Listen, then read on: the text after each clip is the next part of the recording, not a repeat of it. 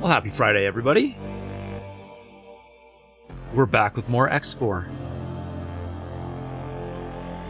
All right, 3 days in a row. I never expected I was going to pull this, but here I am. All right, let's just dive right in, shall we?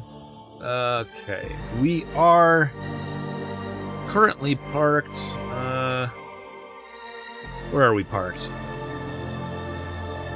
Great Reef. Great Reef, there we go. And we've got some more Boron missions to get through. Mission Manager. Queen's Herald, alright. We've got an arms delivery. We've got a missing envoy. Hello there. Quick, drop the cargo. General Kenobi. I don't think I will. Hello, Nolan. How you doing tonight? We got here. Asking for it. Find Nishala ocean water sample. Deliver 2,200 units of water to Tidebreak. I feel like this one's actually going to be kind of interesting because You're making a big mistake. Did you really water's illegal. lead us on? Let's start with that one, just because we can. Nolan, you exist. Congratulations. I'm happy for you. Existing is the first step in being something. You fight like an Argu. Me? I'm doing pretty good. Not frightened of you. Excited to continue playing with some Boron. Anyways, what was I saying? We are going to... I've got 2 sturgeons off to collect and deliver resources for me, but I think I want to use another one to deliver resources to Tidebreak. So hull parts are missing. Of course hull parts are missing. Alright. What about this one? gonna guess a lot of stuff is gonna be missing. Oh yeah, lots of stuff missing. Alright. Never mind, I guess we're gonna use a Helios. Really quickly, how much does water? I need 2,200 units of water. You're making a big mistake. Water.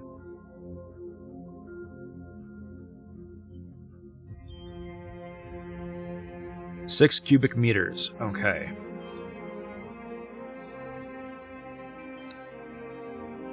$25,000 cubic meters.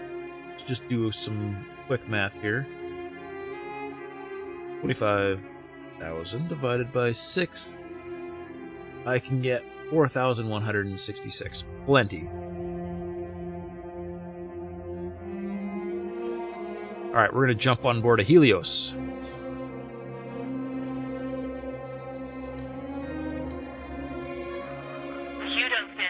And we are going to go buy water. It's going to be a while before my ice refinery works, so we're going to start. And I gotta get my joysticks up, because you can't fly a spaceship without space sticks.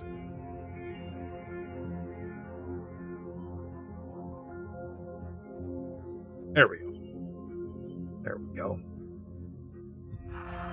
Requesting permission to dock. Yes. Oh, somebody's shooting at something. Would you like more?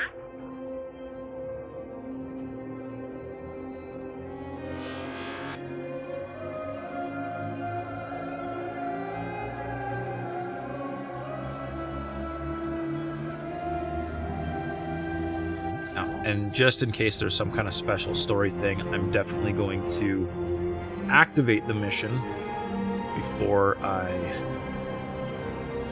actually carry on with it. Just in case. But we're gonna fly out there and get it first. I'm gonna have to keep travel up.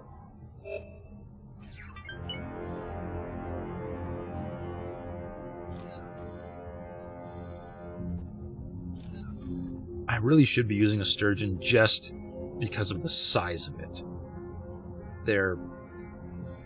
For an L ship, they're tiny.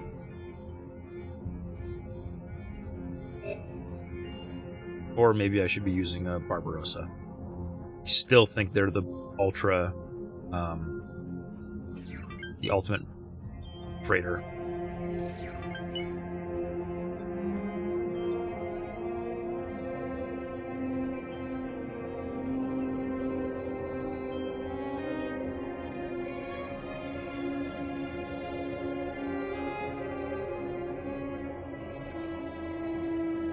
$3,000, that's as fast as I'm gonna go. Okay, we're gonna be here a while. Jump Gate, Sanctuary of Darkness. So this is the one I get to... they made a highway. Highway doesn't work for L ships. Entering system, Sanctuary of Darkness.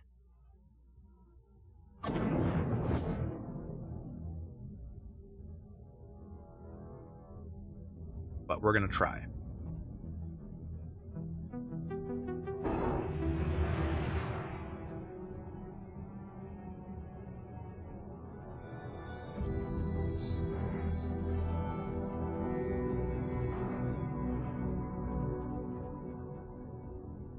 Really, all I think this means is that M ships are going to be more efficient.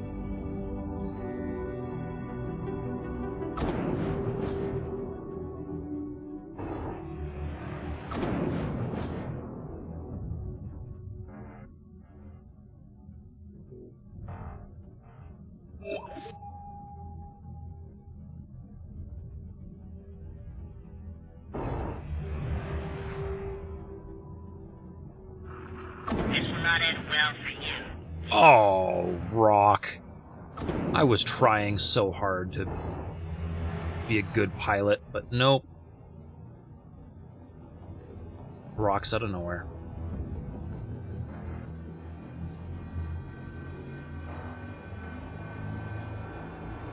Alright, anyways, from here I can probably just beeline at the gate.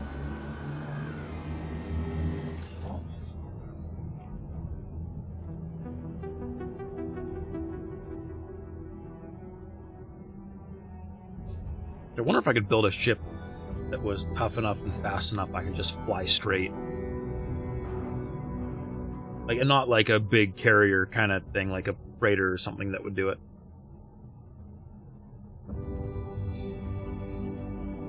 Because I'm pretty sure the something like an Asgard would just sail no problem. Takes more than a little bad weather to stop an Asgard. Get up to full speed, I should be able to make it from one gate to the other without losing shield. See? Perfect. Danger. Hazardous region. We're going to try on the way back. Oh look, I'm really close to that highway and I'm still in a dangerous region. Sure, it's fine.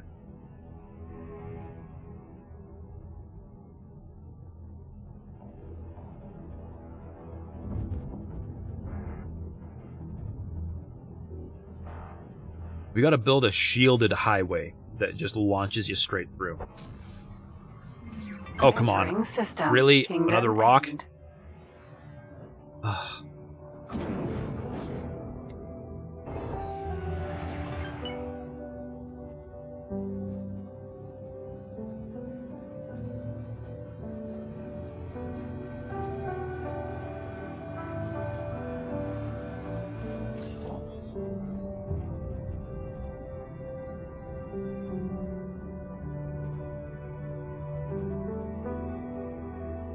Acceleration is just so slow.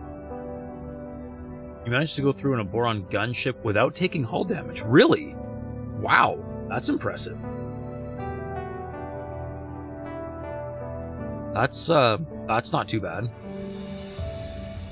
I know in my Hydra, I was doing great until I lost shields, and as soon as I lost shields, my hull was just like gone. Which was not impressive, to say the least.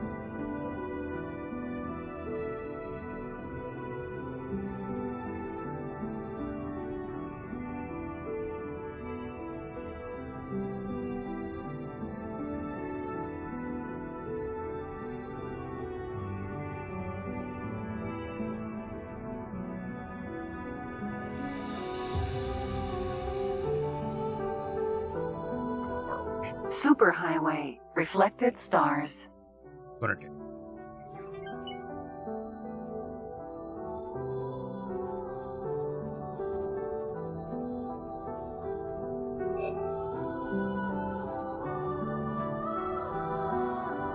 Alright, well, on my way back, I'm gonna try...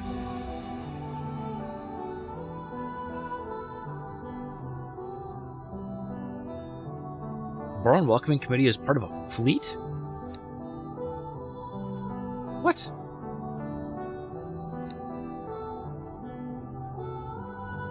No. There are no fleets. Lying.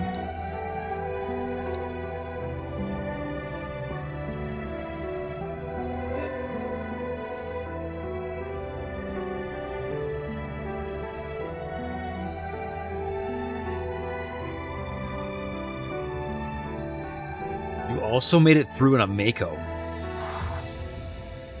Okay, but you nearly died in the process, yeah. I mean, that's... Did you have mods on the Mako?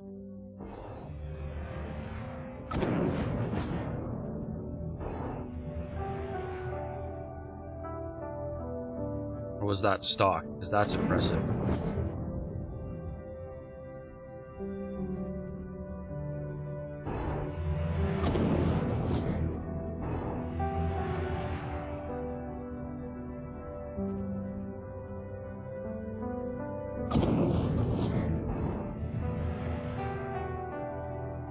Going sideways here.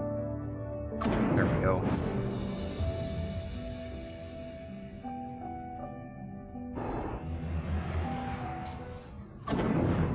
Entering system. Made it. Ralk's demise.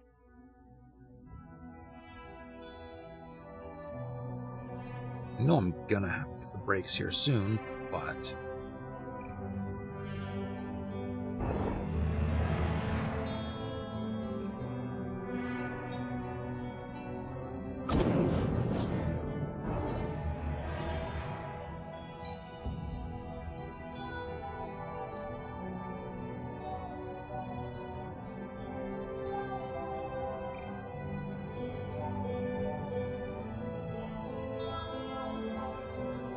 There.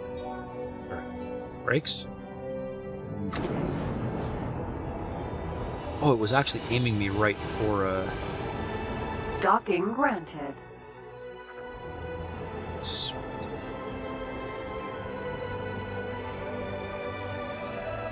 I'll have to turn around, I know.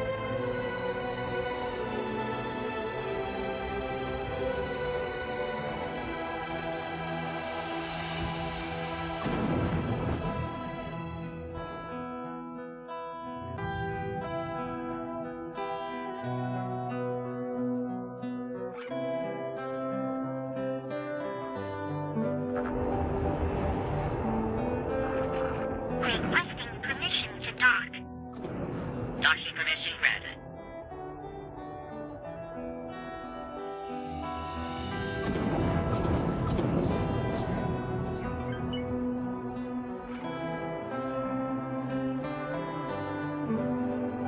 Gotta go up, I think.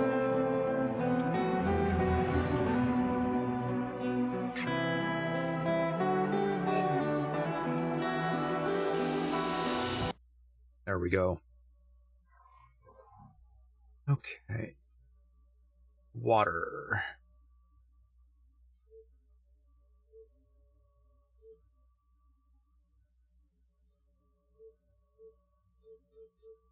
$2,200. Successfully docked. I think We're pleased to welcome you aboard. 2,200. Yep. All right. Just waiting for my supplies.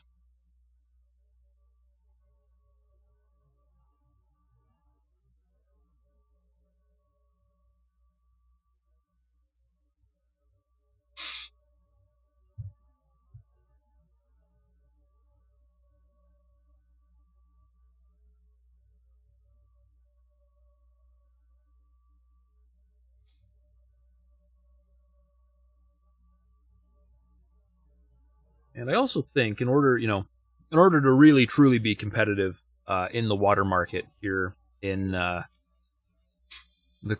Boron Queendom, we may need to do something about the existing ice refineries, but we'll get there. We'll get there later. For the moment, we're just happy they exist.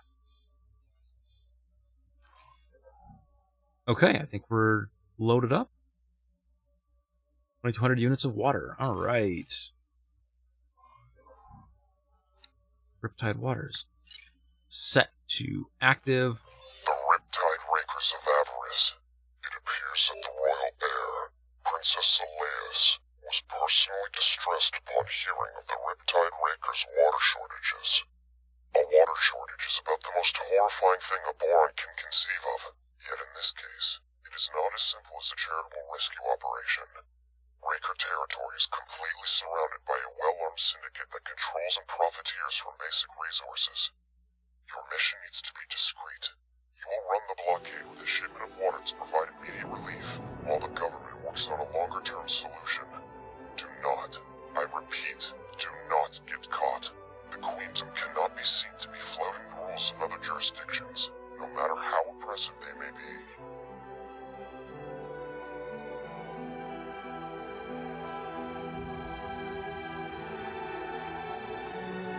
Actually, can't you get a hull mod that protects you from being scanned?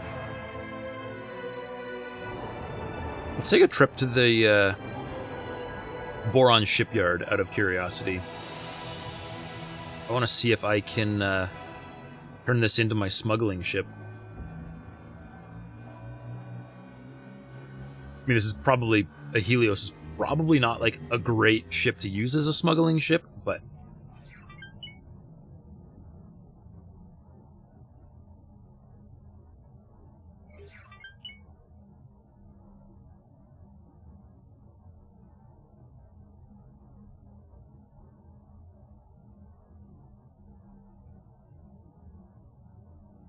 Okay. Where'd my music go? Come on, game.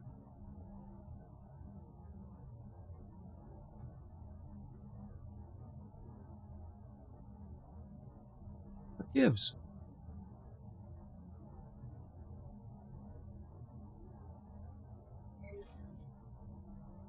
It's moments like this that make me think the correct answer is mute the game music entirely and just have a playlist of game music going. Because, there we go. My downside is you don't get, like, situational music, which is way better and way more immersive. Lack what it takes to succeed. I will not be intimidated by you. I had there first. That was a bad move on Entering your part. system. Kingdom End.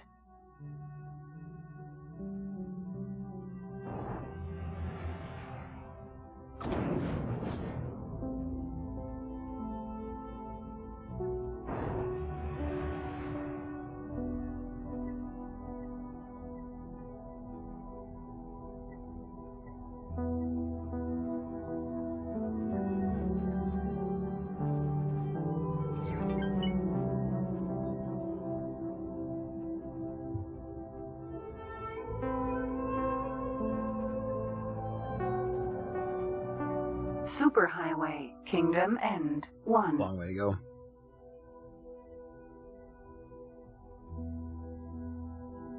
It's all this traveling myself I do that makes me go through way too much coffee.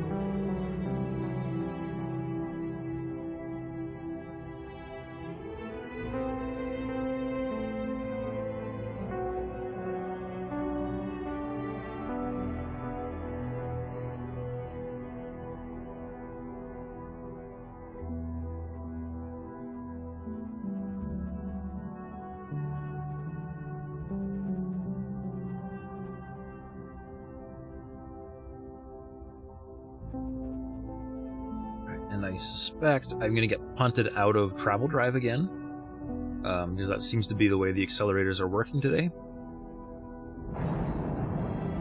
Yep, Travel Drive is off. Entering Kingdom End. 1. Because I can coast there nice and fast at multiple kilometers per second. I should hit the brakes a little sooner.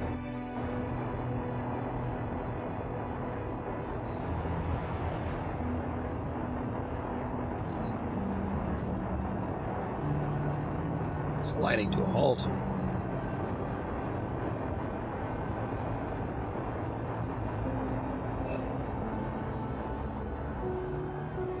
That's a lot of wind noise for being in a vacuum, I think.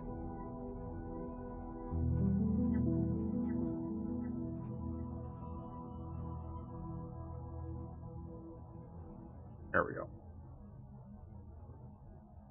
We're on Shipyard. Everything is like 100 kilometers away all the time.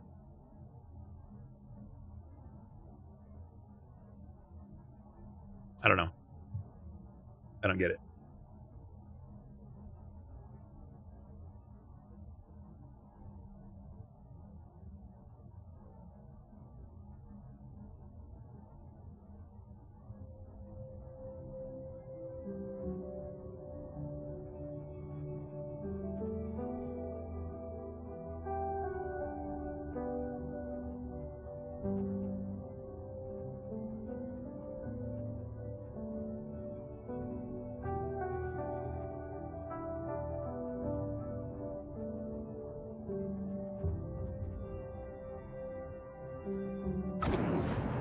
Docking granted.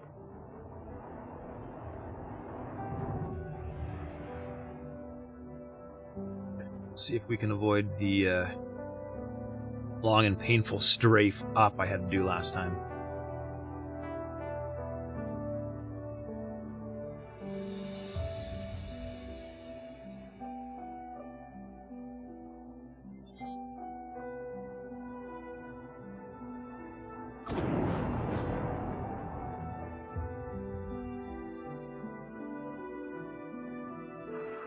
Requesting permission to dock.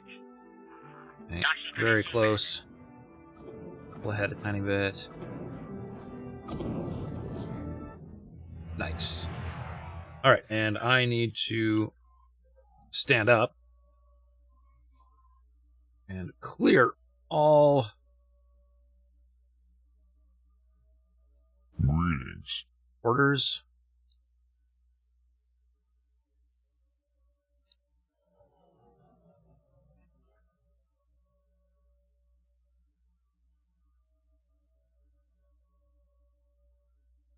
Recall subordinates. Who are my subordinates?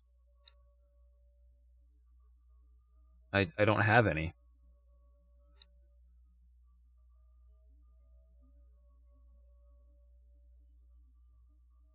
There's a cargo drone somewhere.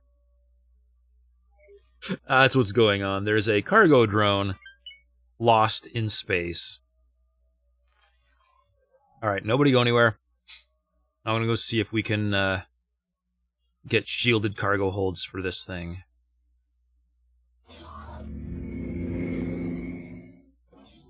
And these are good elevators. Alright.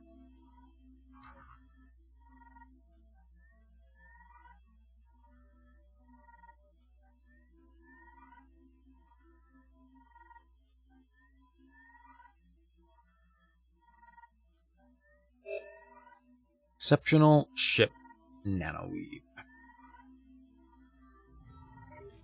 Because of course I wouldn't have that, right?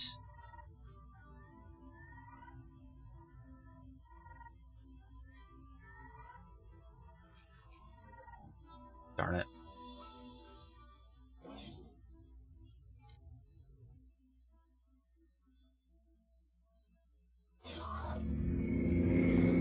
Well, as far as I'm concerned, it was worth the effort.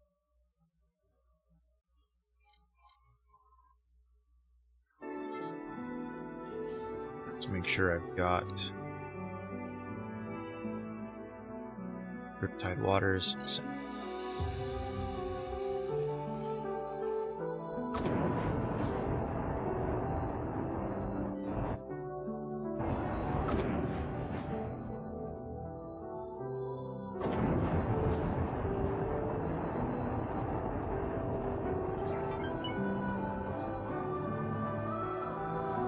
Good old tier 3 mods, never the parts to craft them. I mean, you need to set up like a very special Xenon Zoo blockade and just constantly harvest components, and you'll get like 1 an hour, maybe. Like if you're lucky. It's terrible.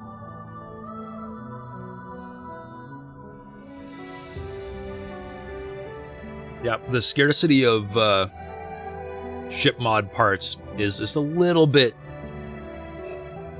or the availability is a little bit too low, I'll say. They really, really could do a little better with that. Reflected stars. Anyways, here we go. We're gonna sail.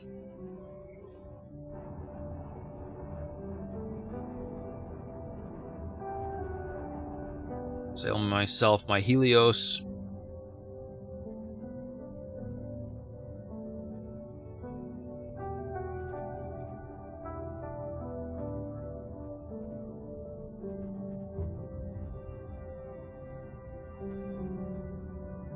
All the way to Riptide space. Howdy, Amaki. How are you doing?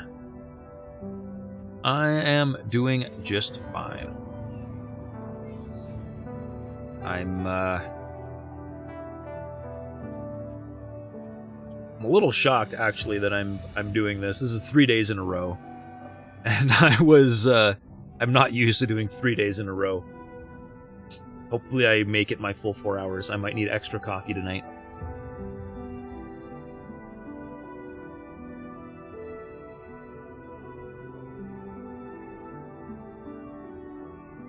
You're doing fine? Good to hear.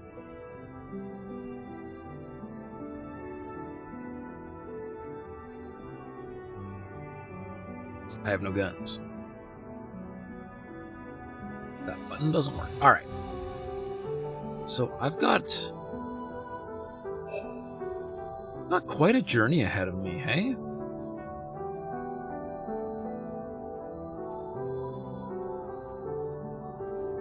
It's been a while since I've been to Tidebreak. This is going to be quite the journey. Alright, and I'm going to lose travel drive again as soon as I pop through here. Yep.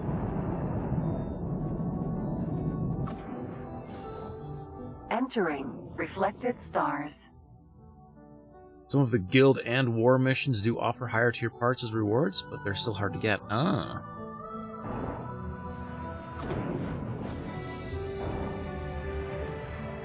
Yeah. Not a bad idea.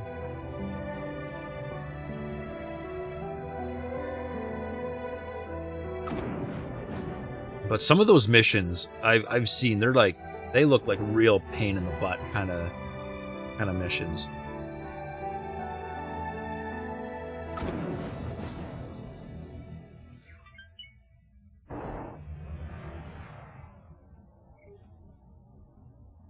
Like lots of tedious stuff from what I've seen.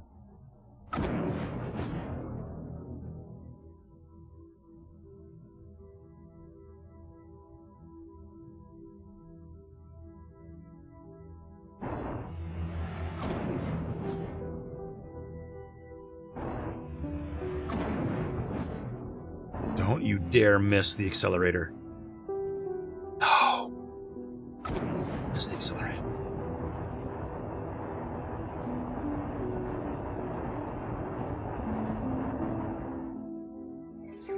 Helios, the Helios looks slick, but it's actually like a gigantic boat.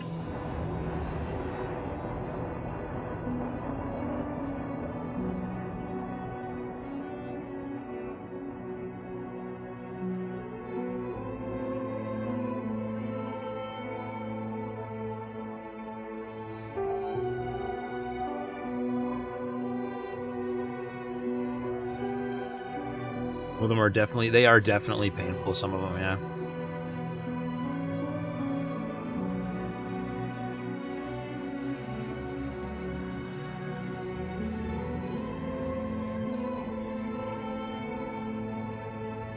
I'm going sideways, but it should still launch me just fine. Let's go.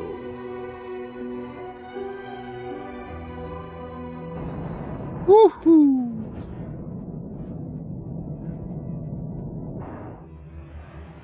Entering towering wave. Oh, yeah. Basically launched me straight for it. This is great. At way more than my my rated speed.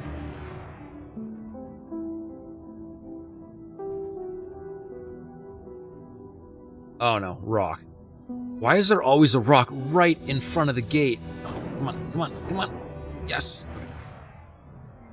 Entering system. Sanctuary of Darkness. We're going Danger. full blast. Hazardous Let's go. region detected. I'm slow. Can I make it?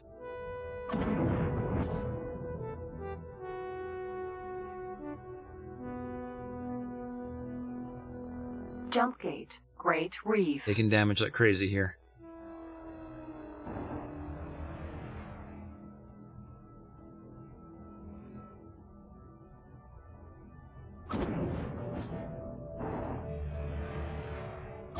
There's no way I'm missing this gate. I'm missing this gate.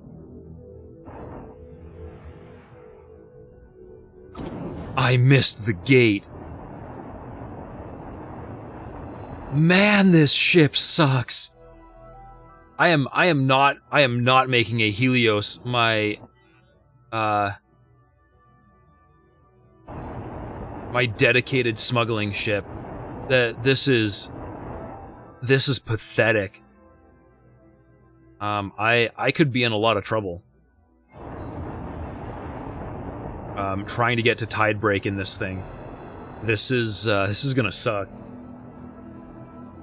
Like, how did I miss that? It was a straight shot.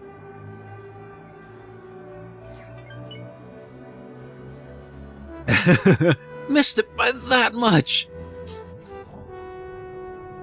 I think it's because I was running with flight assist off for most of that to maintain my speed. Because I was going at like 5,000 and this ship's only supposed to do like 3. So I had a really good like speed boost. But I didn't correct soon enough. Alright. We're gonna try to keep up travel drive as long as I can. Great Reef.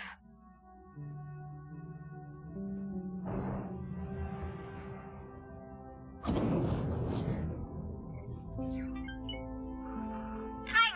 spotted. Alright, gotta get speed, but I gotta get an angle on this gate, otherwise I'm gonna miss.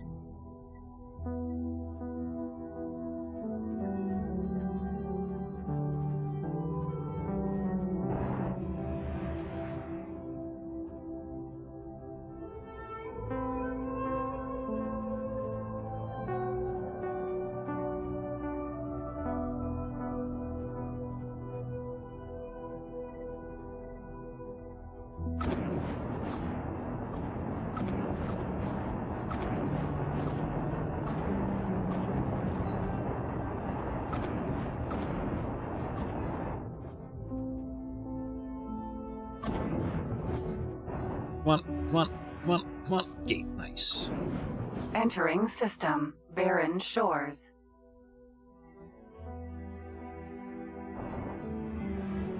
This one I should be able to make without any trouble.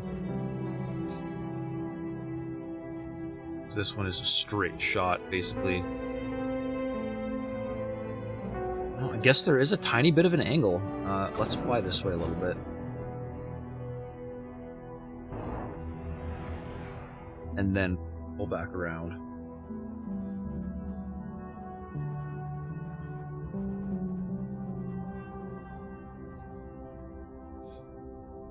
Have to make sure I stay on this side of the defense platform, though.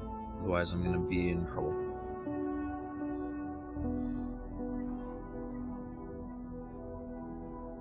Alright.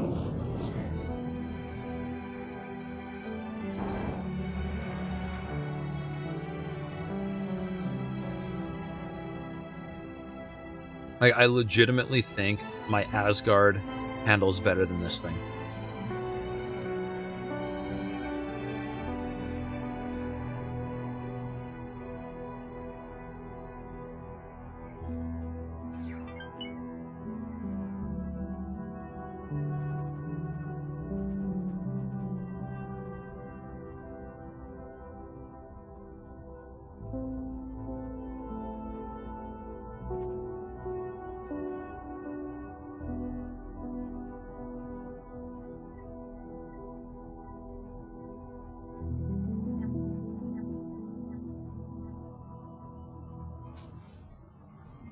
Entering system. Watchful gaze. Alright. Just about out of Boron territory.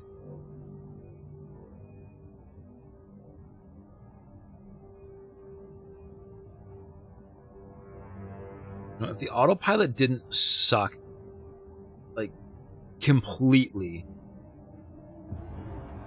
I would just stick this thing on autopilot and I would, you know, manage my Empire or something, but I really don't trust. Jump gate. Heretics End. Now, if I had video enhancement goggles, I'd be like, oh yeah, I'm good, I'm lined up, but I don't actually know quite yet. Let's go with that. Alright. Got a minute.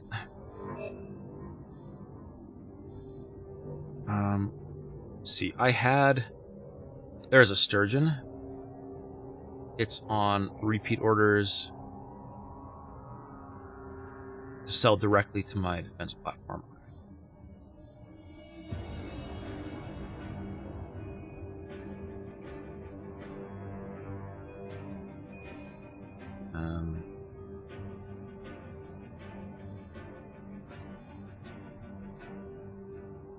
What else did the Boron really need? Ore, engine parts, hull parts, helium, weapon components. Alright. Hull parts. I should just be ferrying hull parts. Well, no, because the only people that are gonna buy hull parts are gonna be, yeah, like the wharf and the shipyard. What's up, Cinder? How's it going? How are you doing tonight?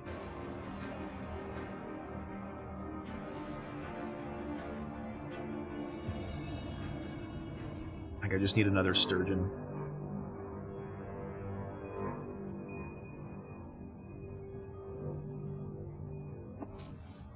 Oh, that... Entering system. Heretic. Yeah, there's no... Yeah. That is my own fault. That is 100% my own fault. I built the station. Dang it.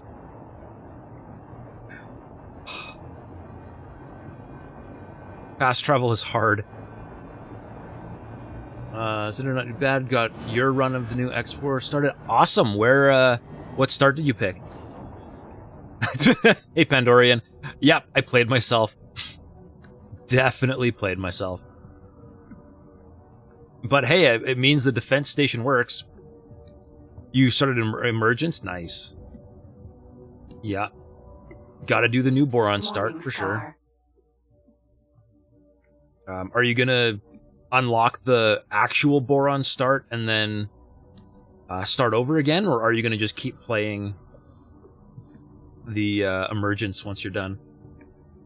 Pandorian, you're still struggling through terraforming, yeah? So, I'm not up on the terraforming project yet, but I heard a voice line early on that made me think we've got more terraforming projects somewhere in the Boron sectors. Can you confirm if that is true or not? Zinder, you are going to restart once you unlock the other Boron start, yeah? Just getting as much as you can, or getting just what you absolutely need to out of the way, and then doing the real start. There's one new terraforming opportunity in the Boron sectors. Cool. I'll add it to the list of terraforming missions I need to complete then. Alright.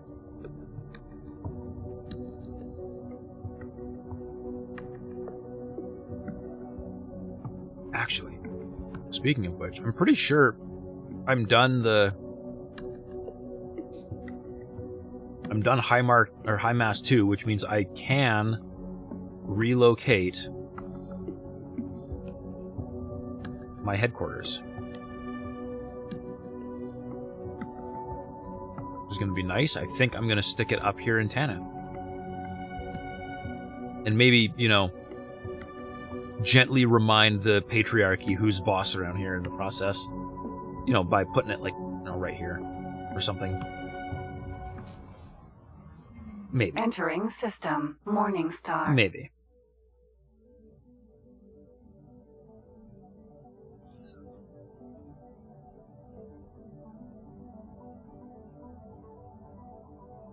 Alright, we are going to get hull part distribution started. I'm going to steal one of the Boron Welcoming Committee ships. Distributor.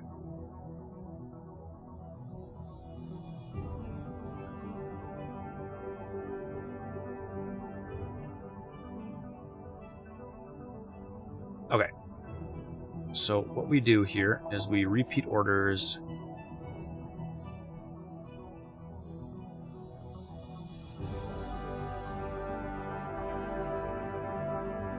We buy hull parts.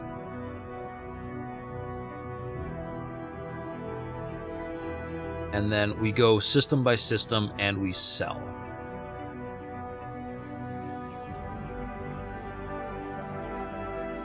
Okay, they aren't even buying hull parts, but we are going to change this to hull parts Entering anyways. system. Atikva's choice.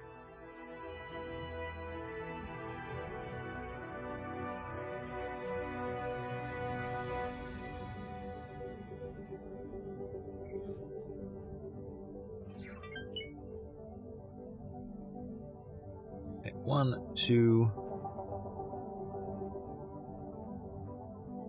I feel like I'm missing my waypoint, so 3, and then, yep! Alright. We'll add the rest later. Zinder, you plan on painting the map green. Good choice. With the exception of boron claimed sectors and eliminating all air breathers and the xenon. Oh, you're going hard, hey? I don't know. That doesn't seem like a very boron mentality, if I'm being honest there.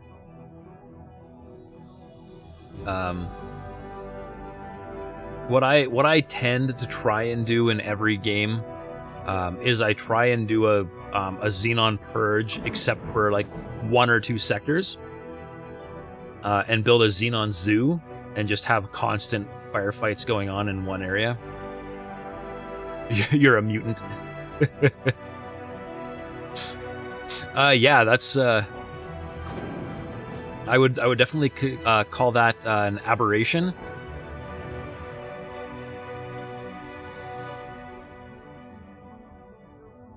Come on.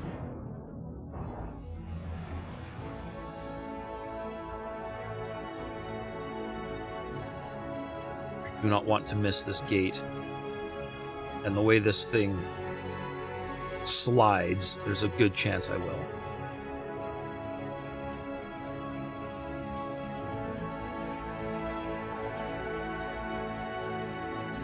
I think we'll make this gate. I think we're okay.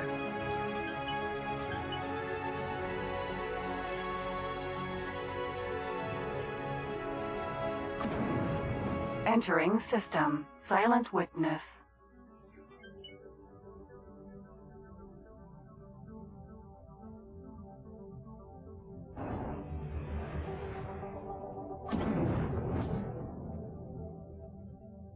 Alright, we're going to turn it right around.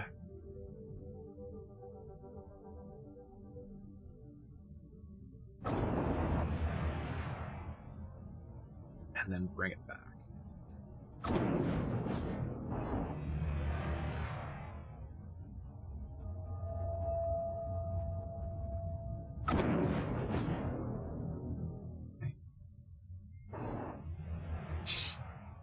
Pandorian, you're saying the new terraforming is very painful. It's out of the way of your existing trade networks and needs multiple round trips of L ships.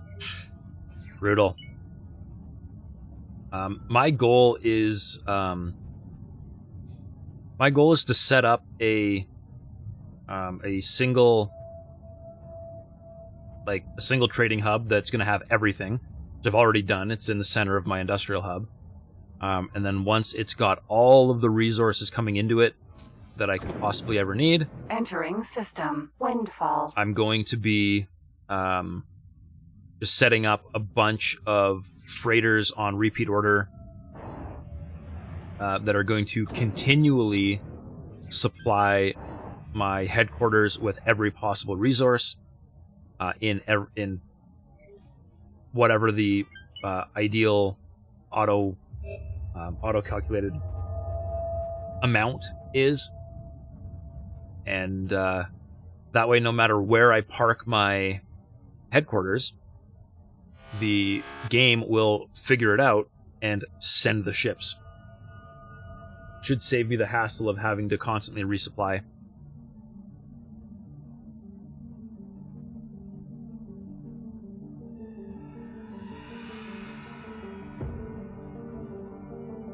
I'm gonna miss. Coffee is gonna make me miss.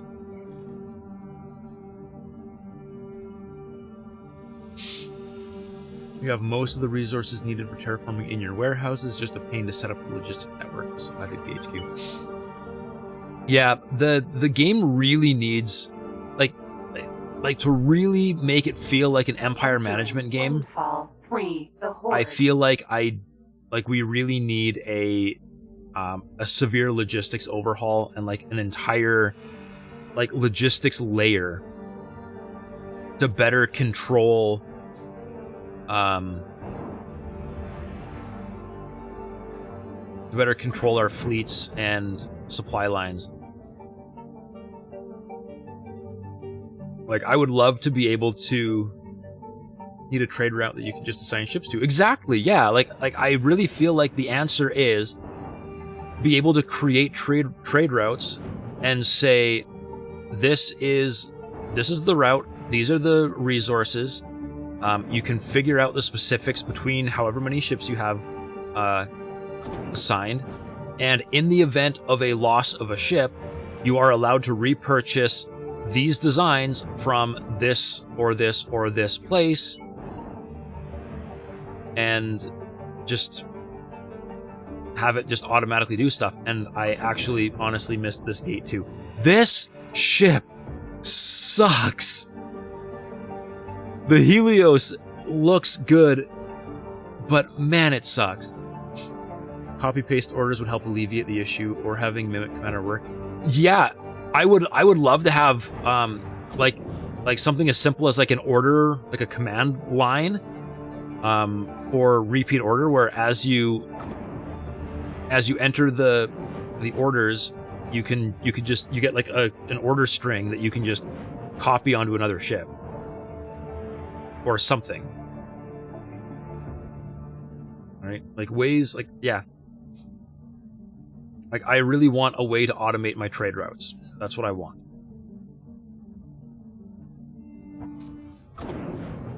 Entering system. Avarice.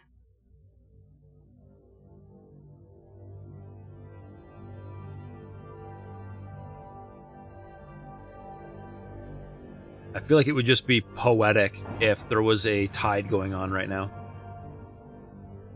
What ship is that? The Helios E is the ship that I'm complaining about right now. I'm really, really not a fan of the way it slides. Now, I mean, obviously, this is a bargain basement Helios, but still.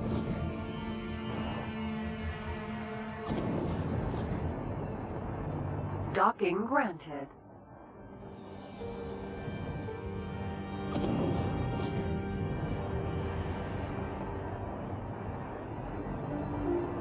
Be worse. Could be a hairdryer.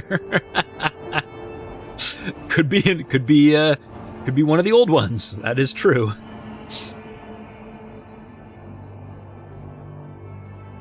Merton, you don't fly cap ships personally very often, no? I've gotten very used to flying them, just because if I don't fly them personally, then the Xenon tend to blow them up. I'm probably better when the AI flies it out of sector. Oh yeah, no, when the AI flies, it uses autopilot, and autopilot just breaks physics whenever it wants, so... No, there's definitely... it's definitely better when the AI is flying it, for sure.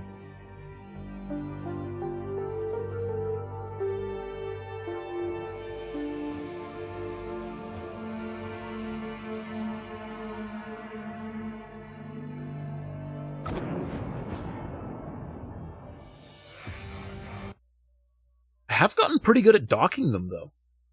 Like, that was not a terrible docking maneuver once I actually, stopped flying past the station.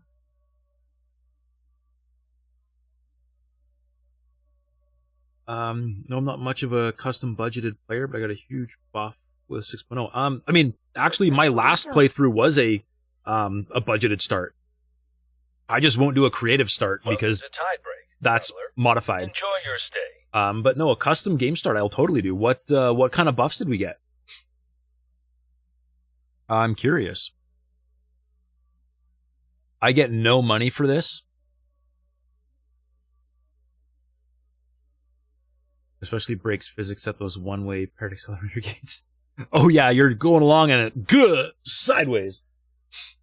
All right, check out the... you're not happy with the system they chose to get to Kingdom's End? Sanctuary of Darkness is a crappy system, if that's the one you're talking about. If you're talking about Heretic's End, I don't really care. Heretic's End was fine for me.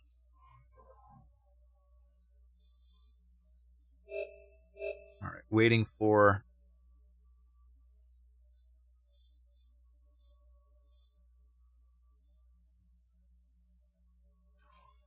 Waiting for trade to finish. I want to see the... I want to see this mission complete. But yeah, Merton, which one are you talking about? Heretic's End or Sanctuary of Darkness? Sanctuary of Darkness is the system you're unhappy with. Yeah, it is a crappy system. It's a crappy system.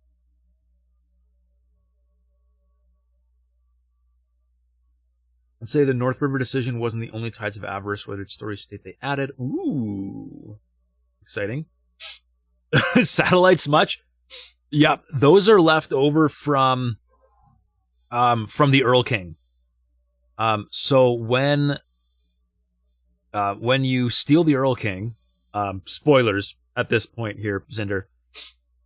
When you steal the Earl King, it's got a whole bunch of Earl King specific components that you do not have the blueprints for, and the blueprints for them are hidden in data vaults, just right here.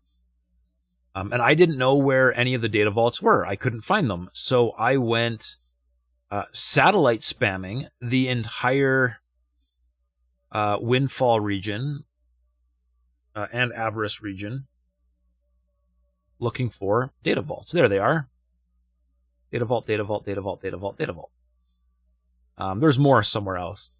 And in order to be able to do a search like this, I just spammed satellites everywhere. All right, check the story state real quick. All right. Just in case. And Merton, you won't be letting AI pilots fly Sanctuary of Darkness. So AI pilots actually were once you've got the nav beacons laid out, the AI pilots will actually follow your nav beacon route. I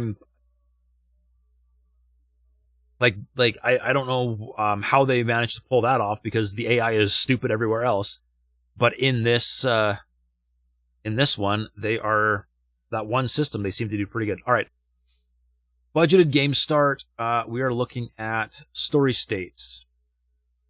So headquarters, we can do, let's see, Paranid.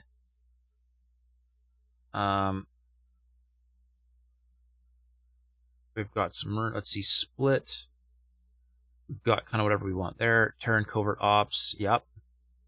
Yaki Situation, default or neutral, okay. Pioneer, Project Genesis, easy. Arcadian Endeavor. Oh, there's one I don't have. North River Company. Let's see, New Way Forward. I'm missing one that I never did.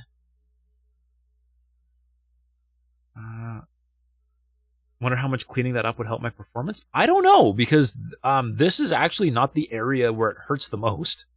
But anyways. I gotta uncheck the option to hide spoilers. Where is the option to hide spoilers? Oh, right there. See, I sided with North River, and I'm allowed to purchase the Astrid. Repeatedly or once?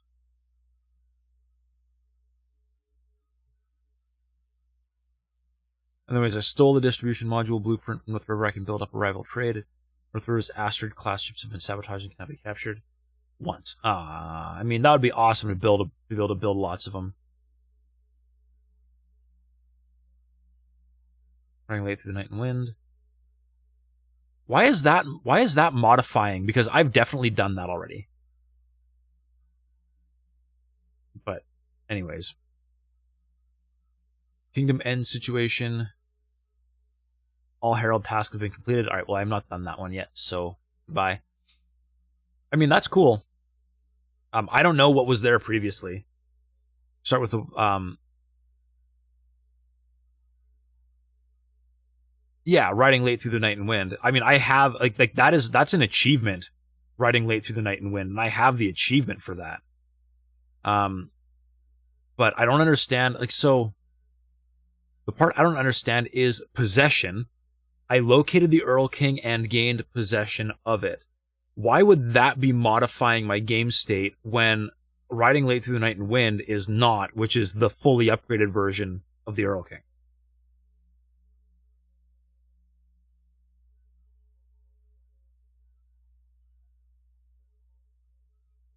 Still, I mean, yeah, like it makes this available, but it's still modifying it. Is it because I don't have the Earl King anymore? Maybe I have to rebuild the Earl King and then that's not modifying anymore. That's possible. That does seem weird, doesn't it? Anyways, let's check my missions. And I know I could clean up the satellites. I really don't need them anymore.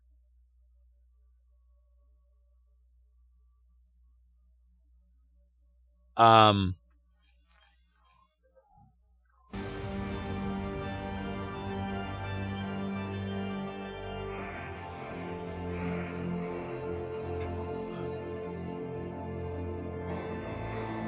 will find more tasks in your mission manager. There we go. I was concerned for a second. I was like, why is that not complete? Alright. Find the Nishala ocean water sample. Alright. I am super done with this Helios. It is not fun to fly. Where is Anvil?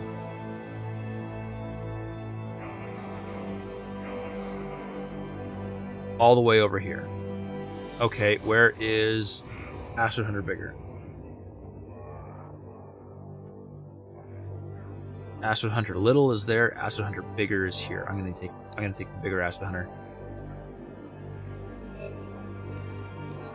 But yeah, you can start with a fully built Earl King, and it doesn't count towards the credit limit. Paranet brethren. Very nice. Paranet governments have a troubled history with the Queentum, but major factions try to maintain diplomatic relations even if they are, at times, strained.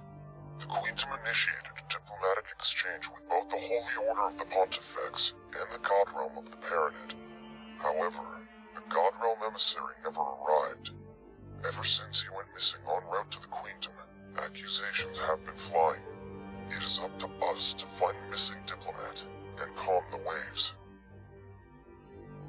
Our good old Paranet friends. Always suspicious. This is just a diplomatic wrinkle in an otherwise smooth path to business as usual. Nothing to learn here. Oh, there might be something to learn here. I wonder what would happen if you complete the Paranid unification storyline before this mission. Hello before that comes, before the missing envoy mission. I wonder how it changes. Just purely out of curiosity. It's the same? Really? Well, that's depressing, but alright. Because if the Paranet are unified, why would they be suspicious of each other? Oh, that's where I parked it. Oh, here we go again. Alright.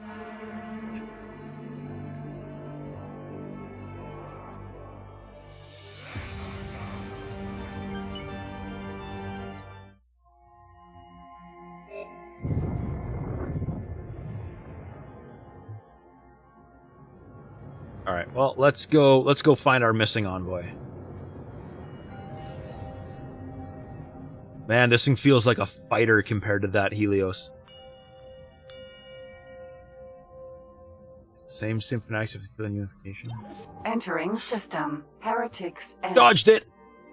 Oh, I am an awesome pilot. You can't even question that. Idiot backup!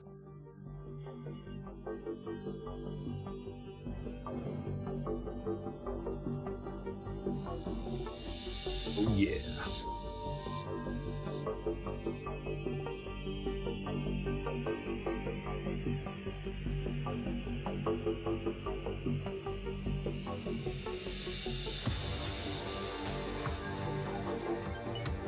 Alright. We've got a long way to go here, I think, still, right?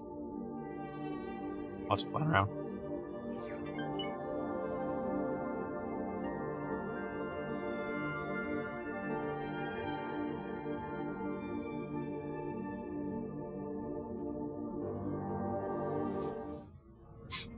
Entering system. Morningstar.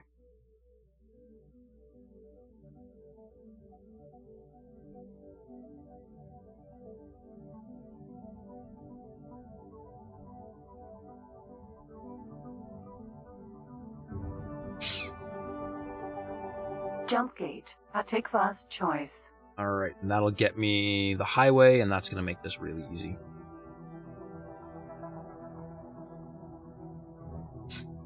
Oh, yeah. I'm guessing we're going after Duke's Buccaneers.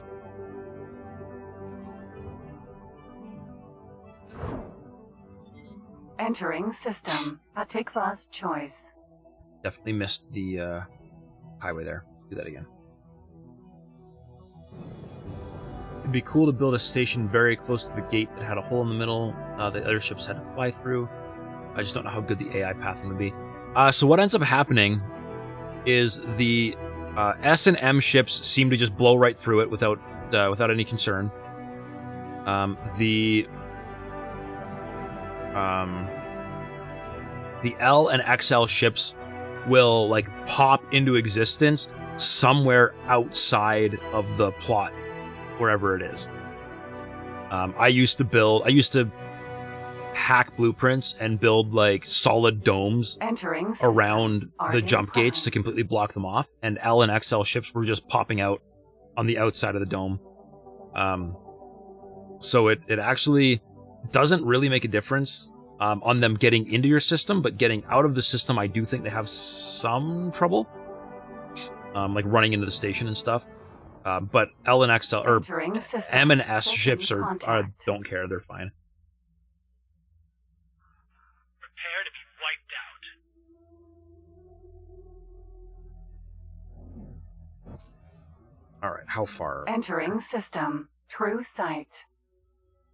I used to build like checkpoints like on the highway, just for fun.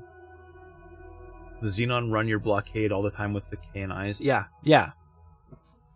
That it actually Entering system. Holy vision.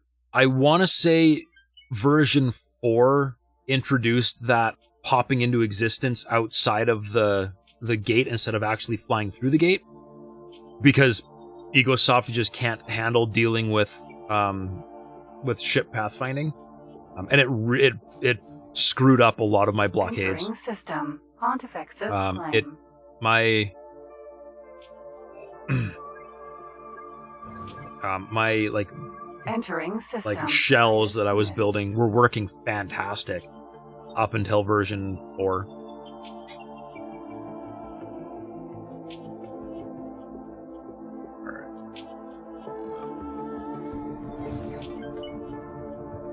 Whoa, I did not didn't quite plan that right. That roll was way heavier than I thought, than I expected.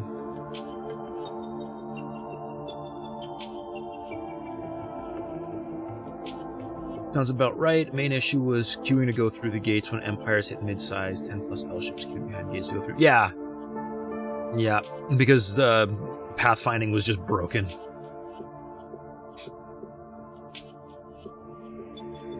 So it's like they fly up to the gate and then use a jump drive instead of actually using the gate. Except, of course, Entering we system. aren't allowed to use that Nobilious system fortune. unless we go into autopilot, which is pretty normal, right? The AI gets all kinds of stuff we don't. All right, let's find how. Albatross. Vanguard. How am I gonna find? Unknown station. Man, the SCA or Refined goods complex. Unknown station. scale plate are everywhere. Teladianium foundry.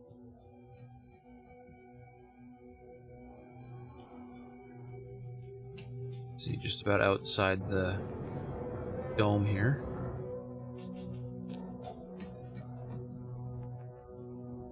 Oh, I need a long-range scanner it? Okay. That's fair.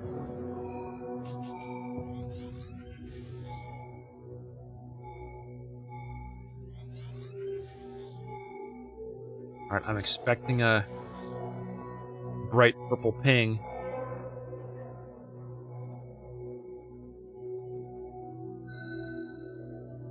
There it is. Their toys we can't use are supposed to help them not be so stupid. Emphasis on supposed. Yeah. Yeah. Yep. Indeed.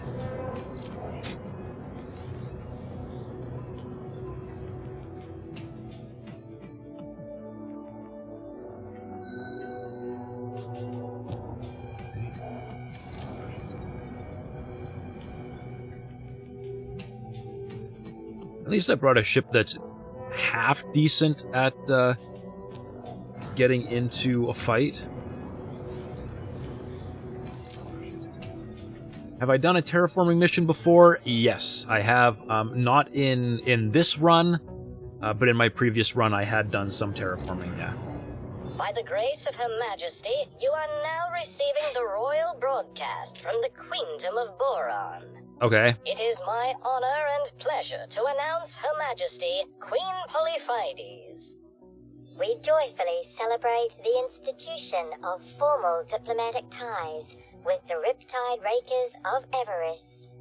Working together, we endeavor to support this hardy band as it matures into a valued ally.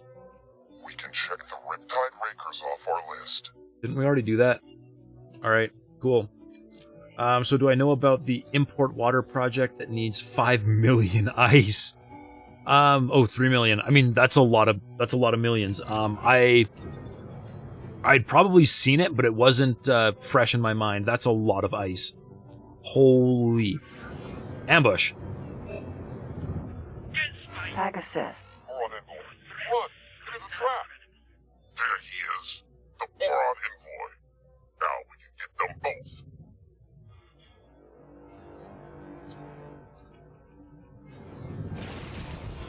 Not good enough. Oh no? Well then. That was foolish.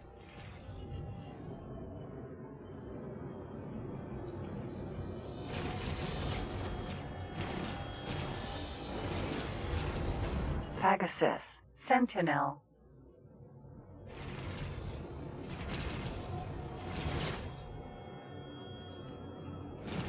Pegasus. Sentinel. What's this about running away from the ambush? You do not stand a chance. Don't die.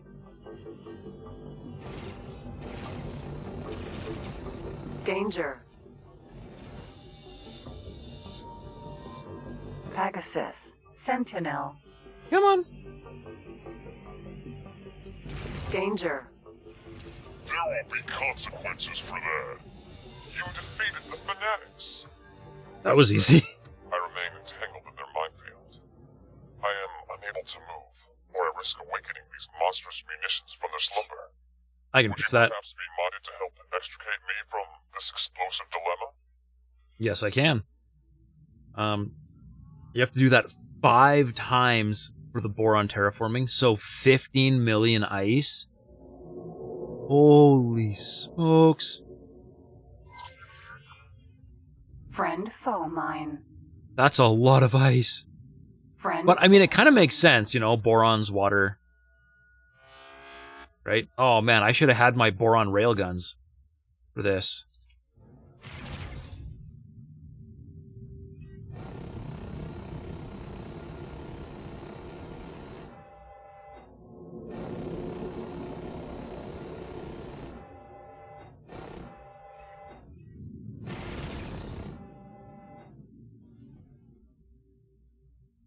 Friend foe mine.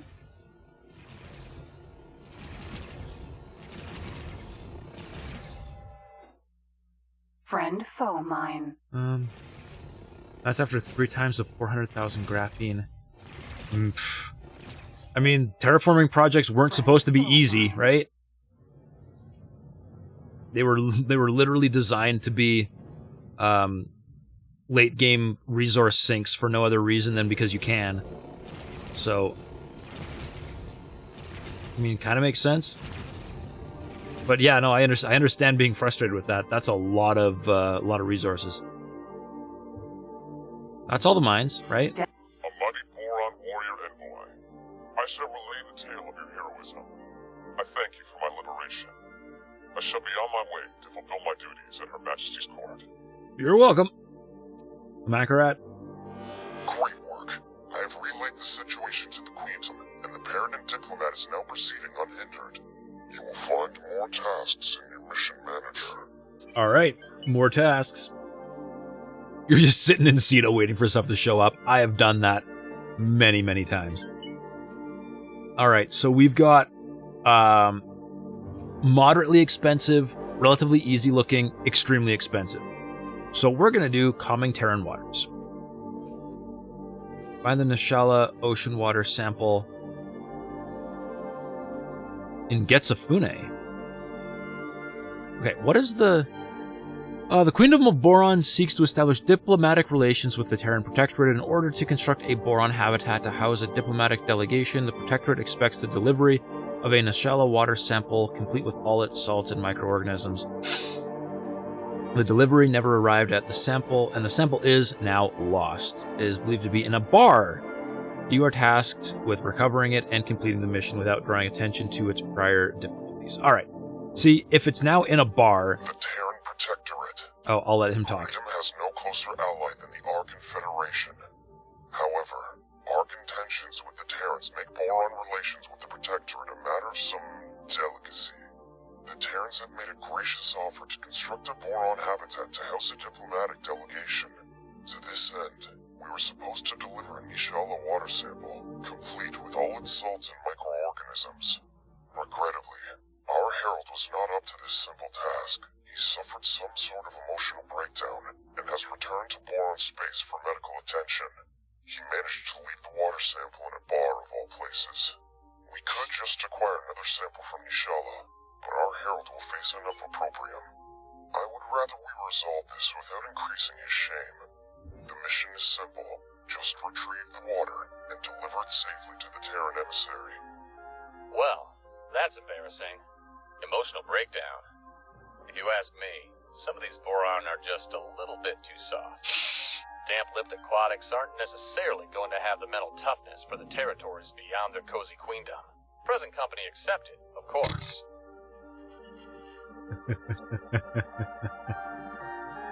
Just casually throwing shade at Boron. I love it. Holy Vision. Probably gonna set up like 50 L miners as transporters from the mining station to PHQ for ice. That is so much ice, man. What? Somebody drank it? Oh. That would be amazing. That would be good. Yeah. Let's go with that. Entering system. True sight.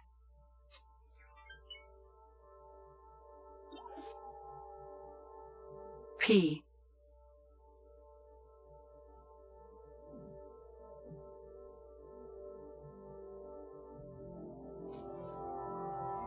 Entering system. Second contact.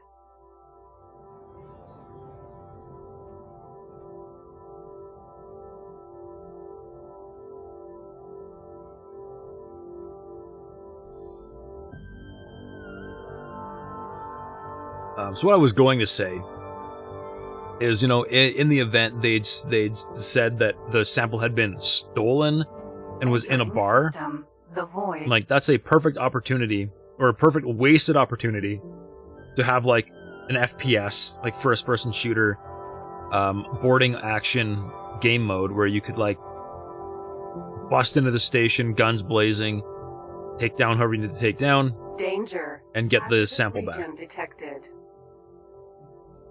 All the temperature reduction means you'll have the balance temperature once you get committed. Oh, adding a bunch of ice is going to do part of the job, but it's going to drop your global temperature, hey? Makes sense. Yeah, Makes sense to me.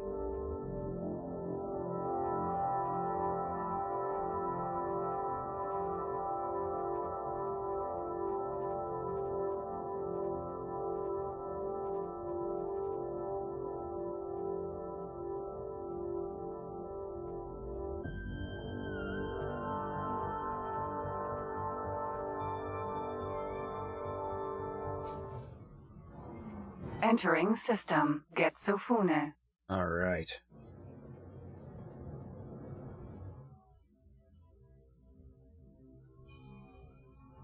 Computronic substrate fab.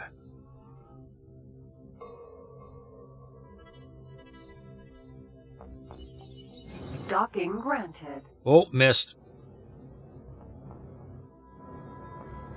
That would have been awesome. Just absolutely plowing into the. I'm gonna just dock right here. Docking granted. Docking granted. Come on. There we go. All right, don't go anywhere. Katana. Oh wait, his orders are to dock with. Oh no, his order is just to stay docked. Okay, never mind. We're good.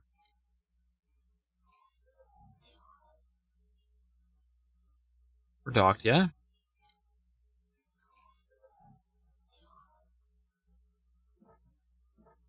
Gotcha. Gotta do it the hard way.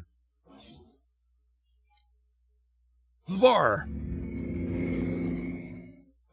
Hello there. Hello. Hello.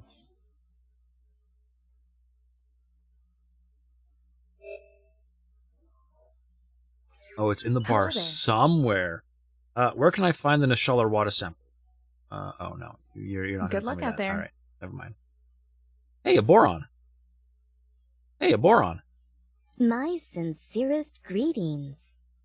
Where's the water sample? As a matter There we of go. fact, I did hear a commotion from the upper level. An unusually agitated boron with ceremonious markings then rushed down and straight out the door. He left in a hurry before I was able to intervene. I do hope he's all right and well. Who are you? I am a retired wormhole scientist from Kingdom N. Stellantis. You Thank you for the know follow. about the Jumpgate project I was a part of in my prime. Welcome to the show. We kept revising and rechecking our calculations, and it all seemed perfectly fine. I But missed what she was something saying. amiss. Now, of course, we know that we were missing the cipher discovered by the boron scientist on Oh, the I get it. Commonwealth side. That's right, you did. When our jump gate surprisingly spun up and opened, it was not even targeting the gate in Sanctuary of Darkness. We were aiming for Heretic's End, though I do recall that the Sanctuary of Darkness coordinates were also stored within our jump gate, among many others. Do excuse my meanderings. This is all ancient history by now. I am now part of an exchange program, and have the happy luxury of spending my time meeting the Commonwealth's most learned scientists. Okay, so now My sincerest farewell. I would love to see a new end game for this, where you could basically create your own universe, like your own universe expansion, by going to those inactive gates, building the gate amplifier, activating it, and have it just randomly connect to a who knows what system that just subtly expands the universe. Like, that would be awesome. Like, just roll your own universe.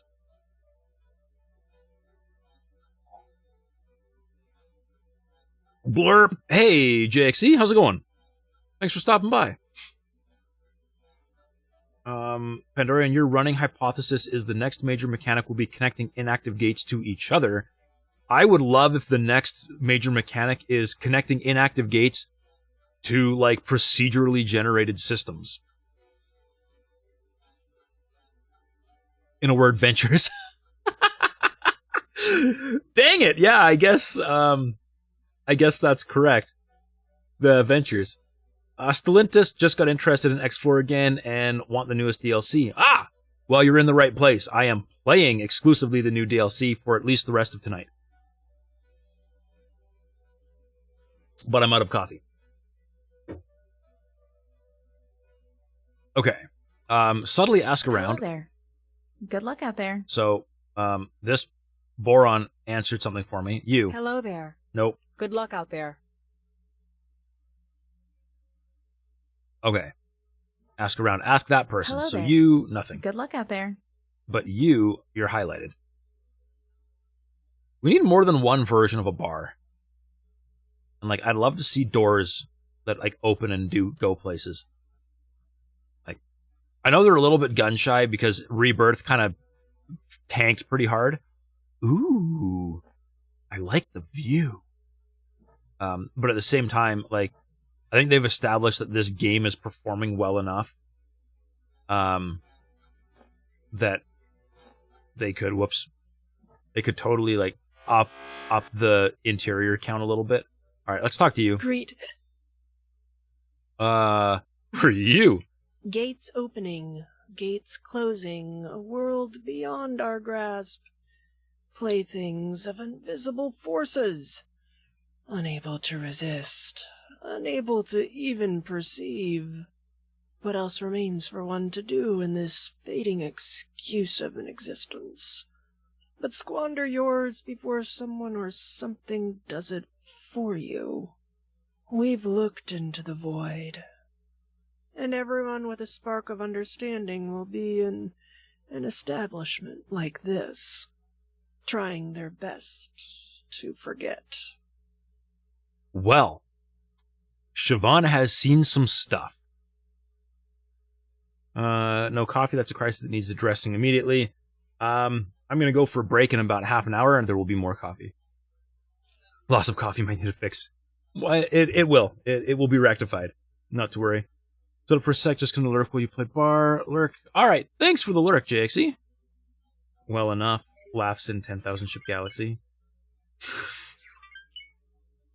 More ships, more better. You seen any Boron in here, Siobhan? Yes, I've seen everything. I now live here, after all. The Boron was at the table right over there and told me something about water until he got very upset. He might not have been accustomed to the gloom and misery around here. He even left a box with some belongings at his table when he rushed off. The waiters haven't even found it yet. Well, that's what I want. Thanks, Siobhan. So, bye. Back downstairs? Alright. Nope. Wait. Find the water sample.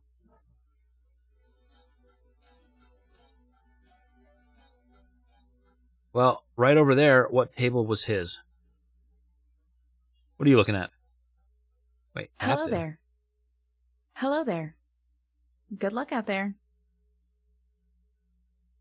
What table? We were hit.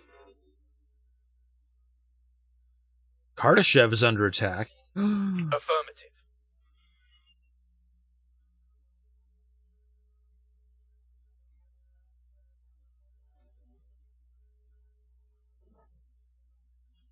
Oh! Look at that! A box. Got the water sample. Redness alert came up while you were... She was talking. I don't know if you need help. It took way too long. It's okay. I found it. I did find it. I wonder if I can hire Siobhan. She's in a rough place. No, guess not. It's a hidden place. It was... that's actually, like, legit. That's a good hiding spot. Run. Affirmative.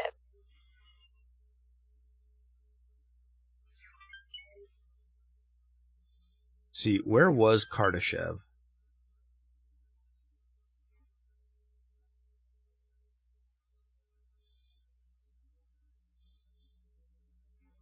What are you doing? What are you doing? I tell you to flee, and you flee into the Xenon sector.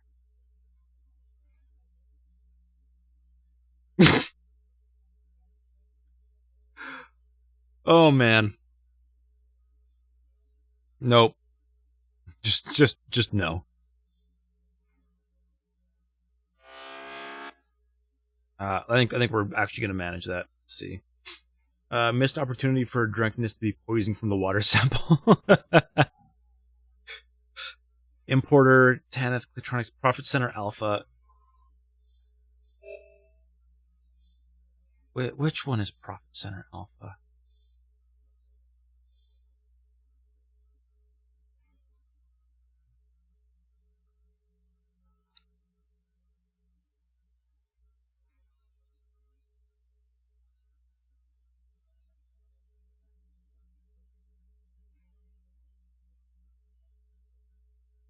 Destroyed by a K in Profit Center Alpha. How did the K get here?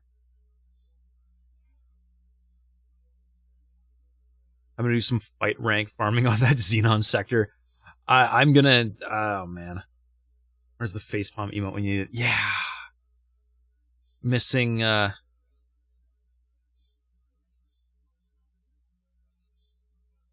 Yeah, we're gonna have to fight. We're gonna have to push back against the Xenon at some point. Like man, like that K went for quite an adventure to get all the way out there. Oh dear. Probably came through open market. It probably came through open market. Although last time I was over here, there weren't actually any capital ships fighting this thing. It was all just small ships. Anyways. Wait, who else exploded? Oh no, same ship. Yeah. Alright. That's not what I clicked on. Game, thank you. There we go.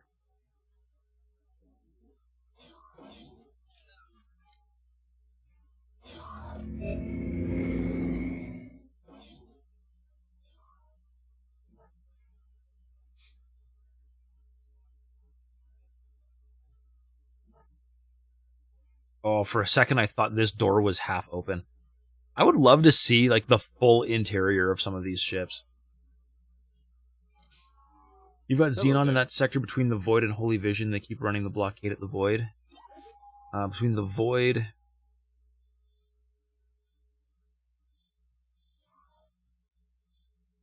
and Holy Vision. Oh, yeah. Yeah, that chunk of... stuff right there.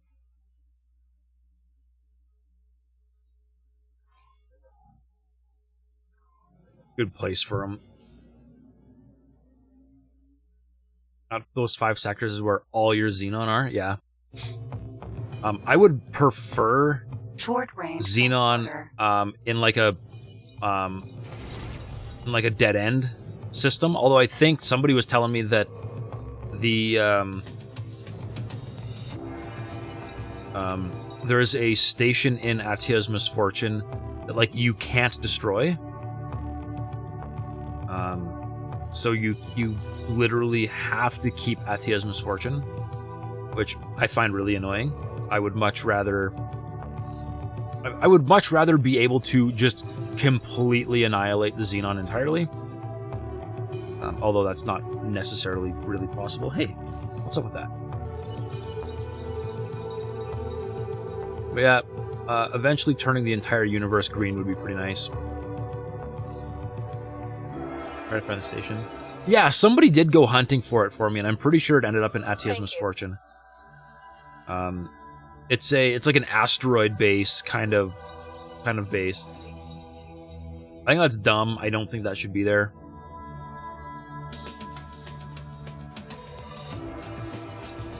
Dead-end systems don't have the supplies to handle all 12 shipyards and wharves. Well, if a dead-end system has boron silicon, it should be able to do whatever it wants there, right?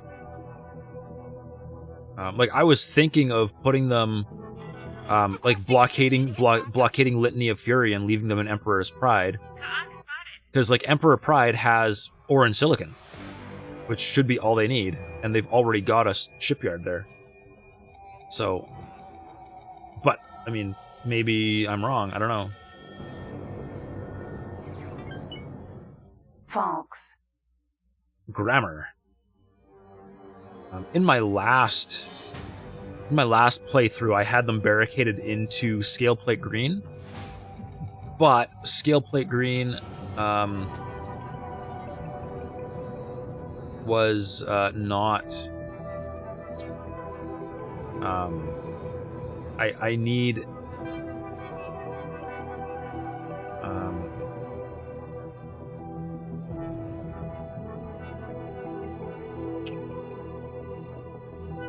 Okay, so how do I deliver? By the grace of Her Majesty, you are now receiving the this royal is going to be for from the Queendom of Boron. Paranid. It is my honor and pleasure to announce Her Majesty We'll listen. Queen Polyphides. I am delighted to announce that the realm has successfully established diplomatic relations with both the God Realm of the Paranid and the Holy Order of the Pontifex. We shall seek further cooperation between our peoples and work towards a peaceful and prosperous future together. Most gratifying to see my Paranid brethren normalizing relations with the Queendom. Mark them off the list. They are marked. They'll only build one shipyard wharf combo per sector. You need 6 or 7 for all the Xenon. Oh, I get it. Okay. So if I did Emperor Pride, they'd build one there. They'd build one here. They could build one in Litany of Fury. They could build one in Litany of Fury. They could build one in Wretched Skies, but I would have to blockade right there. So they'd get 1, 2, 3, 4, 5. They'd get 5 of them. That's not bad. But I couldn't let them have Family Pie. Let's see, the other option would be 1, 2, 3, 4, 5. No, that's a little bit too crazy as well. Ooh, here's a thought. 1, 2, 3. No, not quite. They won't go to the boneyard. No, that's a good point. Good point.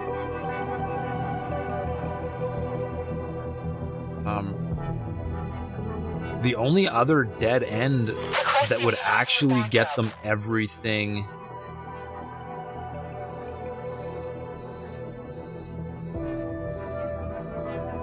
Yeah, so I had them blockaded here. So they had all of this. They had Scale Plate, Turquoise Sea, Company Regard, all of Hua's Twin. So that's why, so that was plenty of space, but I need Scale Plate Green for terraforming operations. So that's going to be... Yeah. Yeah, that's the only place that... And I guess it makes sense that that's why I had such a hard time with the Xenon keeping them blockaded behind this, because they were just giving her. Anyways.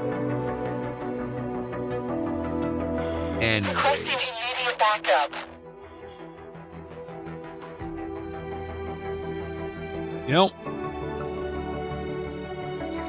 if Leap of Faith had helium, methane, and ice as well, if it had all the big resources, I would love a game start where you start out in Leap of Faith and the entire universe is Xenon.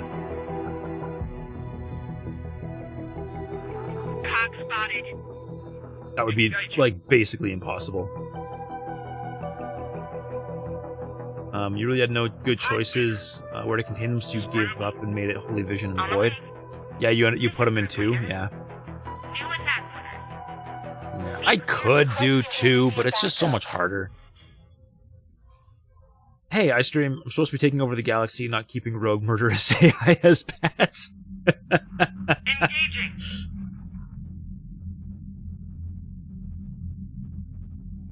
Can't gain data or start in Leap of Faith anymore for custom budgeted. What? That's a shame. All right. Well, I cannot dock at this ship. So what I'm going to see if I can do I'm gonna see if I can spacesuit it. Katana. This goes against everything I believe in, False. but I'm spacesuiting. Docking granted.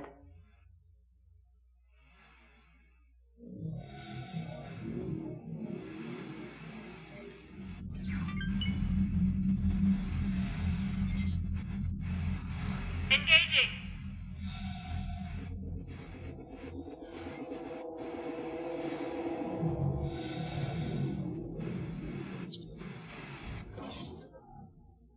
Hello.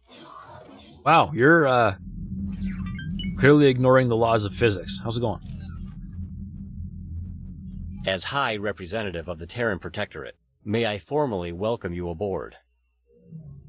Here's your water. Striking. Wait. Deliver. Oh, okay. Deliver water. Your delivery is most gratefully received. We hope to craft a habitat worthy of the representatives of Queen Polyphides of the Boron. This will help no end. Thank you, Harold. May your time in Terran space pass without incident. Well, that is resolved at least. We cannot have the Terrans viewing the Boron as emotionally fragile. Good work there, Harold. There are more tasks in your mission, Manager. Okay. I'm gonna just teleport back. I'm not dealing with the,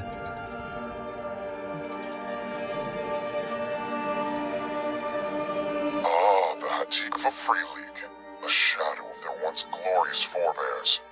Although support from the Queendom stems their decline, the League will still have far to go. You are to supply them with a wing of Boron fighters. The politicians will follow up with a negotiation for the Hatikva Free League to acquire more Boron military vessels in the future. I suspect they will be grateful for the military hardware to help deter pirates in Xenon. That is Interesting. an interesting arms deal. It's possible that they want to support the Free League as they claim. Striking. But it's just as plausible that the Boron military is afraid of having fallen behind during the isolation. They might just want a live-fire field test of their military hardware before they find themselves in a real conflict. That's actually not a far off or bad idea, I think, there, Dal. Alright, anyways, let's see. You kept in that sector since the try is up. Ah, you did the unification. Engaging. Gotcha. Yeah, so yeah, that's a lot of Paranid. For sure. Okay, so next up we are delivering 3 Makos. Okay. So let's go. I think I can just buy the Makos. Let's buy. Requesting I can immediate just buy them backup. here. He is the High Protector.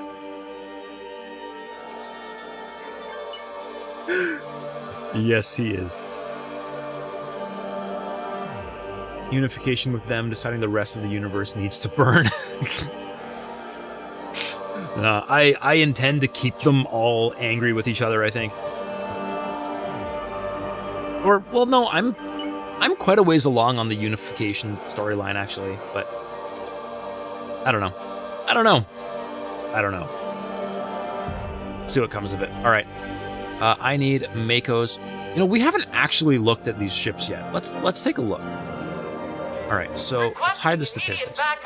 So there's your Mako. Other than the front doodly bits, no complaints. Looks kind of cool.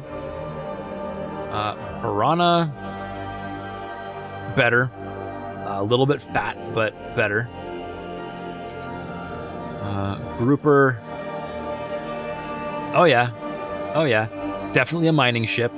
I can see the Venture inspiration from Eve. Definitely a mining ship. And Terrapin. I mean, you could have done better, guys. But whatever. Let's see. Rukundi. Ooh.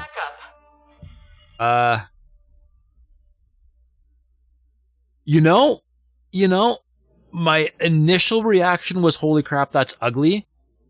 But no, actually, it's a dolphin. basically. I like it. Irakanji, I like you. And Barracuda. Oh, heck yes. The Barracuda is just badass. Whoa, hold on. What? That's got to be a glitch, right? There's no way they've got 3 shield generators all rammed into that little space. Midoriya, you chose Maximum War, Strong Patriarchy, Terran Conflict 2.0, Yaki Raiders, Rambird attacks everyone. That's amazing. I like that. iStream, you hit the front doodly bits on so many ships in X-War don't do anything, don't have slots on guns. Yeah, like if the front doodly bits at least had guns on them, totally. Like there's an Argon ship, the Argon Quasar. It's got like things sticking off it that there definitely needs to be guns on the end of, and there isn't. And the dolphin-looking ship is adorably ugly. I know, right? It's so ugly and yet adorable. I love it. I like it so much. And Zinder, that's not a glitch? Really? There's supposed to be 3 shield generators crammed in like that? I mean, okay. It's super fast. Oh, the dolphin? Yeah. Requesting immediate backup. Anyways, Mako, Hatikva arms delivery. I'm gonna need 3 of them. I'm gonna run out of hull parts, so let's go double check this Boron Wharf.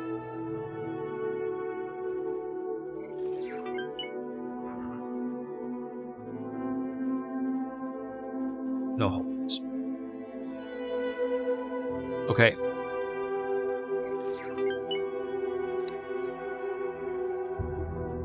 That's the Sturgeon delivering hull parts.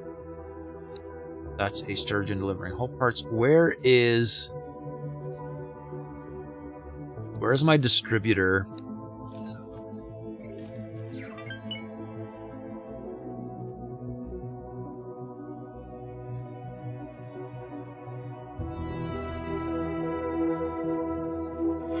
Requesting immediate backup.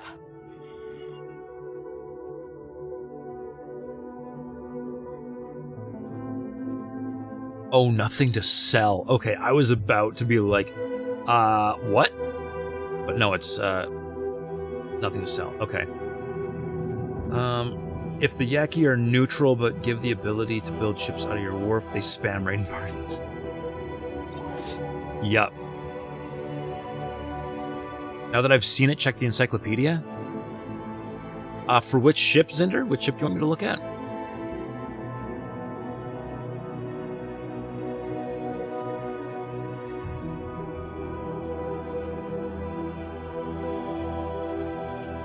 Barracuda, okay.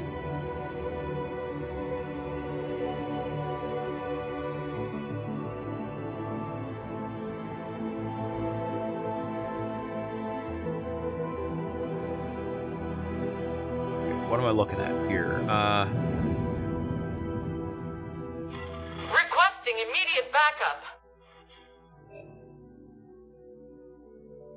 This thing is fast. Go into fitting. Oh. Yeah, because just because they won't sell me one doesn't mean I can't look at it.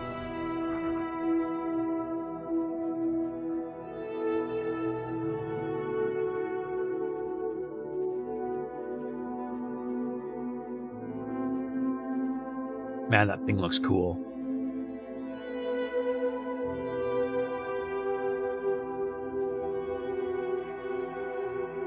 Let's compare it to the Eclipse.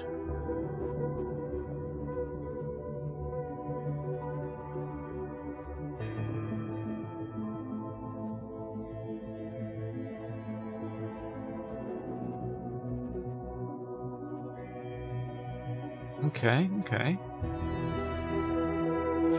Requesting immediate backup. It's a fast ship. That was a bad move. And it really does look cool.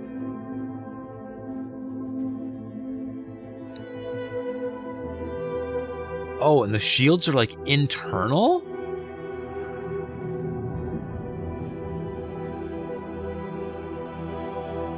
Okay. I haven't found Mark III yet. I know Boron do have Mark III, which would boost this thing tremendously. That's cool. That is a heck of a ship. All right. I'm gonna buy the Makos, even though I can't actually build all 3 of them yet.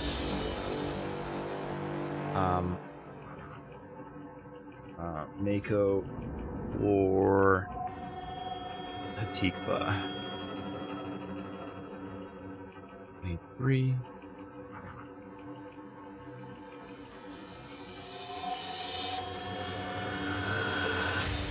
It's an S-sized ship. No external hardpoints. No. Have to try harder than that. I mean, Boron, sure, but other S-sized ship do have external hardpoints. They absolutely do. That was a really silly thing to do. For instance, the Eclipse. There's its external. There they are, right there. There's the shield generators. Right. They do have external hardpoints. It's just the Boron that seem to not. Which, on one hand, I mean, cool. On the other hand, I really wish we could mix and match things.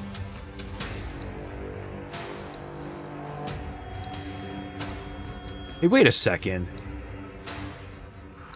Eat an asteroid. We can't modify the engine?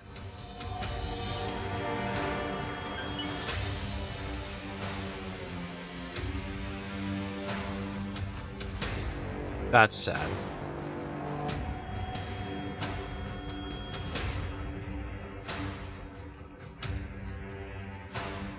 Compatibility. Boron. Yeah, I know. I saw that. Yeah. It's sad. Well, I mean, you could like modify it, but you don't get to pick between travel, all-around, or combat. It just is. All right. So clearly I'm not delivering enough hull parts yet. So we're gonna just get some more Sonras, or can I actually buy Sturgeons? I'd rather have Sturgeons. Requesting immediate backup. I'll make sure you regret Nope. that. You're cooked. I'm guessing.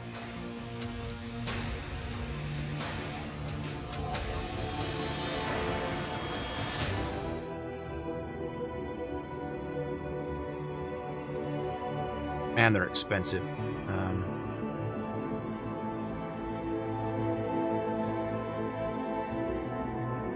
They're too expensive. I gotta just use the things I've already got. I can't. All right, delivery. Distributor.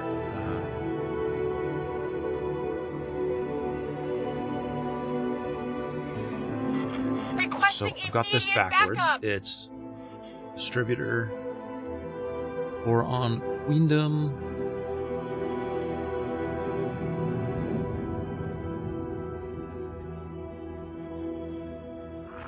Eat an asteroid. All parts with a divider. Copy.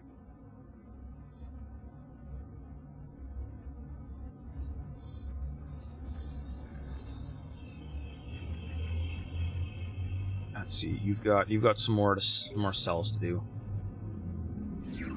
Full parts. Confirm. Okay. And then we're not selling anything there because nothing. Hey! Hey!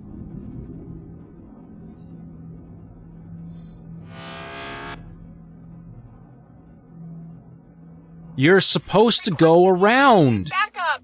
You're supposed to use the... Alright, Egosoft. This right here cannot happen. I will not have my ships exploding in your stupid Sanctuary of Darkness sector over this crap. No. Not happening. fix this. Either make them invulnerable, or... Oh, look! Look! A sturgeon exploded! Like... No, like, either make make them invulnerable, make the highway work for them, or do something. And there's my other one. Also already taken hull damage from trying to fly hull parts in to build stuff in here. Requesting immediate backup! Why?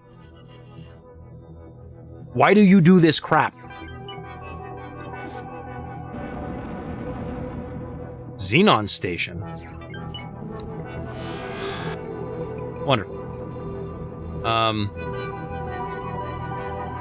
Yeah, I mean, I'm half I'm half tempted to just let Kingdom End rot.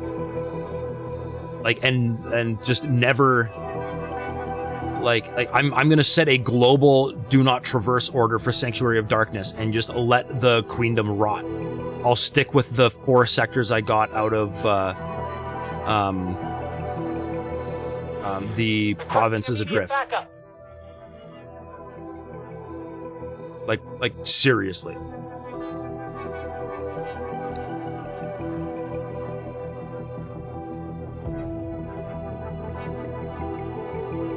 Alright, well, we're at least going to deliver more hull parts to this part.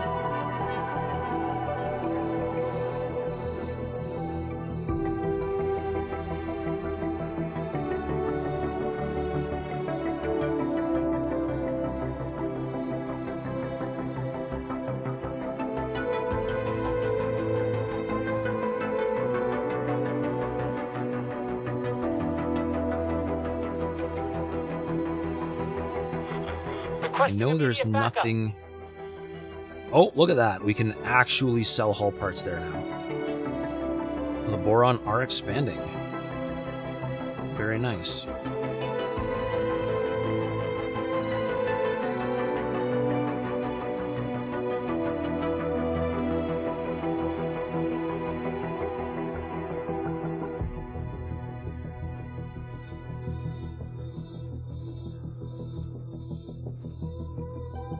We're gonna ship a lot of hull parts. 1 more. 3 will be good, right? It'll take some time, but it'll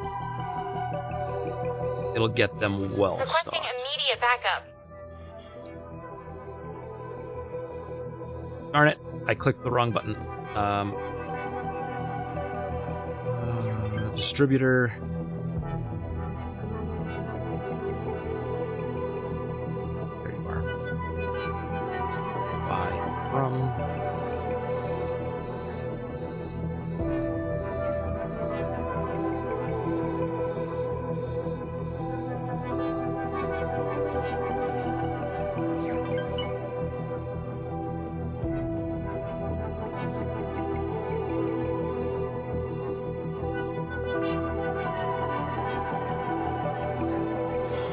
Requesting immediate backup.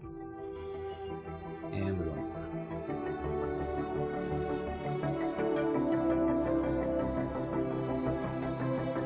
good. All right, there we go.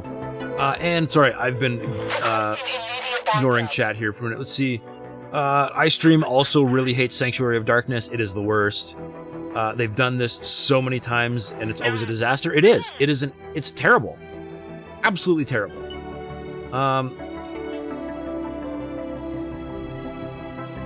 So that same people who made a game perfect for co-op multiplayer will kick you from their channel if you ask them if they're going to add it. Really? Really, Dravos? Hi, by the way. Welcome to the show. People are actually getting kicked for talking about that? That seems odd. Pandorian, at least it didn't do a huge EVA foot section. Was always bug out hard. I'm really glad they didn't do another EVA section. I mean, give me flight assist in my spacesuit, and then I don't care. Give me all the EVA you want, but I need flight assist. Am I getting shot? Queen's Guard. I am getting shot. By the grace of Her Majesty, you are now receiving the royal broadcast from the Queendom of Boron. It is my honor and pleasure to announce Her Majesty, Queen Polyphides. It is my pleasure to announce that diplomatic relations with the Terran Protectorate have been established. Our friends are kindly constructing a boron habitat for the future comfort of our diplomatic mission. May this usher in a bountiful new era of peaceful trade and cooperation. Sturgeon has been destroyed. Check the Protectorate off. My $7 million ship gone because of Sanctuary of Darkness. Yeah, screw that system. Screw the entirety of Kingdom End. They can just rot. I do not care.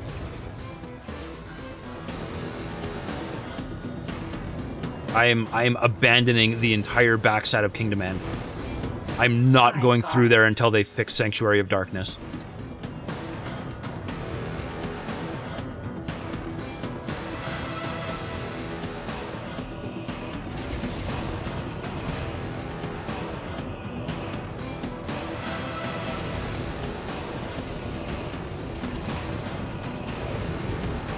Forager. Queen's Guard.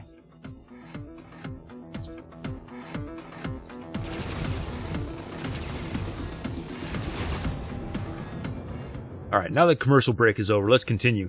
iStream, you said there's literally no redeeming aspect to hazardous space.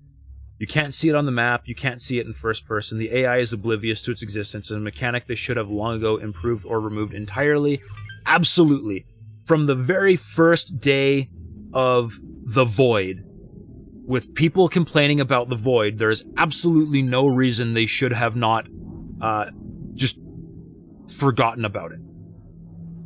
Like, Avarice is almost acceptable, except that they really give you no definite visual indication that there's a tide going on unless you go into Avarice, in which case you are getting cooked. So, still not great, but no. Darkest Cascade sucks. You get roasted there. Sanctuary of Darkness is the absolute worst. I hate it with a burning passion. The Void also sucks. I don't even know if there's any more over on this side of space, but if there is, I hate it too. Requesting immediate backup. What are we saying? The Boron have 2 carriers. Just fun. Do they actually have 2 carriers? That's cool. And Pandorian is disputing what Drevo said, saying that if referring to this game, it is not perfect for co-op multiplayer. The concept is good for a standalone, but implementing it onto this game wouldn't work, as it need to be designed like that from the get-go. Yeah, I really have no hope of proper co-op existing in X4, but if they ever do an X5, I expect it. It does not have to be true multiplayer. It doesn't have to be online. I prefer if it's not online. I prefer if it's not multiplayer. But a co-op experience where you and your buddies can jump in ships and go have a grand old time, I am all for it 100%. Zinder, you could understand if hazardous space housed something you couldn't get elsewhere, but it doesn't. And also, if it's the primary trade route, don't put hazards in the primary trade route, because the AI sucks. Pandorian, you lost your Astrid in Sanctuary of Darkness. Yeah. I mean, I would save Scum over that, actually. Like, that is not okay. iStream, they know their AI is stupid, yet instead of clearing the hazardous space in a straight line, they put their highway there and choose this weird roundabout that the AI completely ignores. Yeah. Sanctuary of Darkness is the definition of, do you have the tenacity? No? Then F. Yeah. Yeah. Zinder, the Guppy is a carrier. They've got an L carrier. I want to look at this. That is cool. Guppy is a carrier. Totally is. And it is definitely an L. That's a big L ship, but alright. Apparently the Ray is like objectively the worst destroyer. I find that really funny. And then in the XL space, we've got the Walrus, which looks pretty cool. And then the Shark, the big boy carrier. And the Orca.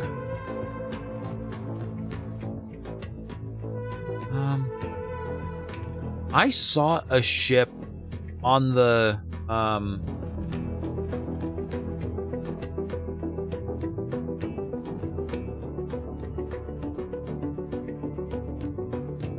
trailer. I saw a ship like opening its face.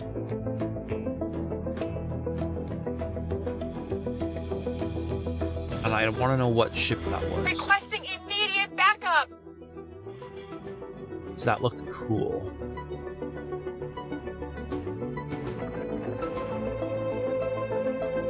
And I don't see it here unless this does open up somehow.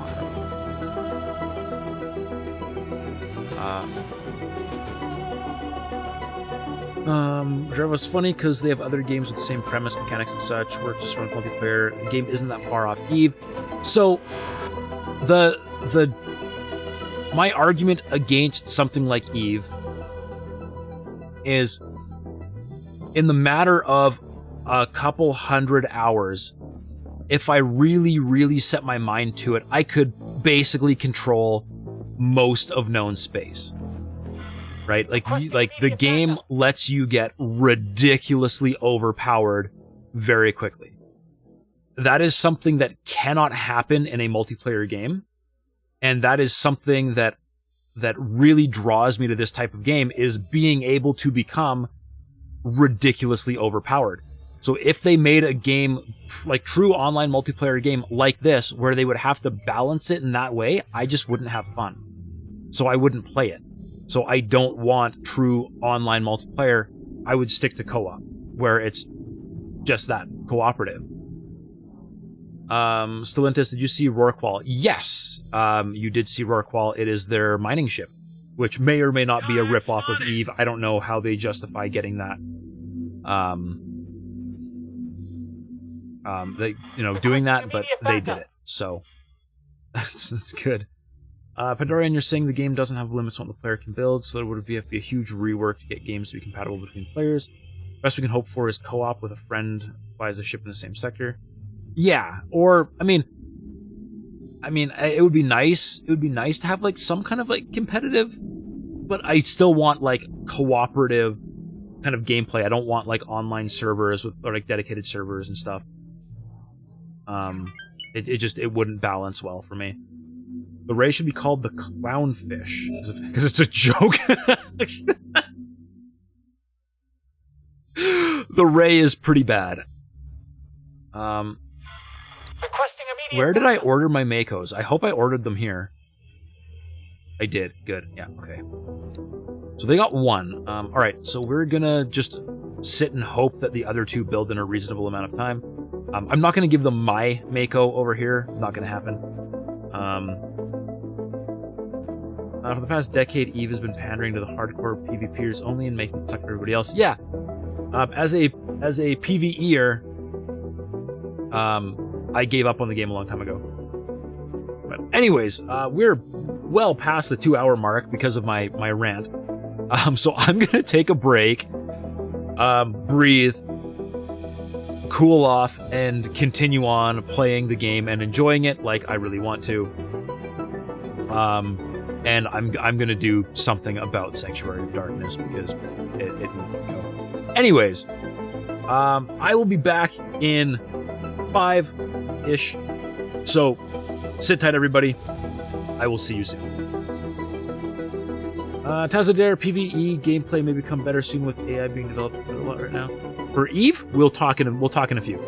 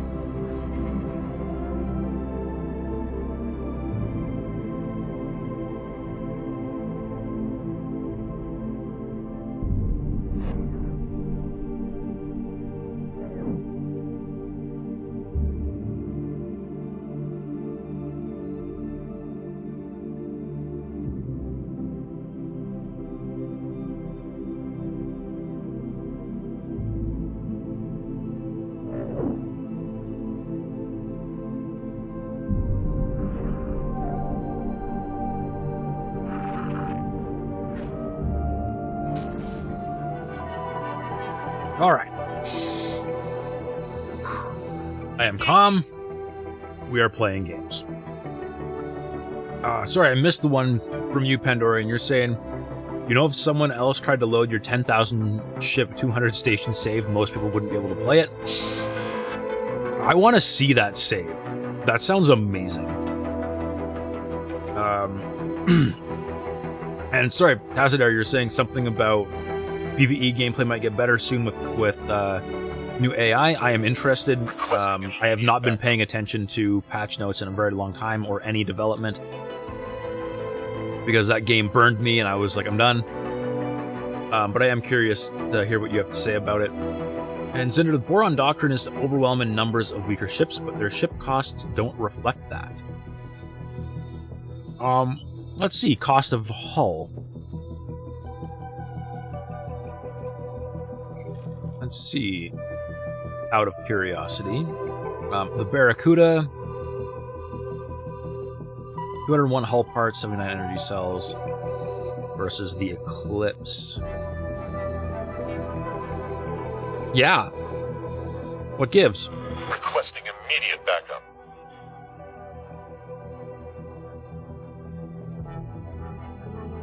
That's,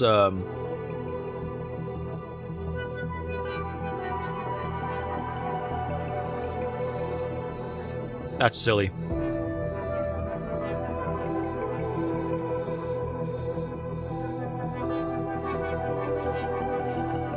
And like the shields aren't better, the hull is weaker. It's faster, but it costs more to build. That's dumb. The weapons are not that bad. The weapons are not bad. No, that's true. And they've always been the most technologically advanced race. Requesting immediate backup. Probably also true. All right, here we go. We've got all three of them. Let's go. Dorian, you're willing to do a Discord call and show? Yeah, I'd love to see that save. That sounds amazing. All right, I need to deliver to the Hatikva trading station.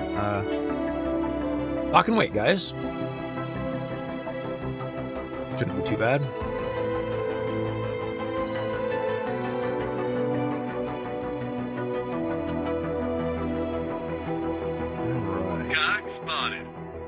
And then the last one is going to be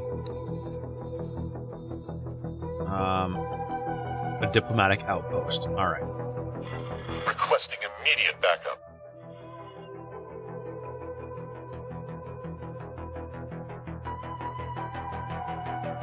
For this, I need to buy all these blueprints. This is going to suck. Regardless, you're multitasking. You're not saying make the game exactly like EVE, nor do I say it should have any PvP to it aside from the Volunteer. As for ship balancing, not a big rework to balance numbers. I mean, no, yeah, I would agree the game needs a balance pass. But I also think that just the limitations you have to put on something to make it viable for multiplayer or like online, especially when you've got, you know, new players jumping in when other people could have thousands of hours in it. Backup. Like you need limitations that I don't really like.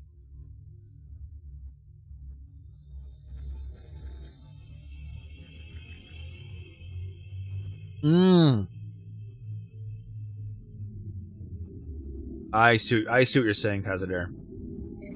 Not specifically talking about EVE, but how things like ChatGPT and such AI may open doorways to new genre of NPC within games in the near future. I mean, could you imagine dynamic NPC conversations?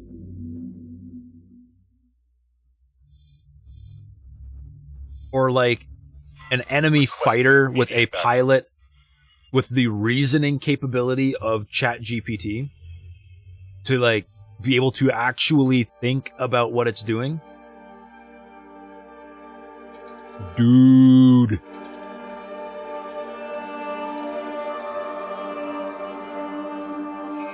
Now I'm terrified. legitimately terrified. I mean, it would be amazing, but it's terrifying. Alright, those guys are doing their thing, which means I do have to fly. Oh wait, no, I can teleport.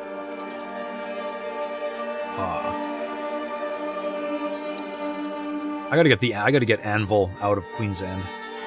Let's stick some boring ass ship in there. Entering system. Kingdom. Alright. By the grace of Her Majesty, you are now receiving the royal broadcast from the Queendom of Boron. Alright. It is my honor and pleasure to announce Her Majesty, Queen Polyphides. I'm listening. After so many years riven apart, it is most gratifying to be able to announce the resumption of our oldest and closest alliance. We welcome the hand of friendship of the Argon Federation. Together, we shall initiate the bilateral battle group. This joint defense fleet will operate as 2 task forces. One shall be based in the Queendom, and the other shall be in Federation space. This mutual defense pact sends a clear message to all. An attack on one is an attack on both. There's a little bit of an echo walking in this hallway. Negotiated a treaty of significant consequence. Obviously, there's a hidden agenda here. The Boron don't seem to have been in a real fight for decades. The military must be itching to see how they measure up alongside the hardened Argon fleet.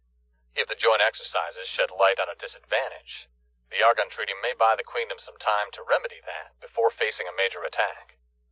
By the grace of Her Majesty, you are we're getting another one. receiving I was gonna say, the I don't royal remember broadcast doing from any the kind of Queendom mission Boron. for the It is my for the honor Argon, and pleasure but to announce maybe Her I just Majesty, I'm just Queen dumb and missed. Polyphides. I don't know. It is with Who are we? profound regret that I announce that our attempts at diplomacy with the Zyath Patriarchy were to no avail. Well, that's typical. The senseless animosities between our peoples prevailed, and shall remain.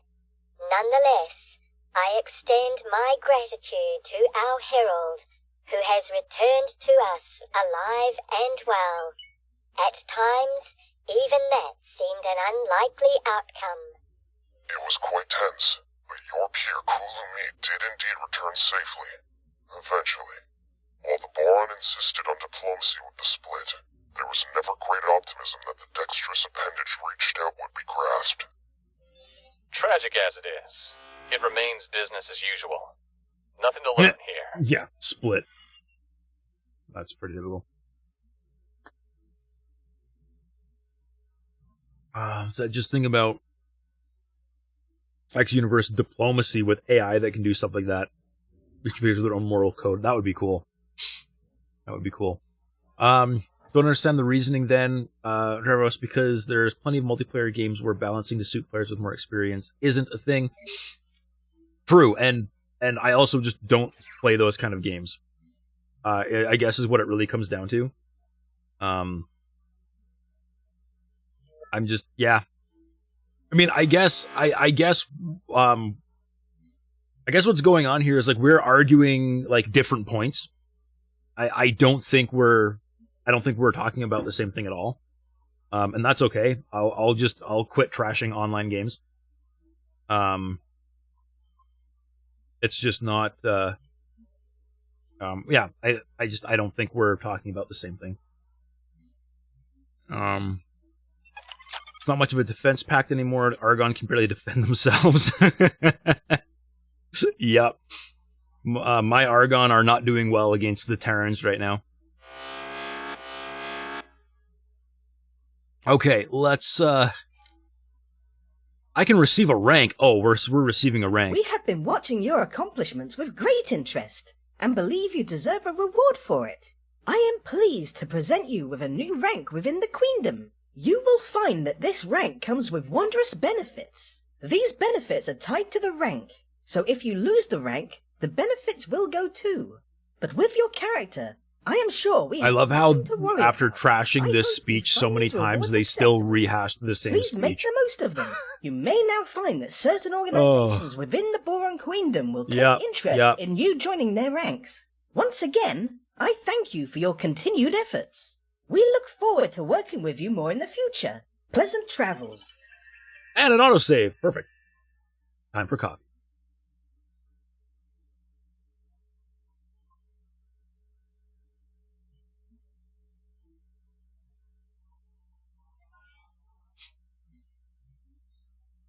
Okay, so I need to buy some blueprints. Modules, dock modules. The 4M14S. Oh, good. It's the cheapest one. Yes. I don't know what else I need, so I'm going to just grab that. Pleasant travels. A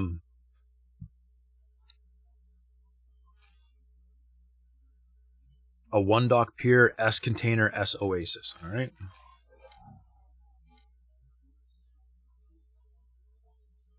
One dock pier, S container, and an oasis, I guess, is Habs. Yeah. 12 million. I can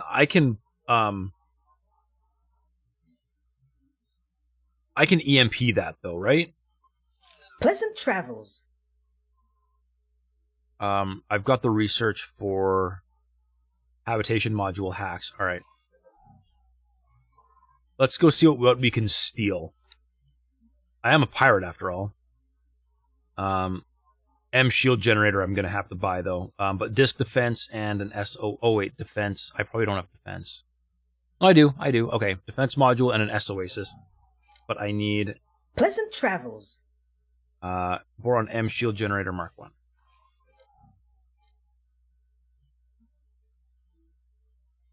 M shield generator Mark 1. Pleasant travels.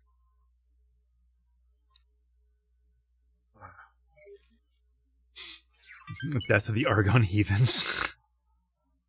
Well, I know where Ice Stream stands. S Oasis disc defense. Disc defense platform is probably pretty cheap.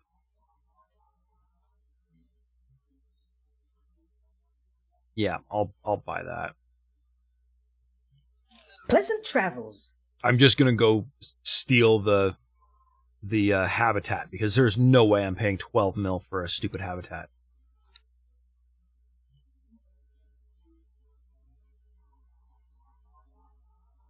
Okay, there's a lot of habitation modules on it. Let's go see if I can find them. Oh wait, I need to go make sure I've got EMPs. I'm sure I have enough, but I'll see if I can buy more. Trader's Corner. Pandorian, just buy everything. I do not have the money to just buy everything. Really? Dang it. Okay, next one. Trader's Corner. Terran Power. Really? I know I have enough. I'm sure we're gonna be. Pandorian, you've got 247 trillion in spare cash. Well, we're not all you, okay? I like this dock module so much. This thing is great. Although I would really like to jump the railing. If I could, please.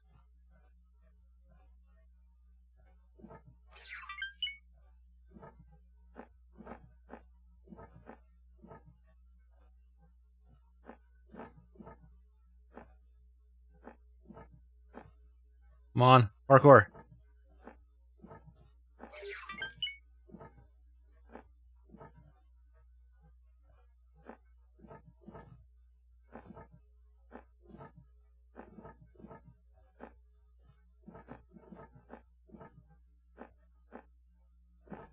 They've gotten wise to my ways. Come on. Oh, I had it. No, I had it. Had it.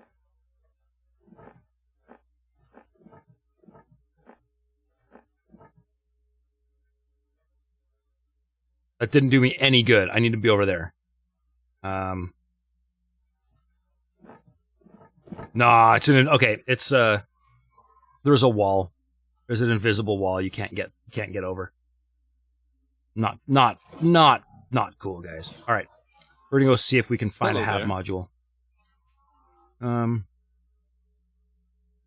I stream you two have run the cheat mod in the past. Cheat mod, you're pure vanilla. You have let us see it run for 3 years on a spare PC. There you go. That's the one. I've done that. All right. Let's see if I can find. What? Apparently, I got stuck on the scaffolding.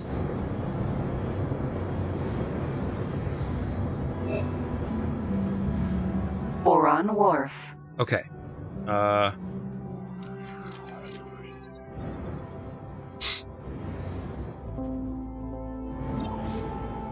Like this looks like an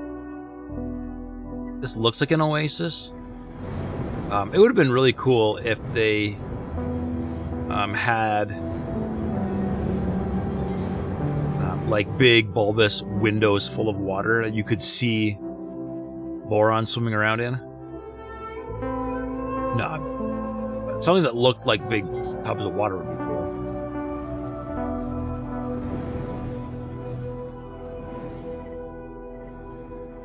Okay.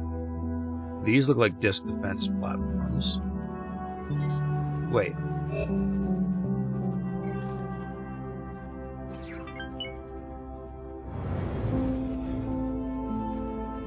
Oh, you're a window. Okay. And you are a pier.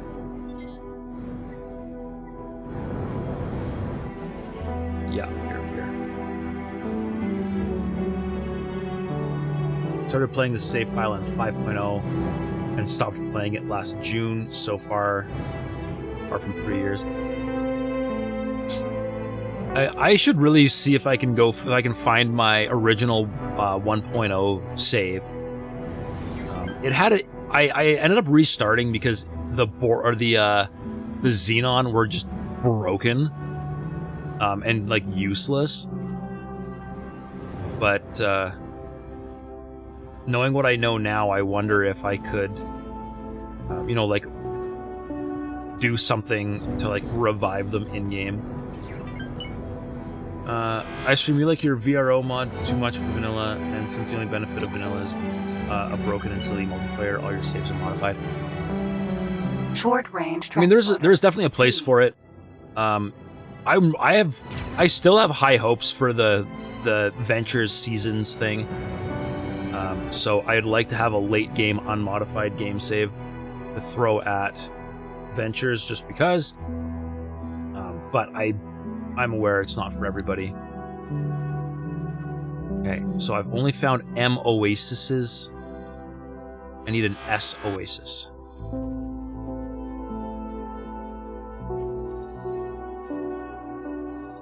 Oh wait, they're totally all M oases. Okay.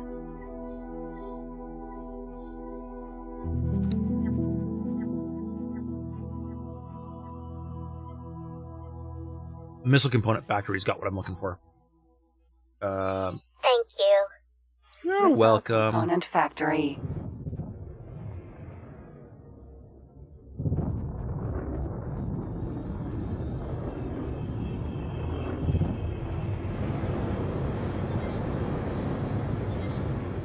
There's an S oasis. All right.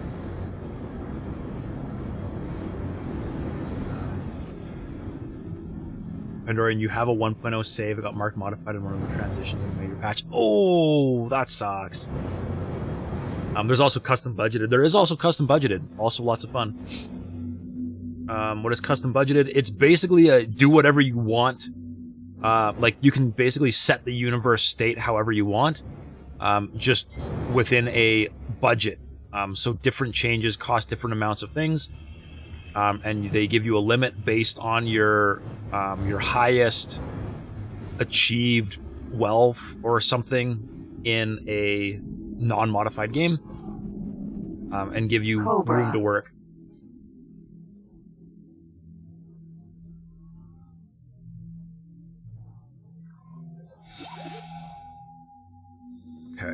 so this here is... I never did figure out exactly how the budget really worked, because I did feel like Civilian ship B. there should have been, like, some of the games I've played, I feel like should have counted for more, but who knows. Alright. Gotta bust out my EMP. Spacesuit EMP. Give me data breaches.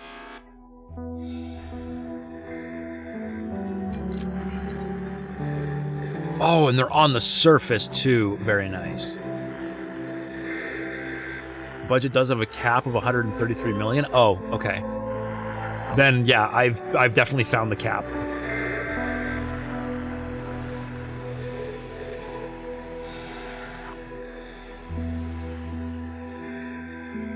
Specifically in a non-modified save file, if you delete all saves, you can't do the budgeted start. Really? I should keep a collection of my endgame starts just to load all of them into the game to see what kind of budget I can get. Requesting permission to dock. Commission unlocked. Water contamination medium. Pandorian, you complained to Ketrar there should be bigger cap for people with the extreme ranks.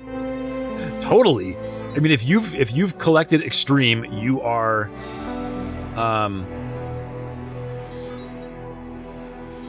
you're well, one, you're insane.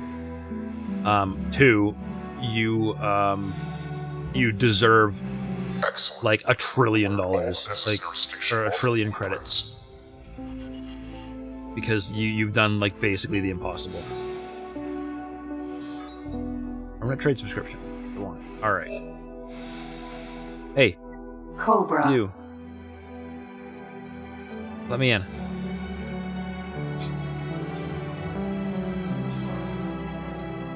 Extreme. Hello there. Yeah. The game gives you a trade rank and a fight rank, saying you're this good or you're this good. And the ultimate is extreme, which is like way too much. Extreme, you had to Google it. Somehow you never clicked on that in the new game start. You didn't even realize it was there. Well, there you go. You found it. All right. Let's see. So now that we're done that, buy a plot and build a thing. Okay. Hold on.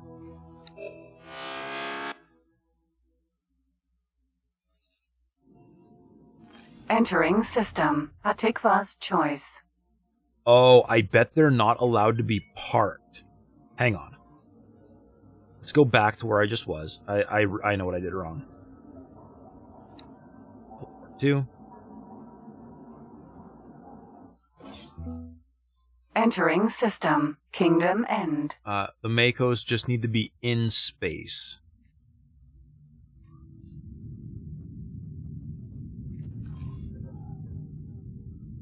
Deliver. We're on. We need to perform a transfer. Transfer fleet. There you go, Hatikva. This fleet will allow Hatikva to familiarize its pilots with Boron hardware. Once the politicians ratify a follow-up agreement, I will ensure that you receive the announcement. Your mission manager will provide you with further tasks.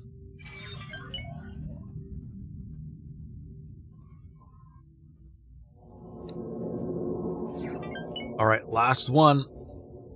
We gotta build a plot in 18 billion. Perfect. All right, that'll be easy. The Talati Company.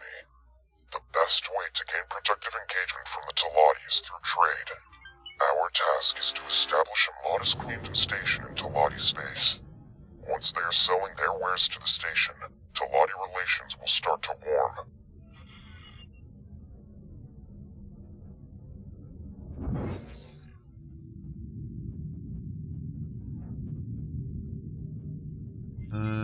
Thought we were talking about some, like, meta rules agreed to on the forum post.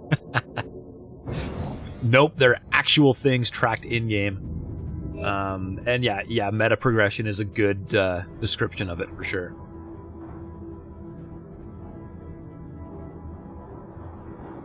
Every DLC, you just start with one of the new starts. You've never clicked these at the bottom. You can just skip forward on tech and story states. Yes, you can, and you can even, I believe you can even just park the HQ wherever you want right off the start. Set a size 5x4x3, something like that. Yeah. You know how many times I've listened to that Boron?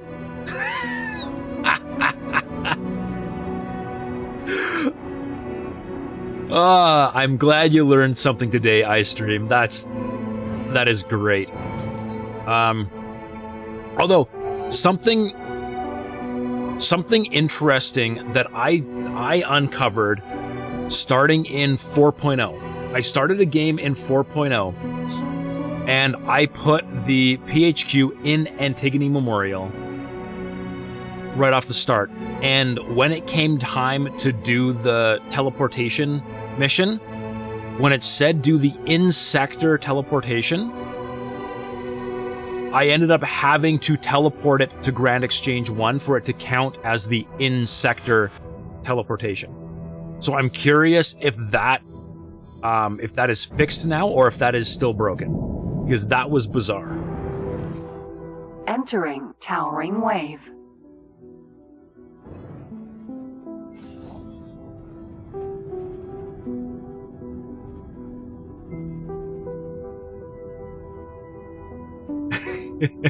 And all of this learning because you're giving Pandorian crap. There you go. Jumpgate, Sanctuary of Darkness. And yes, you can just start with sectors explored and satellite coverage. Isn't it great? You can even do starting relations with factions. You can set story states. So you can start with an Earl King. You can start with, like, for instance, you can start with the Paranid unified, or with the Paranid at war with each other. You can start with the Yaki friendly to you if you want to. You can do all kinds of stuff. And if you do a custom creative start, you have no budget. You have no limit. You can just do whatever you want. You can set the universe to whatever state you want it to be in with no restrictions. You can even start with hundreds of ships. But the creative start is a modified game. If you care. If iStream, I don't think you care, so it's fine. It's really, really easy to break the game if you have no budget, for sure. Alright, we're gonna save here real quick, and I'm gonna see if I can blitz the disaster zone here. You don't care, it's always modified anyways. Then you can just go absolutely nuts. Entering system, Sanctuary of Darkness. Wait, where's the gate? Gate's over here. Come on, Anvil, let's see what you got. Hazardous region detected. Oh, not enough. Anvil is gonna be toast. Anvil is gonna be toast. Alright, so that was a mistake. Oh, he's not losing hull that fast. I might make it. We'll see. We'll see.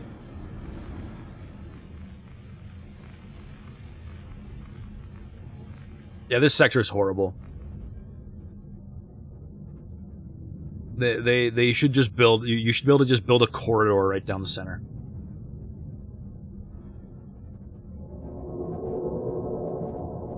You keep trying to push budgeted start when people say the X start is easy/hard. Yeah, I mean, I like easy starts because I like late game. But, you know... I love the budgeted starts because I can do some ridiculous things with it.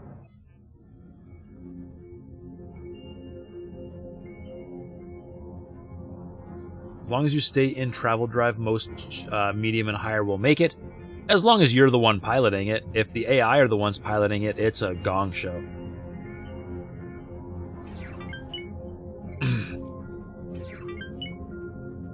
Problem comes when they stop. I wonder if I threw my Asgard in there, if the Asgard's shields would just handle it. It should just tank it, right? By the grace of Her Majesty, you are now receiving the royal broadcast Another one? from the Queendom of Boron. All right. It is Bring my honor and pleasure to announce Her Majesty, Queen Polyphides.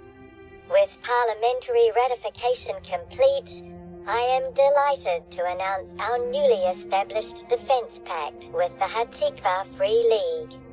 Our queendom will now provide Boron military ships to the Free League, which will be used to patrol and protect Free League space and installations against intruders. Excellent. We can check the Free League off our list. The Earl King shields can't handle it, so the Asgard shields can't either. I've gotta try. I gotta try. Because here we go again. I think has modified shields. Oh no! Oh, I did not modify the.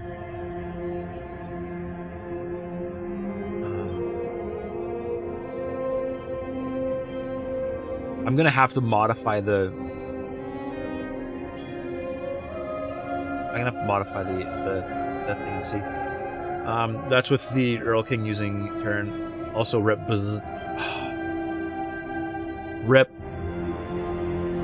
Rip to the original Laserface ship. Entering system. Watchful gaze. Using the Boron as a way to punch the Xenon might be the best chance you've got at stabilizing Argon space. Oh yeah? And actually also, yes, Pandorian, I agree. Budgeted starts are a great way to do player versus universe. Which is not my... not really how I like to play, but can be done, and is kind of fun. I feel like you need to pick a faction to be a part of, just so that you have a chance of, like, actually making credits somehow.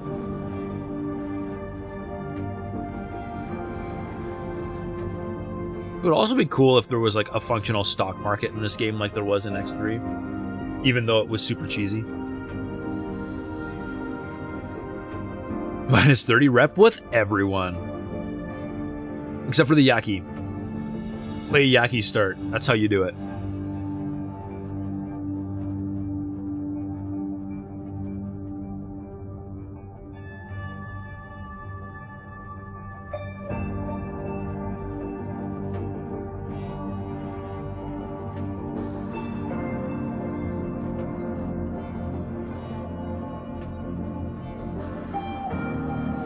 Galactic Scourge playthrough, you have to buy a few blueprints from the Yaki and steal a builder, and that's it.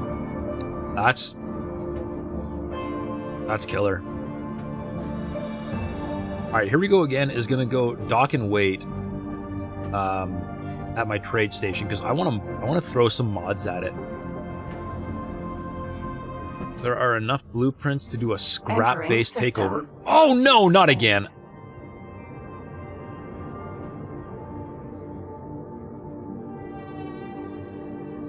I got by my own station. Yep. Way to go, me. Super modded! Welcome to the show. You picked a perfect time to drop in. Oh. Man. Hey! Thank you for the follow. I appreciate it. Station 2, Kanan 0. Hey now. Nope. When I came through an Asteroid Hunter, I dodged under the station, so that should be Station 2, Kanan 1. I did get one of them.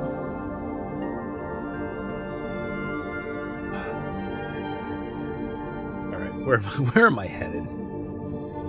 Oh, right, 18 billion. I'm close. Good. Also, I just noticed my hull is repaired. I guess I've got service crew? I've got good service crew. Look at that. At 98%. Oh, but it's only going to go up to 98%. It's not going to completely fix. Really wish they'd just get all the way to 100. That would make life so much better. Is that you didn't see it, so it doesn't count? Morning Star. Fine, I'll just have to dodge the station again. You'll see. It'll happen. So around here we crash into things and blow things up and have our things blown up. I have so many of my things blown up all the time. I'm really tired of it. Is it a mission station? No, it's mine. It's my own stupidity. I'm just, you know, special.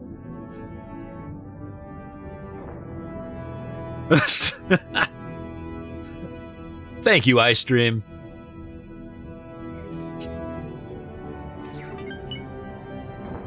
I am a great pilot.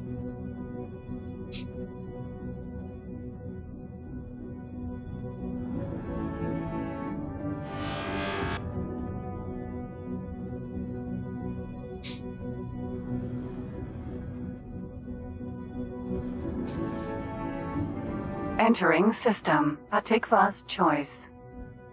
One. Oh, nice. Caught it.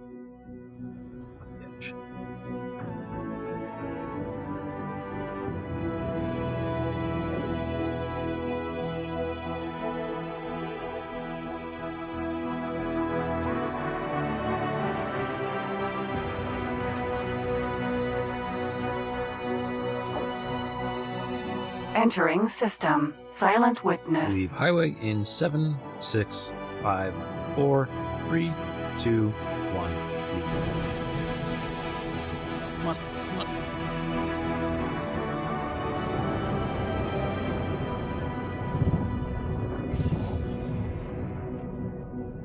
Let's dodge some asteroids. Just watch the clip and see the look on my face. Alright. We can do that. Autopilot. All right, let's autopilot. Let's pull this up for everybody to see. Oh, I can't just copy the clip. There we go.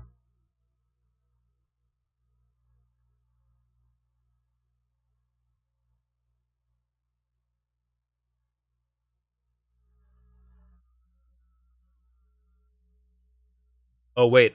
My face is going to block it if I go full screen. Is that it? There are enough blueprints to do a scrap-based takeover. Oh, no, not again. Nice. There are enough blueprints to do a scrap-based takeover. Oh, no, not again. What a great face. I love it. All right. Anyways. Autopilot. Very nice. Disengage. Very nice. All right. I have to build a station anywhere in here. Let's build it right here. Okay. 5 by 3 by 4.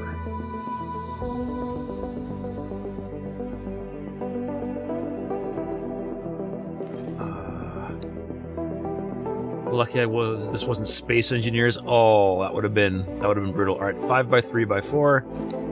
Let's see. So 4. That would be 5. That would be 3. That would be 4. A lot. Buy license. Continue. All right, Jarvis, you're done with doing what you were doing. What was said after your last message? After your last message, not much, I don't think. Let's scroll.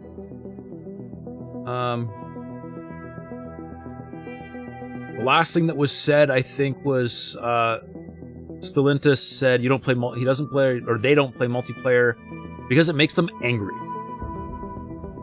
That was about the last thing that was said. I was saying I feel like we probably were just, you know, debating like different points.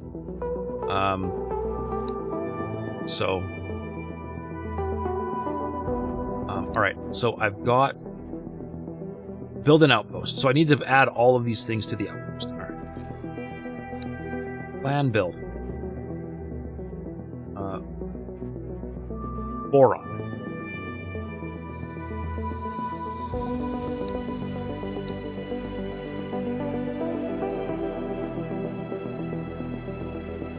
Let's start with a boron oasis. So this is most definitely a guy. All right, just gotta be careful sometimes.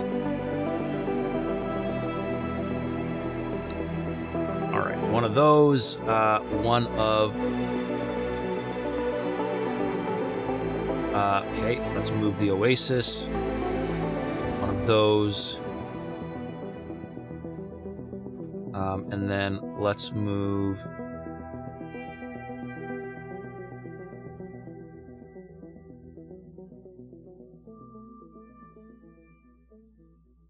Boron dock.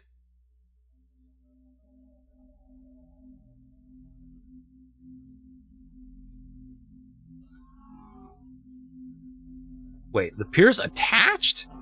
What? No. All right, hang on. We're gonna move this. We're gonna rotate this. Attach it there. Oh. And everything's gone. Great.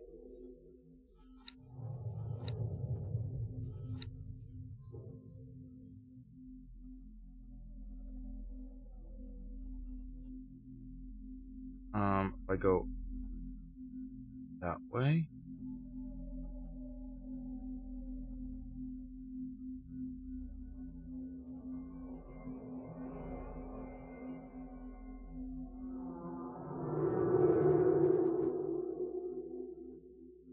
Wait, what if I rotate? If I go like this, and then put the pier on the back. This is why I don't design things where everything actually lines up and fits. It's just so much effort. Like, it's so much better to just wing stuff, right? Okay, still no. Okay.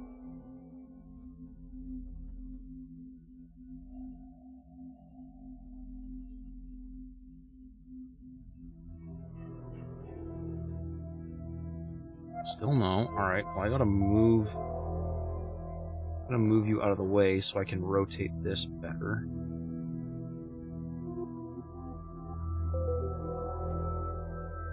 I'm gonna rotate it this.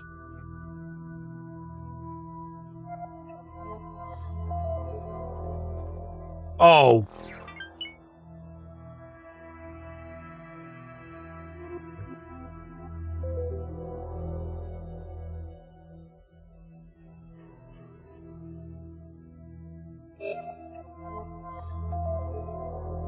All right.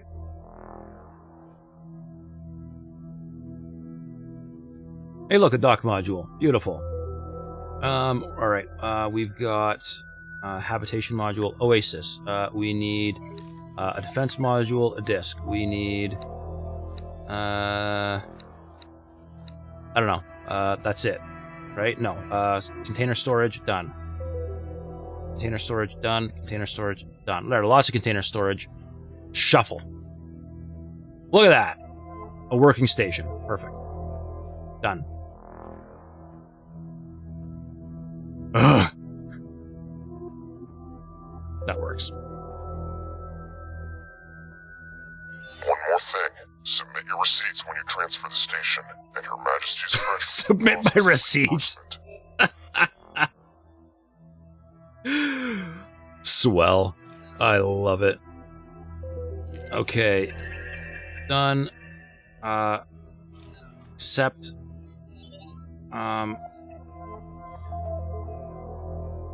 Let's see. Dock, pier, container storage, shield generator, disc defense platform, S Oasis. Okay, so we need to actually give it some guns. Edit loadout. Oh, look, we can't add anything. All right, high preset. We're going to give it lots of shields. All it's getting. They didn't tell me I have to put guns on it, so I am not. Done. Accept. Wait, confirm. Accept. Done. Alright, now we just have to wait for that to finish. So now we get to do other things while we wait. Okay, so, I know I could use a larger build area, but I didn't. So Dravos, basically, your point was make a multiplayer co-op. Yeah, it's a fun game alone, but it also has enough aspects of all other space games out there that it would lure a lot of people in if you added a multiplayer co-op. Balancing, sure, they need to adjust or add a story to suit multiplayer. However, it would be the same amount of work adding a DLC brings.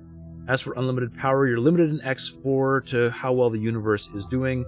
The ship limit, and if the Xenon and other AI bad guys pop into quell growth, and not so much better, not so much if, but when. Pandorian saying there is no ship limit. True, however, you know, there is an upper limit based on your hardware, I guess.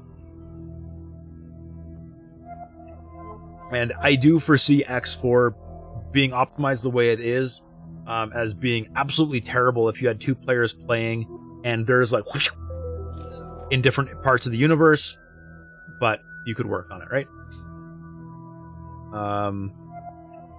I've been keeping my receipts, right? Totally! Yes, I'm a hoarder. I keep all my receipts. Player can build as many ships as the game can handle, so infinite player power. Stellantis says, get my money back. That works, yes. Yeah, that would be really nice to get my money back. 7,500, but people tend to go unplayable before then. Interesting. Pandorian says he's got almost 10,000, so it doesn't seem right. Dravos, where did you get that number? 7,500. I mean, like, you know, it totally makes sense that they would put in a limit that's just like ridiculously high that you don't expect anybody to reach, but just to know they have it. I mean, I guess they'd run out of ship IDs eventually. But I mean, the 6-digit alphanumeric IDs, or well, no, I mean, 3-letter, 3-number IDs. You've got a lot of possible IDs, which is the only thing I can think of them running out of. So I guarantee you they've got a table. Well, or I mean, they don't really have a table. They've got an XML file. So I mean, I guess they've got a memory limit, maybe, but the memory limit has to be higher than 10,000 for addresses, right? A limit maximum, if they don't have a maximum, is usually the maximum set by the amount of bytes that they're using. Perfect. So 65,000 something? Limit is either 2 million or 8 quadrillion. Or 9 quadrillion. I mean, there's also like whatever the 8-bit value is, which is like 65,000 something. I think.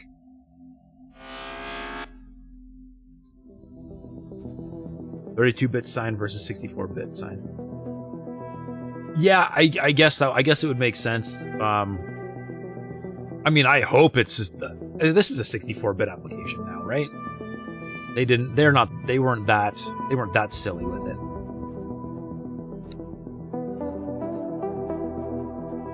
All right, do we have we've got all the Claytronics, all the energy cells, and all the hull parts on the way, but we are missing water because, go figure, it's boron. Let's see. Resources needed, 8,000 water. Who makes water? Oh yeah, look at all these ships coming in. They're like, yes! Somebody buying stuff. 65,535. Yeah, that one. That's that one. Doubt they use that, but then again, I mean, it's EgoSoft. It's EgoSoft. You never know. I mean, maybe 65,000 is like the limit of the XML interpreter or something. Who knows? All right, so I've got just about an hour to hopefully get this station finished. So in the meantime, what can I do? I can global blacklist Sanctuary of Darkness.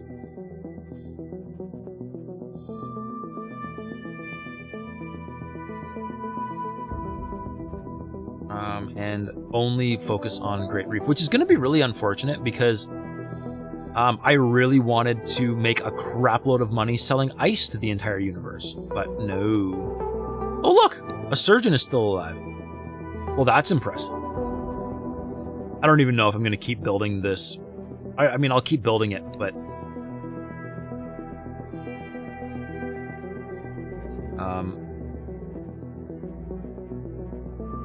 yeah, Delilah... I don't want to risk Delilah flying through there right now.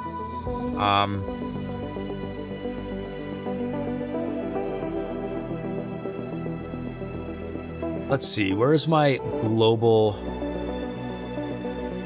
orders, blacklist, sector travel,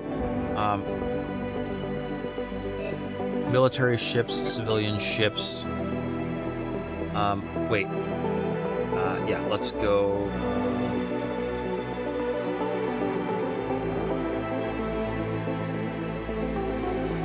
Screw Sanctuary.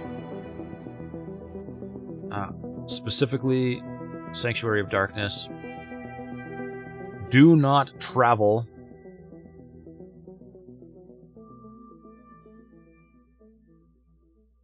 No Antigone. I'm gonna undefault that. So Screw Sanctuary is now the default travel. Do not. Let's see. Trade rules is only factions. Let's travel. Let's make an activity one, also called Sanctuary,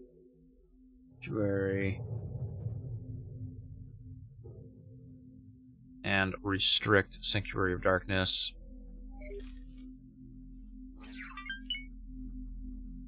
Save blacklist. New blacklist, trade restrictions. No, don't need to do that. There. By default... The station is missing a required module. Make sure that you have not confused the requested module with another. You will need to assign or hire a builder to start construction. What's missing? What's missing? Dravos, you were saying you've been looking at the forums. Most people are reporting about how the universe starts to struggle production-wise, and their computers start struggling around that amount. And that's still a lot. I mean, that's still pretty good. I struggle way before that, usually. Pandorian, you've got all factions capped out. The only bottleneck is the storage space on the shipyard and wharves, other than their fleet cap, of course. iStream, you're quite certain your Ryzen 7 3800X will explode before 7500. In fact, it might explode at exactly 3800 chips. I've got a 5900X Ryzen 9, and it does pretty good. But I do question the limitations. I would like to go 7800X 3D, but that's going to be a couple $1,000 worth of upgrade parts to put that in, so I'm not going to do that yet. Zinder, you can't find any limit on player-owned ships posted, but there is a limit by how many players or how many ships the AI will produce. It has certain quotas for each fleet. The number of fleets is dynamic. Nonetheless, it's not infinite. Whoop-de-doo, add multiplayer, write a limit. Right, yeah, I mean, you can add a limit. Somebody will hit the limit and complain, but, I mean, you can still make the limit pretty high. Most limits and balancing is done through text-based files. Which is exactly what I was saying. I was against limiting player power. Yeah. Yeah, I mean... yeah. that is kind of the problem, right? Limiting the point the game would go unplayable way before that, specifically between bandwidth and connection. Yeah, they would have to do a lot of work to like optimize the like data streams. I assume you're waiting to upgrade your PC to a quantum computer, so you'll just keep waiting. Unfortunately, quantum computing is actually really bad at conventional computing tasks, so we will always need conventional silicon. But quantum computing is fantastic for like light, actually. So you could definitely end up with like a quantum graphics card, but a quantum CPU is highly unlikely to ever be a thing. But yeah. Your game is playable with 10,000 ships. All right, what are you running for a CPU, Pandorian? Pretty sure they'll pair conventional silicon with it, and one is a hybrid and sell it on Amazon someday. Well, I mean, they have to go a long way, because quantum computers still don't operate at room temperature. You still need supercooling, don't you? It's been a while since I've talked to any quantum physicists, but I feel like you still need supercooled superconductors to make quantum computers work. i7 11.7. Okay. What is your what is it turbo to, Pandorian?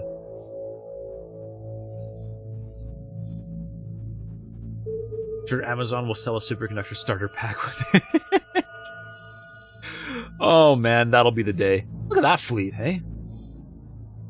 Boost turbo, yeah, turbo boost. What is it? What's the max turbo on that you can get it to? Depends. Games like Space Engineers, Avorion, Falling Frontier, Elite Dangerous, and so on have it balanced to the point, just the same as X4 would have. Playing MP on any game is a limit to peer-to-peer connections. Example being what we did on Avorion and tried to do rifts. Yeah, it did. We did have issues. That is true. Avorion is horribly optimized when it comes to server-side stuff, but yeah, I mean, there is always going to be some limitation, right? It just depends if it's a hardware limitation or a coded limitation. So Pandorian, you don't have to overclock to get a CPU to turbo. Right? So like my i7 3770K, its base clock was 3.5 gigahertz. I had it overclocked. I had the base clock overclocked to 4.2, but it was turboing all the way to 4.5. So like what is your base clock, and what is your max turbo frequency? And if you've overclocked it or not. Awesome. Stock turbo is 5.0. Okay. Okay, so yeah, Pandorian, did you overclock it at all, or is it just running at 5.0?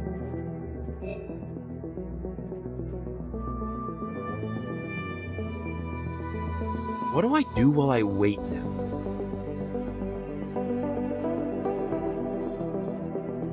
Don't know a lot of people at the 5 to 9000 series CPUs, yeah. I did finally have to ditch my i7 3000 series, but man, it was a beast. That's what my streaming computer is now. My stream box is my old i7. And I'm gonna just pull up performance data. Yeah, i7 3770. Currently rocking a grand old 4.1 gigahertz. Just happily chugging along. It'll boost higher if it needed to, but it doesn't. I'm actually disappointed. I'm gonna say this. My Ryzen 9 5900X, the all-core boost, it cannot sustain a decent all-core like turbo. It cannot sustain 100% utilization in anything. And I'm actually very disappointed in it. I mean, it's great. Like, it's a massive improvement over my i7. But the fact that I can't actually peg the CPU at 100% and just leave it there, it will always throttle, and it's not thermal throttling. It's just not utilizing the CPU fully. Kind of ticks me off.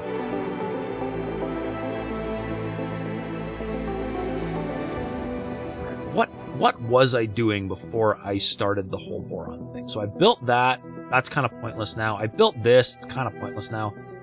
I'm sending lots of resources in. So this part of the boron are going to be great. This part of the boron need to just, I need to just forget they even exist. I'm just happily waiting for that sturgeon to just die.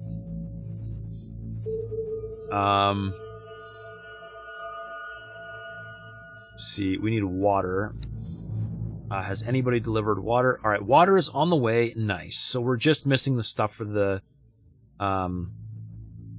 defense module, and who cares about the extra shields? We're in good shape. Oh, right, we were going to see what we can throw at, here we go again, for primary shield mods. So let's jump over here and see what we can do.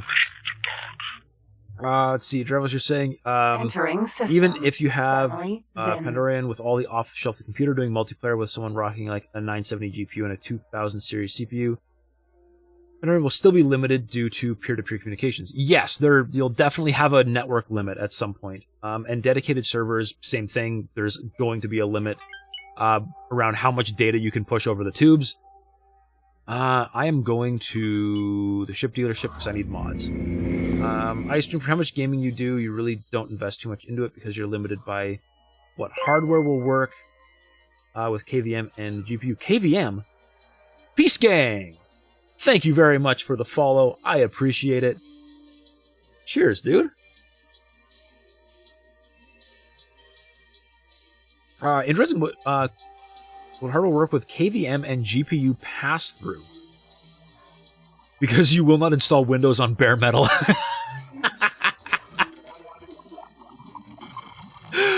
Oh, that's great. And Pandorian, which is why you say the best we should expect is co-op. Where one person flies, another person ships while they're in sector. The next best bet is a standalone based on multiplayer. In the end, the game isn't even balanced for single player with how it's set up, and it has no limits, so the game needs a rework. I mean, the single player game could also use a rework, but it's really not going to work terribly well in multiplayer. Well, Beast Gang, good to see you. Just started playing the game and came into the stream with all the tech talk. Oh, we collect a bunch of nerds in here. And yeah, I'm always down to talk hardware, because I do like having high-end hardware. I will not go all out and buy the best of everything, but I do like hardware. Prelude Linux, welcome to the show. You used to play with GPU pass-through as well. Very nice. I've never made it work. But I've also never done I've never done like bare metal VM builds, so what was I looking at? Shields. What can I do for shields? The extra large, I've got none of that. Recharge rate. If I want to deal with constant DOT. I want recharge rates. The biggest limit on X Games is the credit limit, which they broke with X3. What do you mean credit limit? Nonetheless, not having a multiplayer co-op when you have tons of people asking for it. Yeah, I mean, again, you know, I would be extremely surprised if X5 doesn't have some kind of co-op, because they really didn't know what to expect with X4 if people were gonna... Because Rebirth was such a dumpster fire, they didn't really know what to expect with X4, so I could totally see it just being too much, like now that they've built the engine the way they have, I could see it being a rather insurmountable obstacle to overcome now with this engine. But now that everybody's asking for it, if they do an X5 without co-op, there will be protest. There will be riots. Alright, we're going to install. Let's see. Not good enough. Reassemble. Not good enough. Reassemble. Not good enough. Reassemble. Nope. Reassemble. Nope. Reassemble. Nope. Reassemble. Nope. Reassemble. Nope. Come on. I want to go for 20.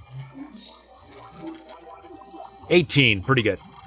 iStream, you will only run Windows in a VM with a ZFS volume as its disk, so you can just ZFS roll back to the last snapshot every time Windows annoys you.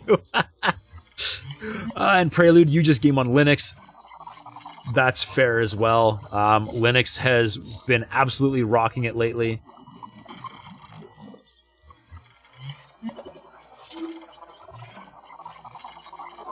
Did I... Modding the Asgard Riot. Hey, my Earl King exploded. When I rebuild the Earl King, I will mod that. Jarvis, along with some of the responses given by them on their streams and the forum responses. Yeah, that's a little sus. I mean, I could say maybe they're just really sick of hearing it, but who knows? Let's see. Should I throw mods on the turrets while I'm here?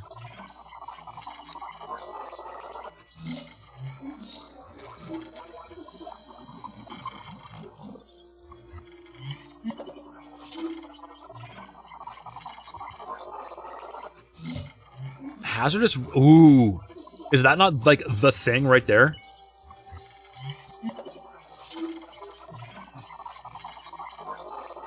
Oh, wait. Max Hull is getting trashed, though.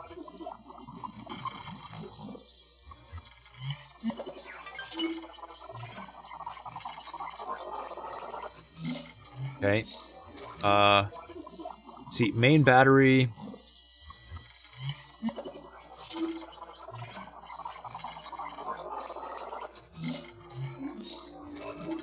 Do I have... No.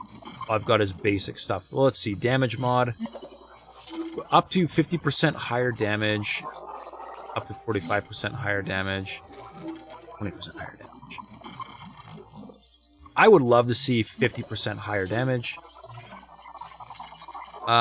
Weapon cooling. I don't know if I want to take a hit on weapon cooling. I might not have a choice, hey?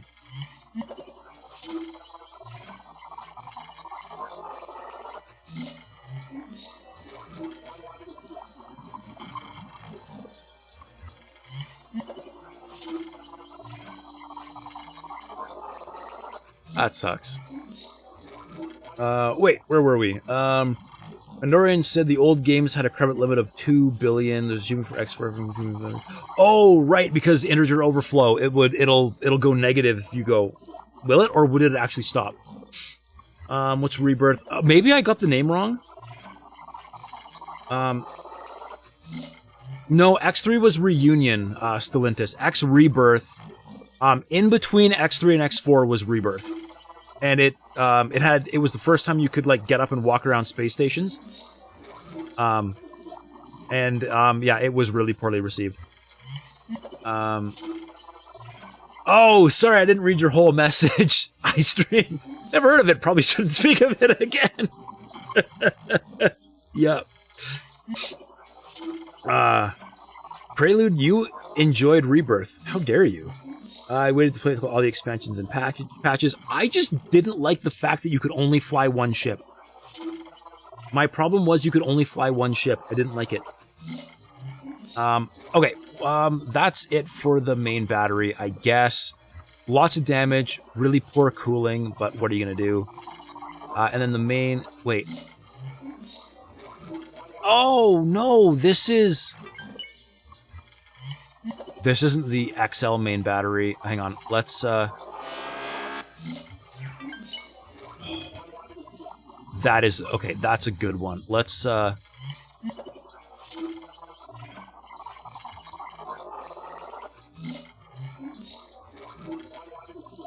Good enough. Alright, XL main battery. Slasher. Let's look at Stabber. Also going to affect cooling. Piercer. Piercer's just flat. Okay, let's just try and get a flat 20%. I am running out of high energy, 9%. Darn. Alright. As good as we're gonna get.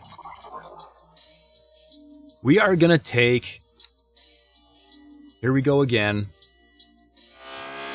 Into Sanctuary of Darkness. What are you doing over there? Hello there. Alright. Wait, no, not the sturgeon.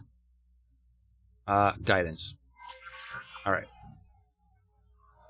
Wait, where am I? With my whopping 12 FPS, why am I in the crew quarters?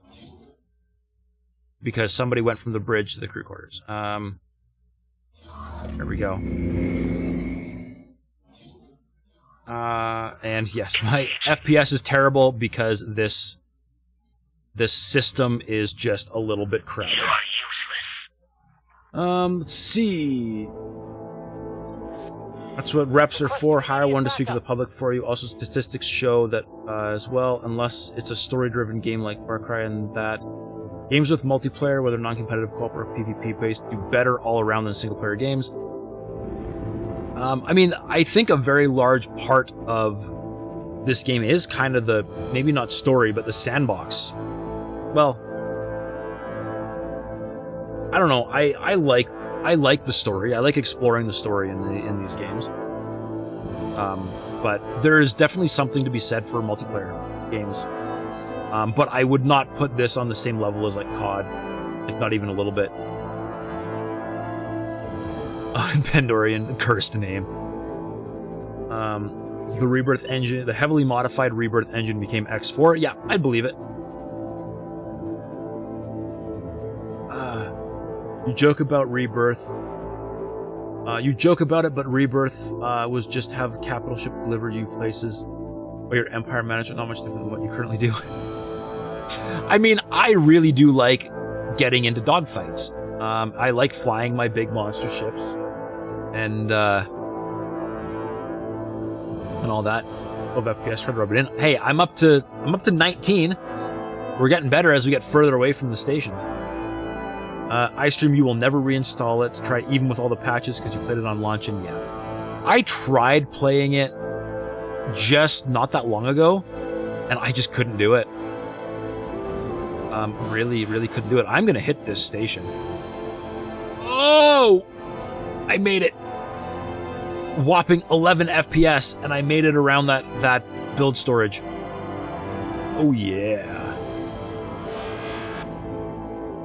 I am the best Asgard pilot ever seen. Yeah.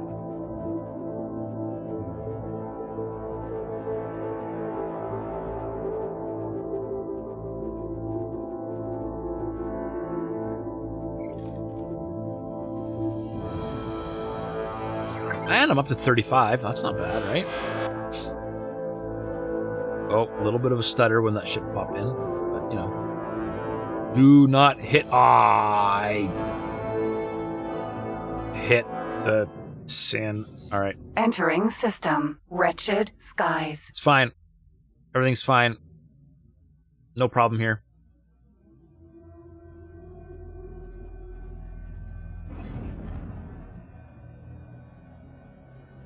Alright, well, we fly. I've got some email, looks like. Wait, email's over here. Here we go. Alright, what did I get? So, Queendom of the Boron, that's fine. I did that. I promoted to accepted friend, did that. Wayfinder debrief. Okay.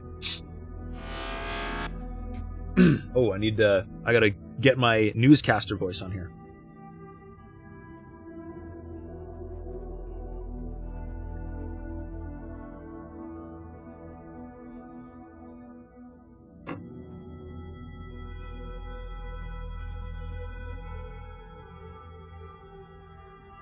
All right. We did it. Thanks to the initiative displayed by the scientist Bozo Ta and one of our own expedition members, we were able to successfully conduct a jump gate activation on a much accelerated timeline. First of all, I wish to take a moment to congratulate everyone who was involved in seeing this expedition through to completion. Your contributions were invaluable. Ever since we made contact, our science team has been in constant communication with the scientists of Kingdom End. Comparing our notes, here is what we can say with near certainty. To make an activation possible, you require 2 inactive but compatible gates. Compatibility can be verified by reading the gate's caches. This can pose the first challenge since these datasets tend to be incomplete and encrypted in various ways. Furthermore, an activation requires a large amount of energy. Interestingly, however, that energy does not need to be supplied to both sides of the gate, pairing equally. Luckily, Kingdom End provided the vast majority of the energy for our experiment. In order to actually activate the gate, you have to introduce a particular sort of signal to hone in on the selected destination. We do not know whether that signal is derived from stellar phenomena as a sort of navigational constant, or whether it is intended as some kind of passcode. We are also unsure if this signal will work on all gates, or if there are different ciphers for different gates. Further investigation is obviously necessary. Finally, we do not expect that I ran into something. Finally, we do not expect that others will pick up on what we have learned. We have already put together a more in-depth report that we intend to share with our allies in confidence. It is also of crucial importance that we share this revelation with as many of our lost colonies as possible. As you are aware, however, messenger drones are not a secure means of communication. Inevitably, this information will spread amongst hostile factions, while the level of possible manipulation seems to be very limited and requires immense amounts of coordination and resources. It is my expectation that we will see attempts to replicate our success by various factions in the years to come. Be proud and take a moment to reflect on the implications of what we have achieved. Numankaret, Commanding Officer of the Wayfinder Expedition. We are stuck. Unnecessary shields. We are very stuck. I bet if I autopilot right now, we will be fine. Let's see. Autopilot engaged. We're gonna be fine. iStream, you never dogfight. You like watching me play. It's totally different. You just teleport to ships to stand on the bridge and loom over your employees and remind them that they're terrible 1-star pilots while you manage from the map. And Pandorian, you're too good to be in contact with your employees. You have your own station in Leap of Faith that you manage from. Heck yes. Leap of Faith is definitely where it's at. How is the new performance with all the new updates versus how it was? Well, my super terrible, very busy industrial hub, hanging out around the edges of the industrial hub, I get around 40-45 FPS. Pre 6.0, I was getting about 30. So I've got a significant in-game improvement with lots and lots of stuff going on. And as iStream says, loading is way faster.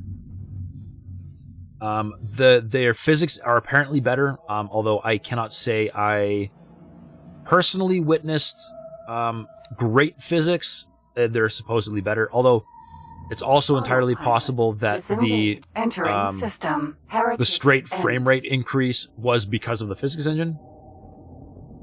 Also possible.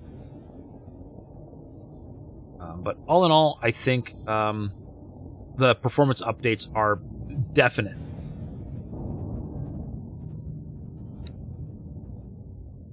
Pandorian, you saw a 200 to 400% increase, Disengage. 1 Entering FPS to 4 system. FPS. Wretched skies. I'm not sure if that counts, but okay. I mean, that's one way to do it. That is one way to do it. All right. Let's get around the accelerator, and we're gonna go into autopilot for a minute, because apparently I still have 3 emails to read. Uh-oh, the Xenon are mounting defense in Wretched Skies 10. Considering Wretched Skies 10 belongs to the Paranid, I assume you mean mounting an assault.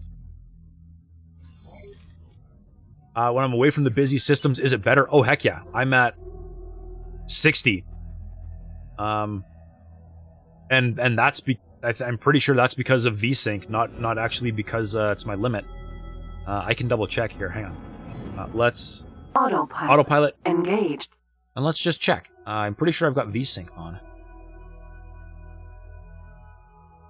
Graphics setting. No, that's right. Graphics settings. VSync. No VSync.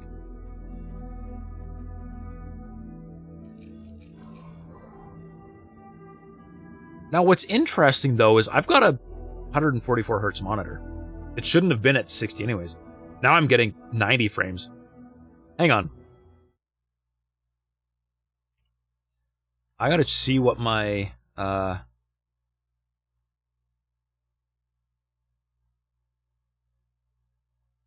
advanced display settings.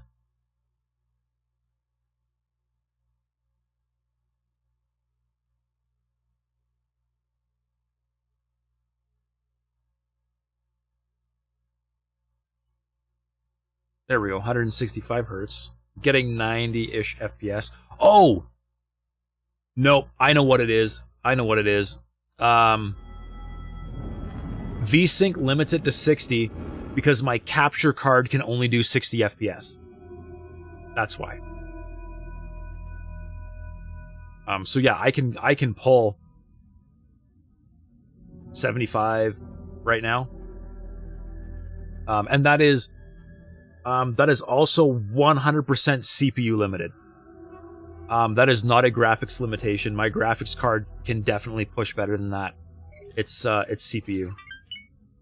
It would look choppy for you guys if it went higher. Probably. I'm gonna re-enable VSync just because.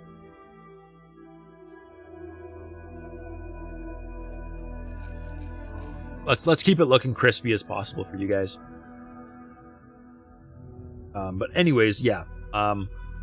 I guarantee you that my 3090 Ti can do better than 70 frames a second in this game. It is a CPU problem. Especially when as soon as I go to map mode, I'm like less than 40.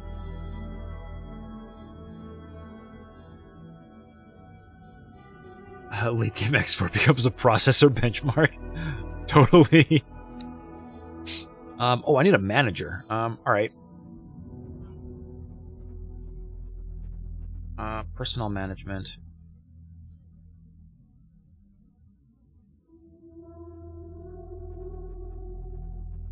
Need somebody that is not a captain. You are a service crew. You are now a manager of the first Boron factory, owned by the Aurelius Corporation. Done deal. Why did you stop? Man, I hate autopilot so much.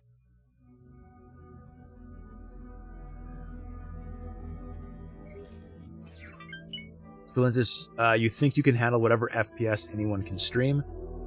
I mean, the stream is a total different thing anyways. I'm pretty sure. I feel like Twitch will only let you do 60 FPS streams anyways, although I guess I could be wrong. But I feel like the limit is 60. Entering system. Heretics End.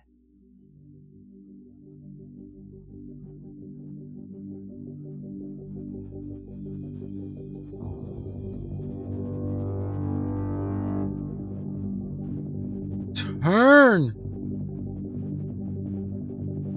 You know, I'm pretty sure this thing's turning is on par with that Helios was. Or Helios's was.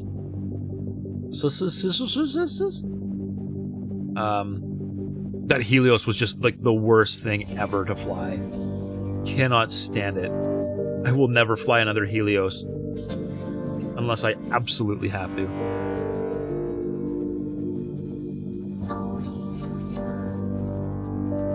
Alright, there's the gate. Hopefully I can dodge my station nicely. Here we go. And...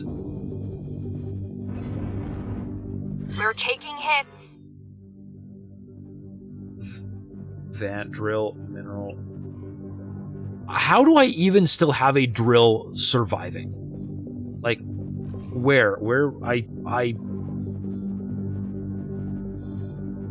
I cannot believe I still own a drill. Map, property, drill. I still have 3?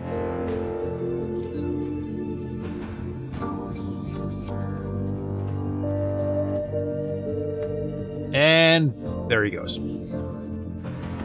These drills, this one here, and this one here, they've been around since like hour 10, and I'm pushing 300. So that's interesting. And their captains are still only 2.5 star. 1 star. You're just holding position? How long have you been holding position for? I don't even care. They deserve a retirement package? Alright, we'll do it. One of them, where is he?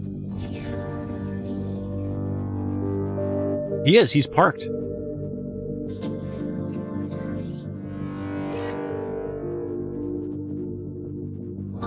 He's in internal storage. See, you are just doing a local auto mine in second contact. That's all you're doing? Alright. He is being offered the retirement package. Let's go. You are being docking wing. The drills are being retired. Only gained 2 stars in all that time. Yeah, I know, right? What did I hit? Over 200 hours of mining. He gained 2 stars. Like, I'm sorry, but no. We need better skill progression.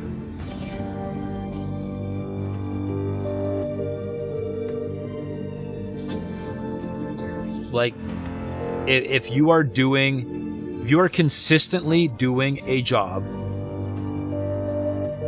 for 100 hours in game, you should be a 5-star. Thinking that needs adjusted? I am thinking that needs adjusted. But Egosoft will not adjust it because in their opinion, everything is working as intended. But I wholeheartedly disagree. The vanilla skill progression barely meets the definition of the word progression. Indeed. It is terrible.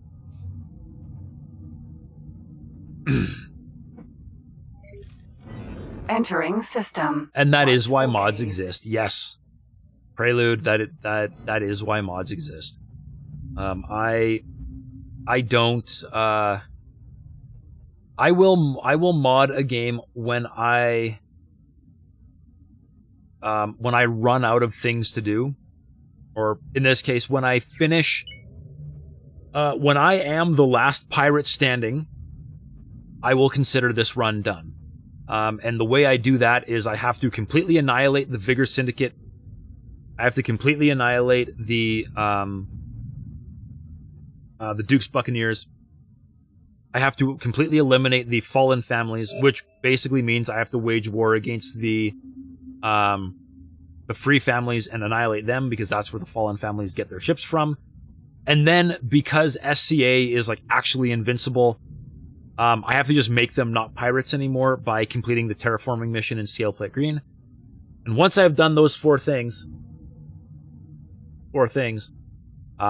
then I will consider this run done. But I'm also in the process of doing all of the Boron stuff. So that's why you just don't use Auto X and there's no issues. What do you mean Auto X? So 10,000 hours in, you finally get your pilots to 5 stars. Yeah, pretty much, Prelude. That's pretty much the way it works. Pandorian, you just put a fleet at the FRF stations that are aggressive to FAF. Kill them before they cloak. Well, see, the thing is... Oh. Can I kill this asteroid? Barren Shores. Yes, I can. Perfect. I was not going to dodge that asteroid, but I might be able to dodge this one. See, the thing, Pandorian, is I would rather not have to have a fleet station, which means I just have to kill the Free Families. The auto mine, auto trade mods. There is one that I think everybody kind of agrees is amazing. I think, what was it called? Tater Trader? Supposedly that one is pretty good. I don't know if it's better than, or like if it's like really like cheaty or not, but I think that one's okay.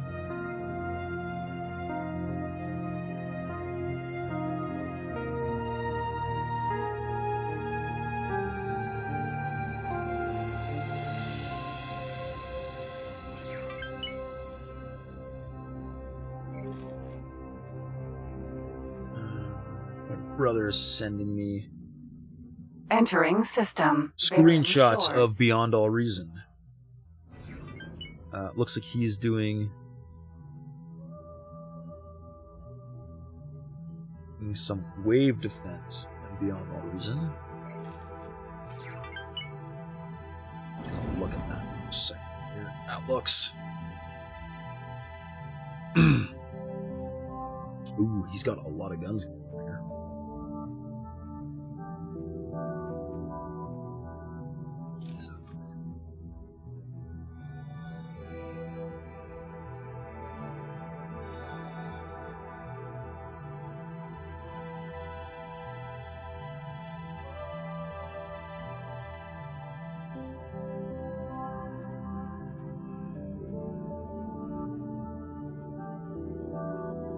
How far away are we? Jump gate. Plenty of time. Reef.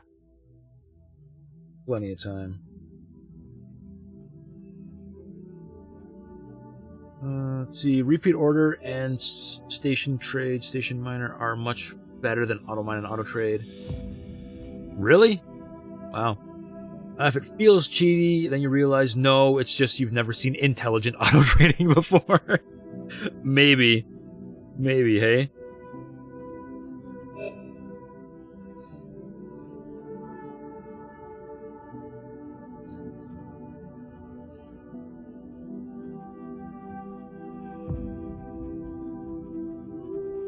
Alright. You don't think lots of mods are cheaty because it's gameplay how you want to? Yeah, I'm... Really? Sonra?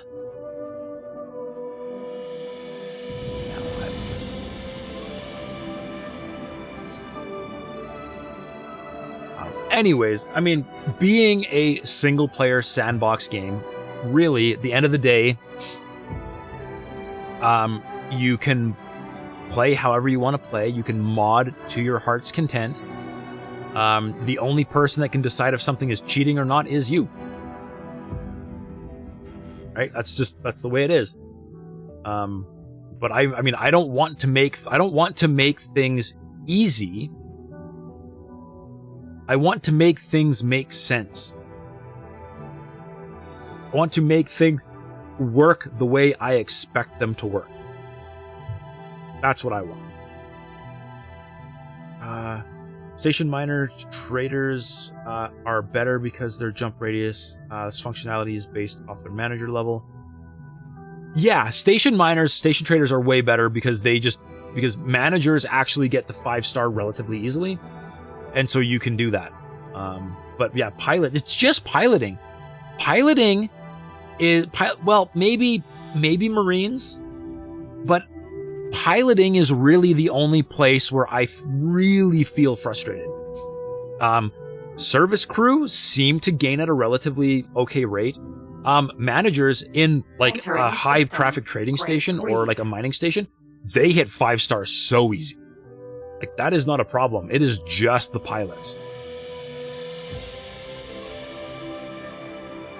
All right, hard turn.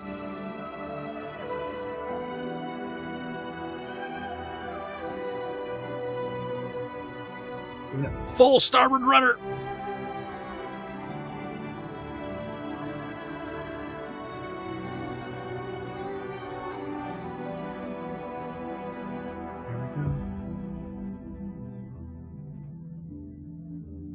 The manager gains XP way faster. That's really the thing. That is really the thing. Yeah. Pilots are just so hard to XP up. The best way you found is fleet near Xenocock bases just constantly getting in fights. They still don't rank up nearly as fast. They don't, no. And there's always the risk of dying because your ship exploding. And the really good pilots end up dying. And the really good pilots aren't even that good. I put Hale, the like 4.5-ish star pilot, in a destroyer, and he just beelined it for a station and died. Like, the high star pilots aren't actually better pilots. Mass pilot training is fairly easy to set up, but mass deployment of those pilots is a pain. Yes, there is the flight school you can build on terraforming worlds that make things easier. But yeah, getting those pilots into your ships sucks. Definitely true. The crew management needs an overhaul. Entering system. Sanctuary of Darkness. All right, here we go.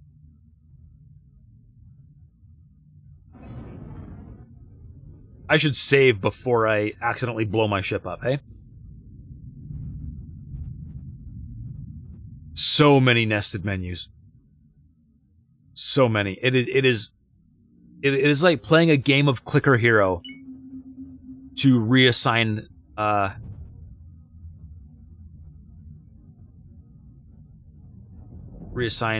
pilots.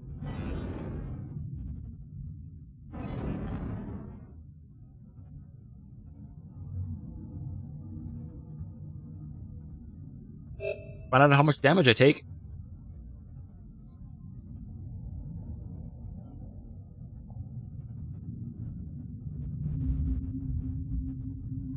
Danger. Hazardous region detected.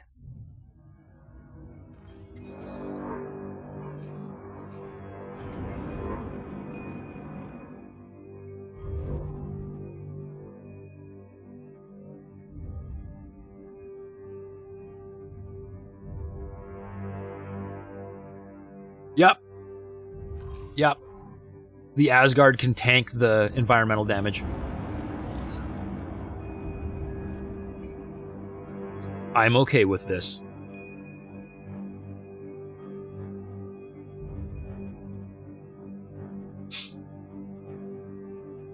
I'm going to call that a success in my books. iStream usually run the book seminar mod that lets you rank them up just via comms. I mean, you can get seminars, but anything more than like a 2-star seminar is extremely rare and very difficult to come across. Danger. Hazardous region detected. You had to do mass pilot reassignment and memorize the dumb keyboard shortcuts. C, 512, down, repeat. Okay, now the old ones are fired, but I need to transfer new ones.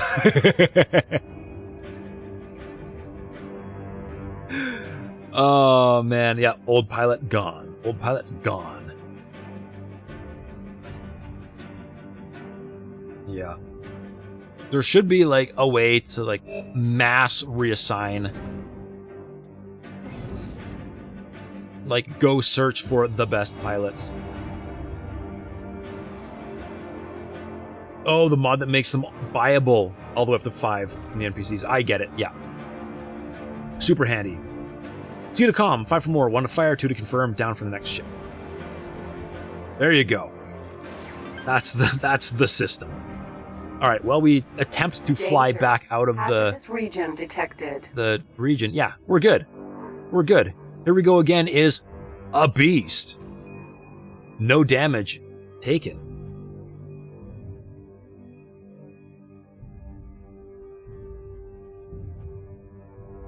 What a beast. What a beast. We've got 3 more emails to read. They are less important email, but they are email nonetheless. Low priority. Galnet. Argon and Boron announced bilateral battle group. With the resumption of their alliance, the Queendom of Boron and the Argon Federation announced the adoption of 2 bilateral battle group fleets. A Boron fleet will be stationed in Federation space, while a Federation fleet will patrol Boron space. This accord is set to improve cooperation between both militaries and project their commitment to their mutual defense pact. Aaron Alba, Foreign Affairs Correspondent, Galnet. Entering system. Did I put the environmental mod on or just shield recharge? I've got the environmental mod on the hull. I don't know if that makes a difference to the shields or not. So chassis, I've got grit. I've got 87% damage reduction from hazardous regions. I don't know if that affects shields. If that affects shields, that's why I'm surviving. But my shield generators have an 18% shield boost.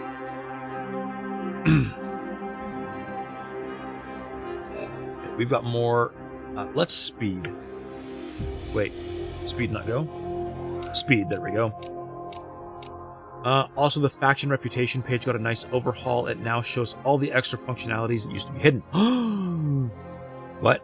Requesting permission to dock. Docking permission granted.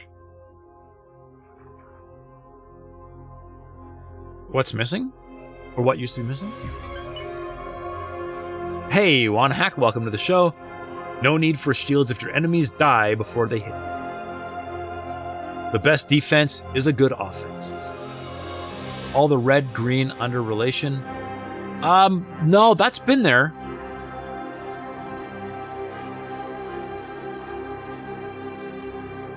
Or do you mean is there more of it now?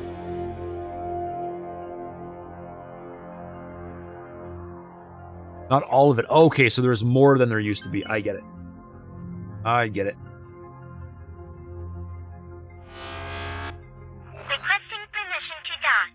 I'm allowed to use the paint mod. Ooh, very cool. I should look at those.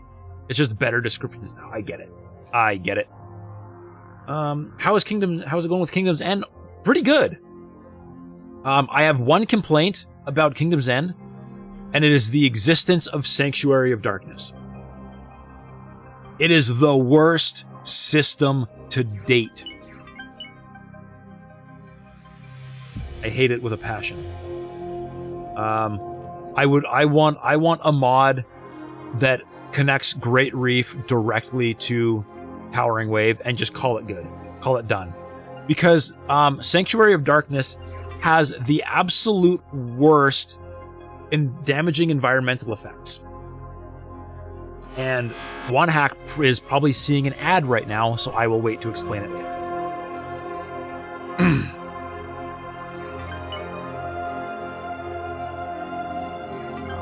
Pirate spotted.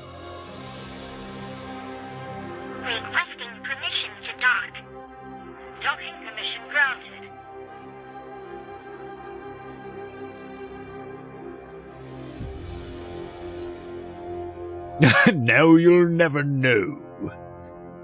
No, I'm not that mean. Pirate spotted.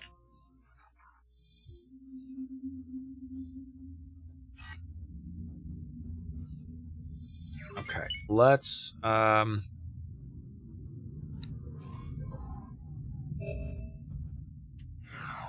stand up from here. Let's send Here We Go Again back to the trading post. Hello. Hello there. Where is Asteroid Hunter? I'm going after.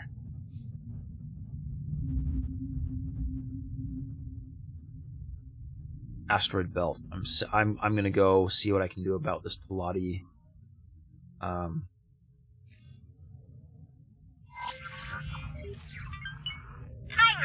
spotted.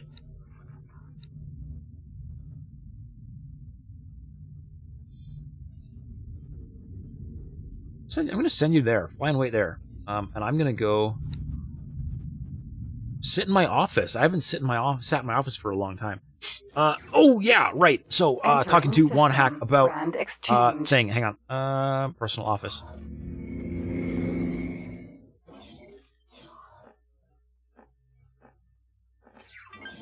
I really failed that parkour. Okay.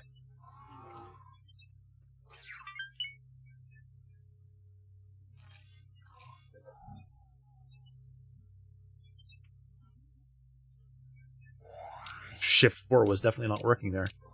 All right. So, sorry, as I was saying, Sanctuary of Darkness has the most brutal, damaging environmental effects of any system to date. They have two corridors of places where you don't get damaged, and those corridors are right here where we've got these highways. But right through the middle is very damaging. Everything around the outside is very damaging. And your L or XL ships will very happily just fly right down the middle and slowly get their hull whittled away until they explode. Ships are just exploding in here. Like there's a Sturgeon just exploded in there. If you order a ship to go somewhere in here, they usually end up flying really far away and exploding to environmental effects. Sanctuary of Darkness has really nice volumetric effects. It looks really pretty. I wish this system never existed. Egosoft really has not learned that their AI are too stupid to avoid hazardous regions. And it's just not okay. I'm not okay with it. I hate it with a burning passion. I hate Sanctuary of Darkness. It's not even just like a challenging area. Like games that are really difficult and frustrating can be exciting and fun because they're difficult and frustrating and a challenge. Environmental effects in X4 are not a challenge. They are arbitrary disasters. And they do not belong in this game.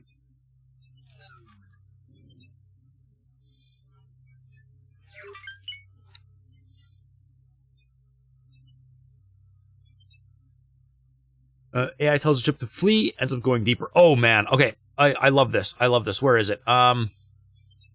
Right here. I have my defense fleet right here. A Xenon K popped through this gate right here, started hitting this Sin. This Sin was like, oh no, we need to run. We're getting hit. It flees through the gate into Xenon territory.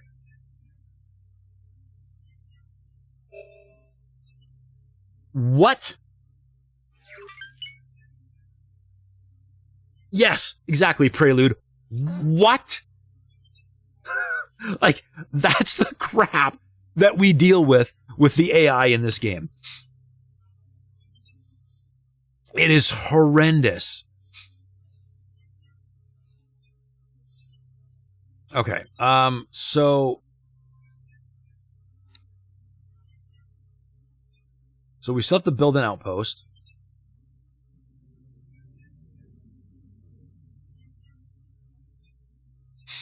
One boron 4 M14S. We've got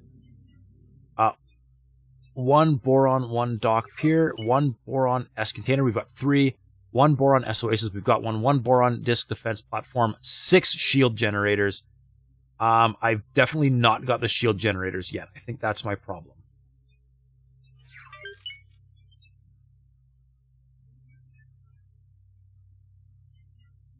You've never run away from hostile aliens into hostile alien territory before? Well, aren't you a smarty pants?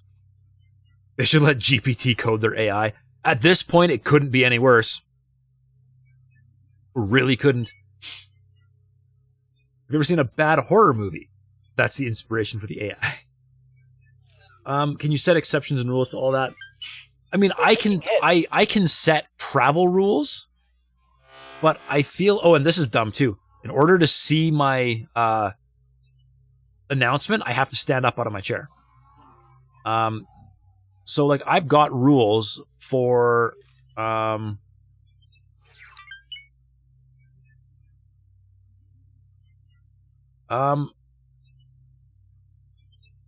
anymore. Sectors owned by... I should do that separately. You can set rules, but it makes things really funky. But yeah, you can do it.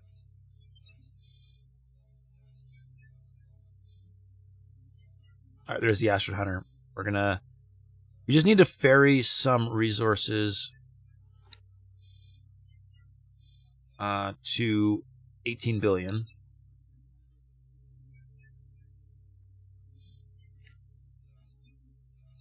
I need to borrow...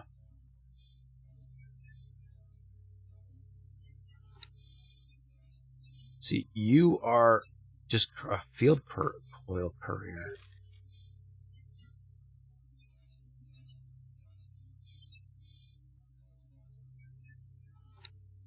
Okay. You.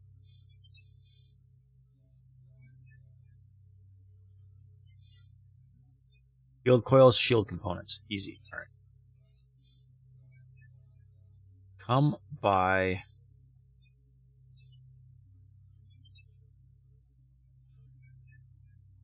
Field coils.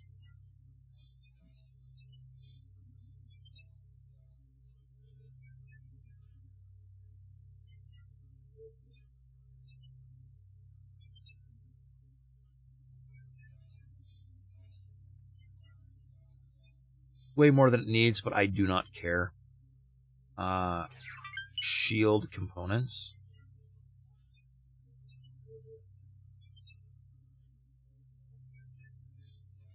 Again, way more than it needs. I do not care.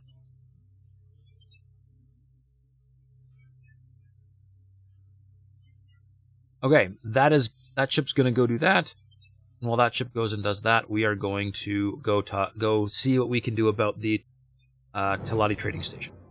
Entering system. Open market. And yes, I know I'm over time, but I'm going to go until that station is built.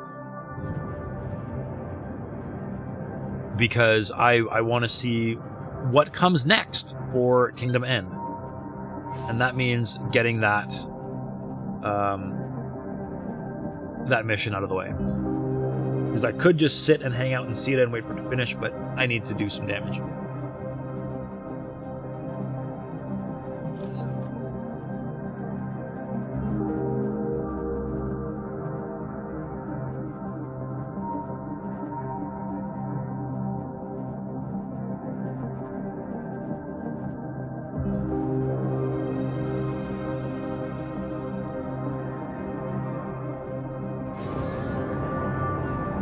Literally no bad guys.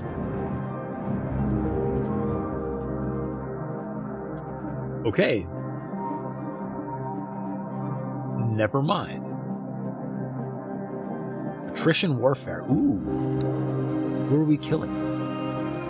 Holy Order. Nope. I'm friends with them.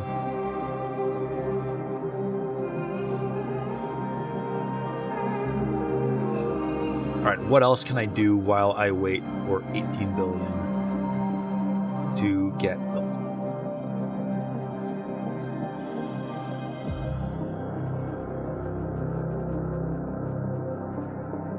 Oh, look at that. 3 families are trading with the Talati.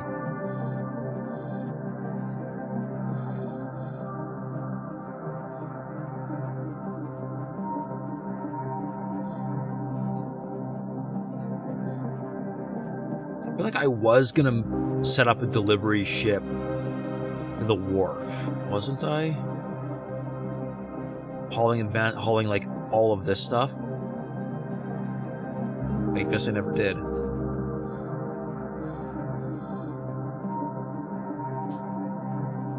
So if the Asgard can survive the hazard, here's the plan. Every ship has to dock with the Asgard and be ferried across Sanctuary of Darkness. Oh. If the game had that kind of automation rules in place to just set that up and make it happen, that would be amazing.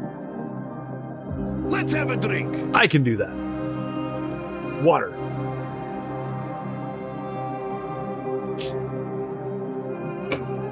Now I'm just dreaming. I know, it's too much to ask. But I want it! Alright, we're going turbo mode. I want to find this, Oh, look, my Merc Vanguard that could have done the whole thing, but didn't. Because I didn't know he existed. Requesting permission to dock. Docking permission granted.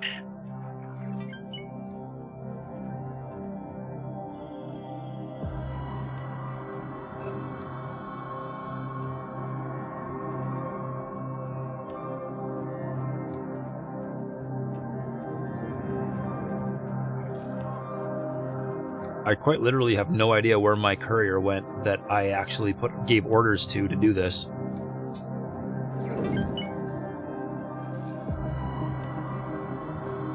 Nope, don't see.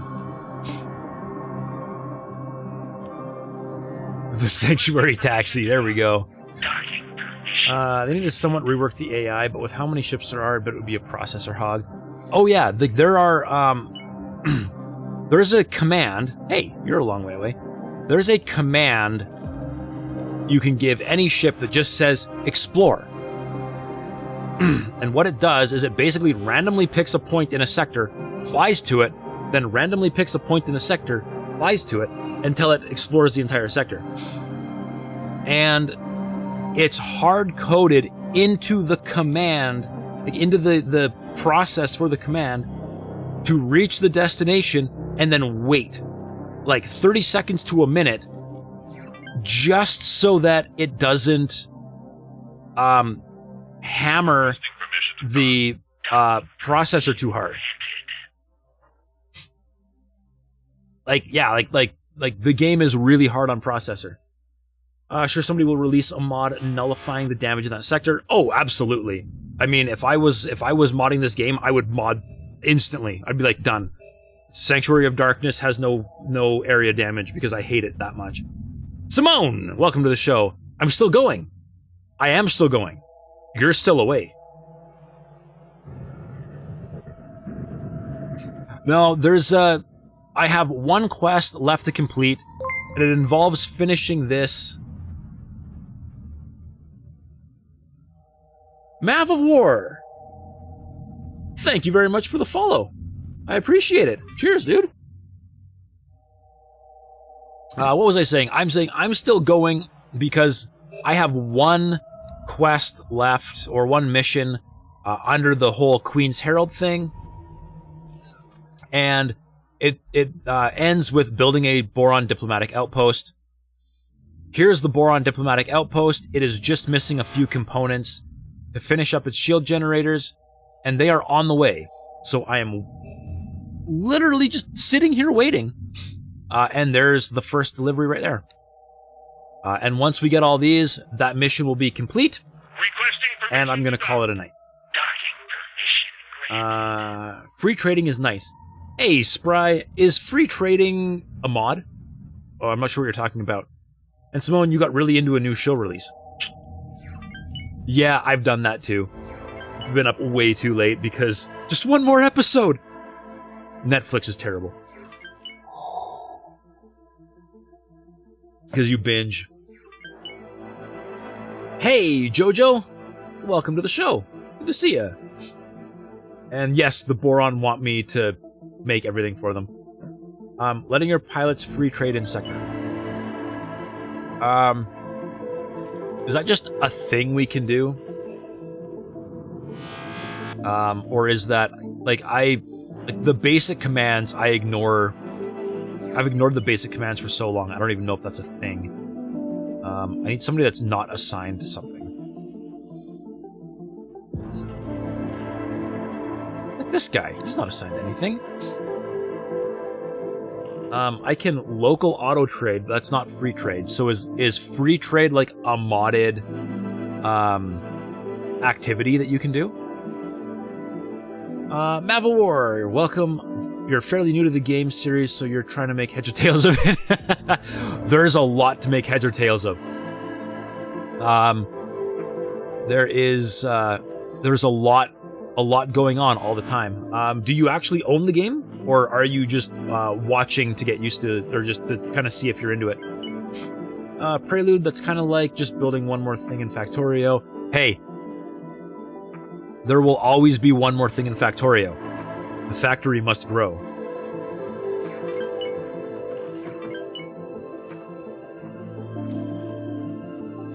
No, it's older, but you got hooked on Love, Death, and Robots. I have not watched that yet, but yeah, I've heard it's very good. Mavawar, you got it through the sale they've got going on. Cool. Base game or any of the DLC with it?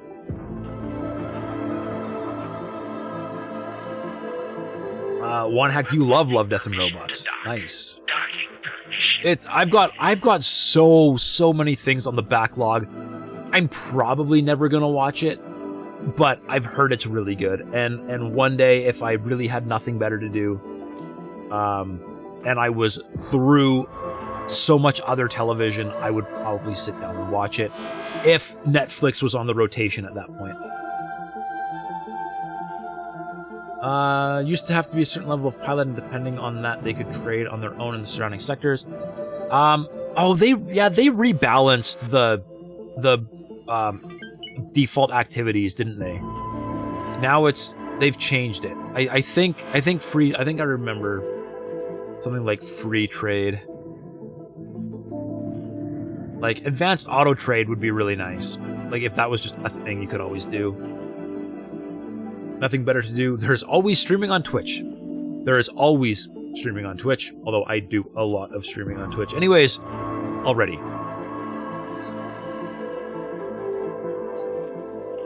And it does take, streaming does actually take a fair bit of mental energy to just constantly keep up the pace, the conversation, all that fun stuff.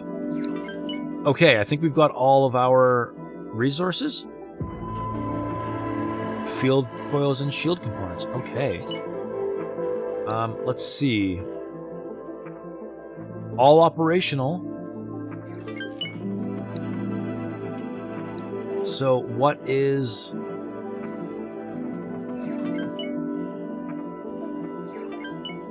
what's missing?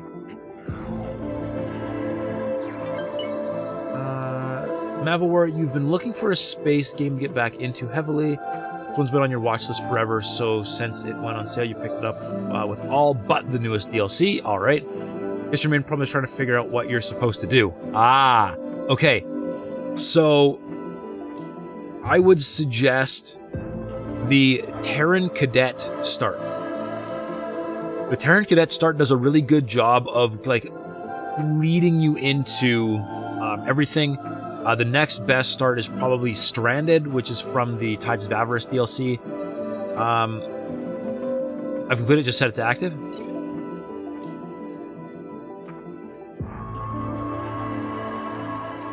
Great work. The Boron Queendom will now be able to establish diplomatic relations with the Telati Company. In addition to your reinforcements, reimbursement for the station building expenses. Her Majesty wishes to provide you with a new ship as a bonus. Ooh. You will be able to find and claim a new Corvette at your station. At my station. Perfect. So the Queendom is open for business. That should draw some Teladi attention. Nice. All right. Go claim the Hydra Regal.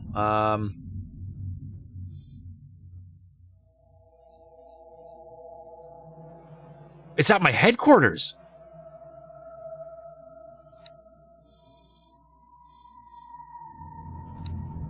I can totally just teleport to it. Heck yes. Anyway, sorry, what I was saying, Mavawar. Those two starts, Terran Cadet and Stranded. I mean, Stranded, I think, is a little bit iffy. I've never actually done it myself, but once you get into the Arcadian Endeavor, it does a really good job of, like, holding your hand through most of the basic mechanics of the game. Grand exchange. And... Excellent. We have completed the Queen's missions. Let us head back to Queen Polyphides to find our reward. Yes, Good luck with that. But I don't think there is much for me to learn. I'll dive right back into evaluating the capabilities of the Boron military before anyone else puts an analysis on the market. Always working. Always working. All right. Let's go see. Let's go see what Polyphides has to say.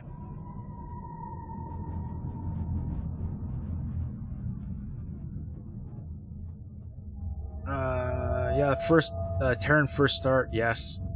Your missions that don't get into war, you will start with a weak ship, need to buy new equip like better first. Also Xenon K and Iron XL ships and not like L, most destroyers.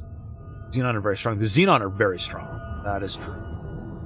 But yeah, I do believe that the Terran Cadet is a good start. That or, I mean, Flight School. The Flight School is very a very good thing to like work your way through, like learning basics of things. I think there's flight schools for a lot of that stuff. I really wish they hadn't changed the thing where you drop out a travel drive when you go through an accelerator.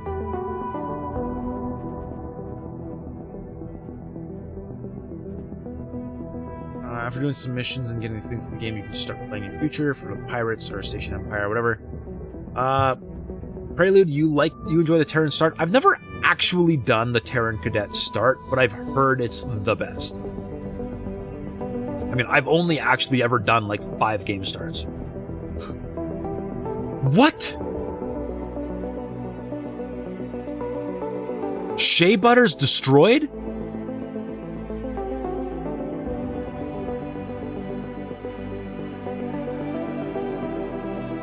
The Terran are destroying the Argonne Wharf? Man, what have I done? I started a brutal war.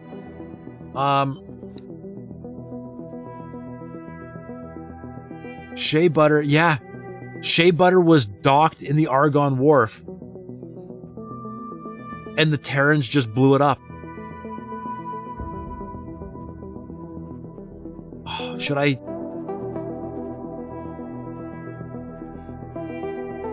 save scum over that? I just got an autosave. I'm reloading and I'm gonna see if I can get that ship out of there. That's not cool. Jojo, your favorite start is the second split start. At 5.1, don't know if 6.0 is still your favorite anymore. What's going on? Oops. Yeah, oops. I'm gonna do unification and sick them on everybody. I mean, second split start is really hard on 5.0 because the split usually die really early. The split constantly just get absolutely shreked by the Xenon. That is supposed to be better in 6.0, actually. The split are supposed to be able to hold their own against the Xenon better now.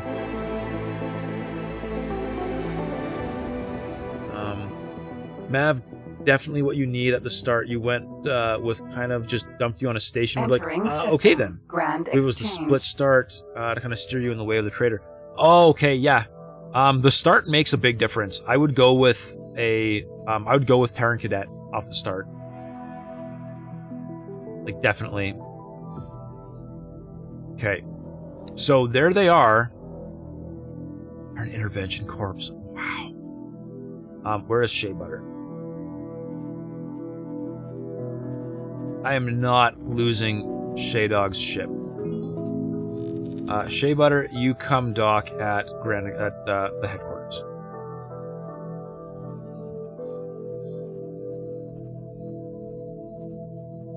I really hope he gets out of there in time.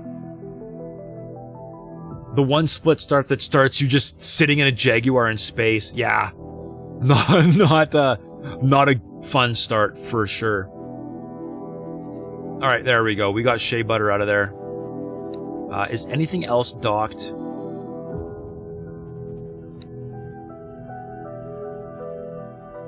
A Mercury Vanguard. Let's just fly him out.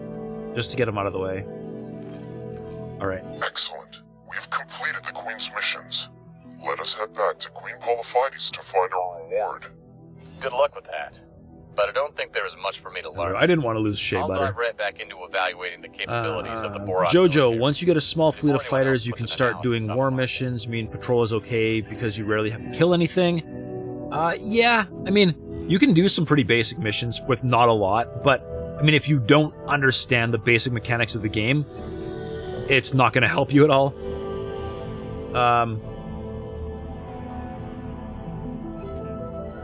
But what about Bzzzt?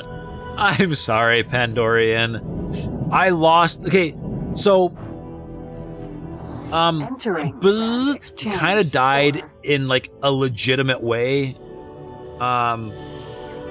Like, he was patrolling a sector, like guarding a sector, and a Xenon K took him out. I had Shea Butter parked at the wharf specifically to protect him. Not expecting the Argon, the Terran Protectorate to do the stupidity that they are doing right now. Like, I'm actually really shocked at the economic powerhouse that is the Protectorate. They are really giving her right now. Uh-oh. Although it does make me think I need to just steal more Asgards, because they seem to have too many of them. Most starts you are in a ship with a shield Mark 1, engine Mark 1, weapon Mark 1, and you can't deal much damage, you know. You won't be able to run away in case you need to escape. Prelude, you were thinking the Bzzzt was a No Man's Sky reference. No, the Bzzzt was an Asgard that was named. Because you can use channel points and you can name ships.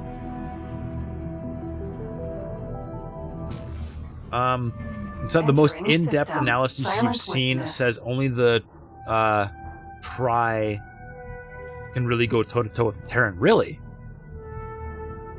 What if I feed the Argon and the Antigone lots of resources and I don't trade with the Terrans? Probably won't help, but just looking for excuses, you know? Wait, I'm going that way. Going the wrong way here. Missed it again. Alright.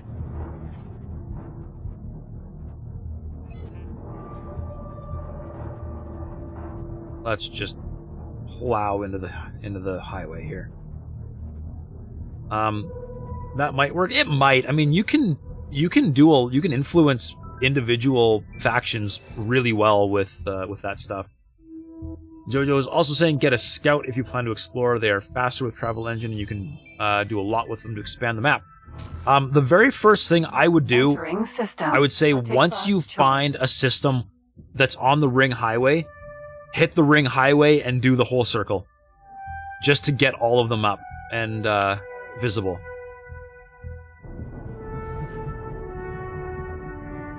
That is my recommendation. Terran will be contained, but you don't think I'll see invasions. The Sin and the Asgard are just really strong. The Sin and the Asgard are...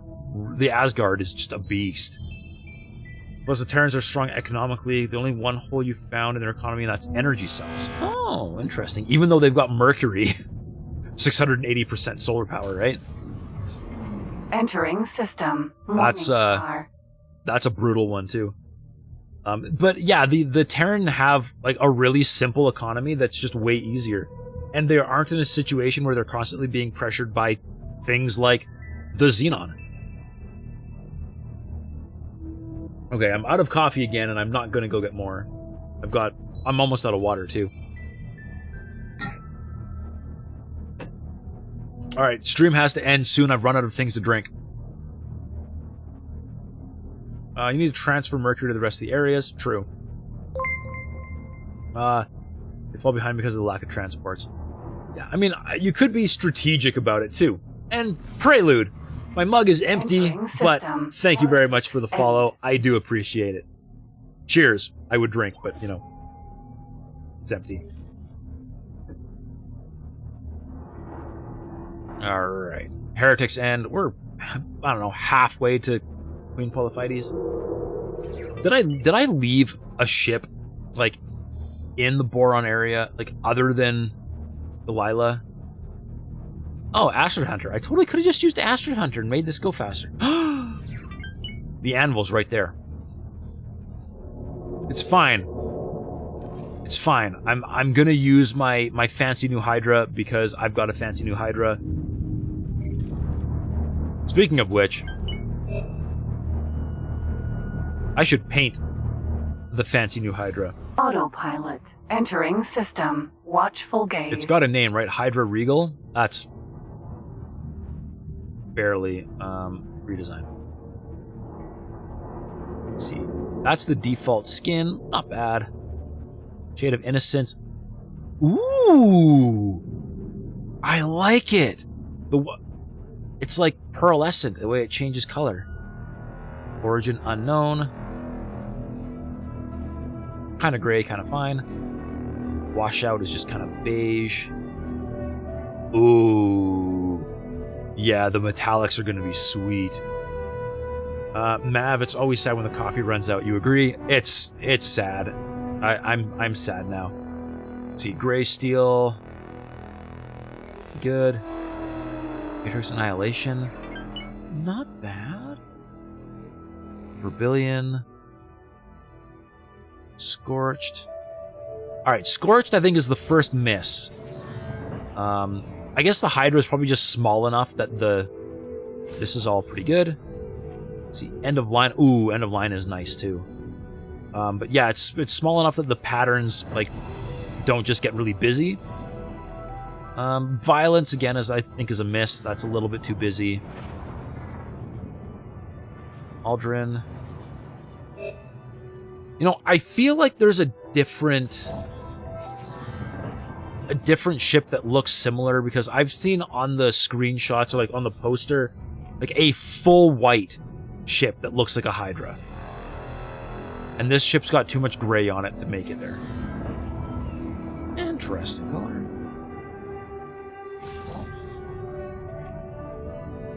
Oh wait, Cascade Alpha and Sinister Fume don't really change much. Oh right, because the blue is actually in the Boron ship. Oh, sorry Jojo, I'm ignoring you. Started streaming the Boron second start. You have a Thrasher and M-Fighter ship with lots of weapons, but Boron doesn't have many business opportunities. Yeah, it's a problem. They need water. Water ship is very expensive. When you just start, a trader ship is the way to go, but then you need to create repeat order. Adjust the order every time the market adjusts to your contribution. Yeah, if you're not making it yourself, that can be a real trick. JVC looks okay. It's a very advanced start, you would say. Yeah. Smokestack, pretty orange. Also, the Boron start requires you to complete the first start. Yeah, the expedition or whatever start has to go first. Relic Hunter is pretty good. Alpha Zone. Bubble Up. That's definitely a unique one. Jagged Amethyst. Entering system. Barren Shores. Checkmate. Roy. I don't mind Kilroy, but I would put Kilroy on a bigger ship, I think. Alright, let's see. Intermediates. Foundation X, again with the kind of color shifting is pretty good. Roadkill, not bad. The Buzz. I like the way these apply. Legitimate business. Like, the problem with the metallics is the blue texture and like just the way the texturing sticks out. Ooh, I like Cold Metal. Rising Star, Wood Valley, Exceptional, Captain Pearl. See, if it would paint the gray bits as well, I would probably use it. Let's go with. Let's do a Cold Metal. We're installing Cold Metal. There we go. I am now flying a Cold Metal Hydra. And the Smart Chips is under attack. I'm not surprised. Pandorian, you don't need to do first boron start to unlock the second. Any start can finish the reconnection. Oh! Yeah, you have to do the reconnection mission. That's the trick. It's sad, but with that serious benchmark going on, you should be able to perk more coffee from the processor. Broadcast from the Queendom of Boron. Oh, here we go. We're getting the thing saying, to announce Her Talati. Majesty Queen Polyphides. We are pleased to announce the re-establishment of diplomatic relations with the Talati Company.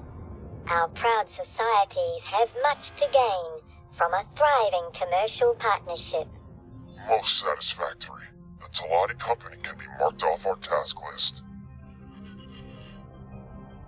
That's all of them. But you know, actually, Prelude, I gotta say this processor actually doesn't get super hot. I've got an extremely oversized AIO for it, and it cools really well. Jojo the Thrasher is an M fighter, a very slow ship despite reaching 5,000 meters per second. If you want to explore the open map, use the ship for trade. Seems Boron engines are slow to accelerate and reach the engine's maximum speed, unlike the Terran engines. Alright, now the autopilot should go for the highway and avoid taking damage. We'll see. Your Highness.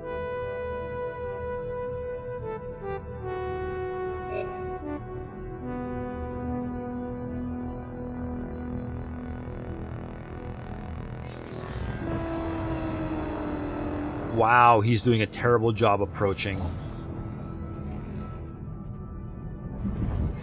There we go.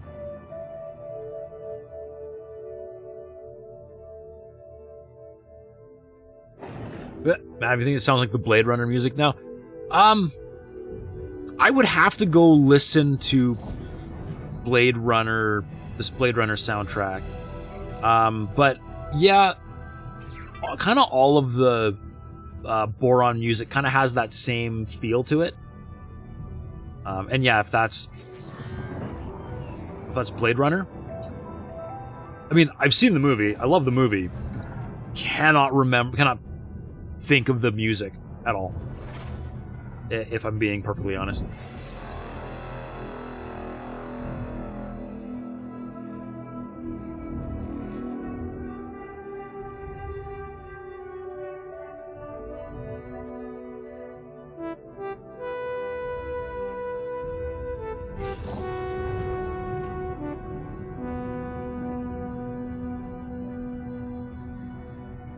Alright, well, I didn't explode, but this sector still sucks for L ships. Entering so. system. Kingdom End. I love Kingdom End.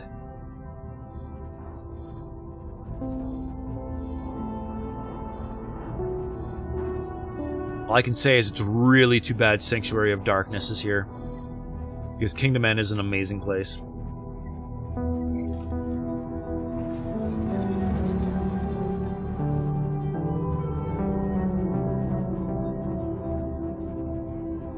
Got a little ways to go. It's also too bad that there isn't just another accelerator loop here, going like from here to here.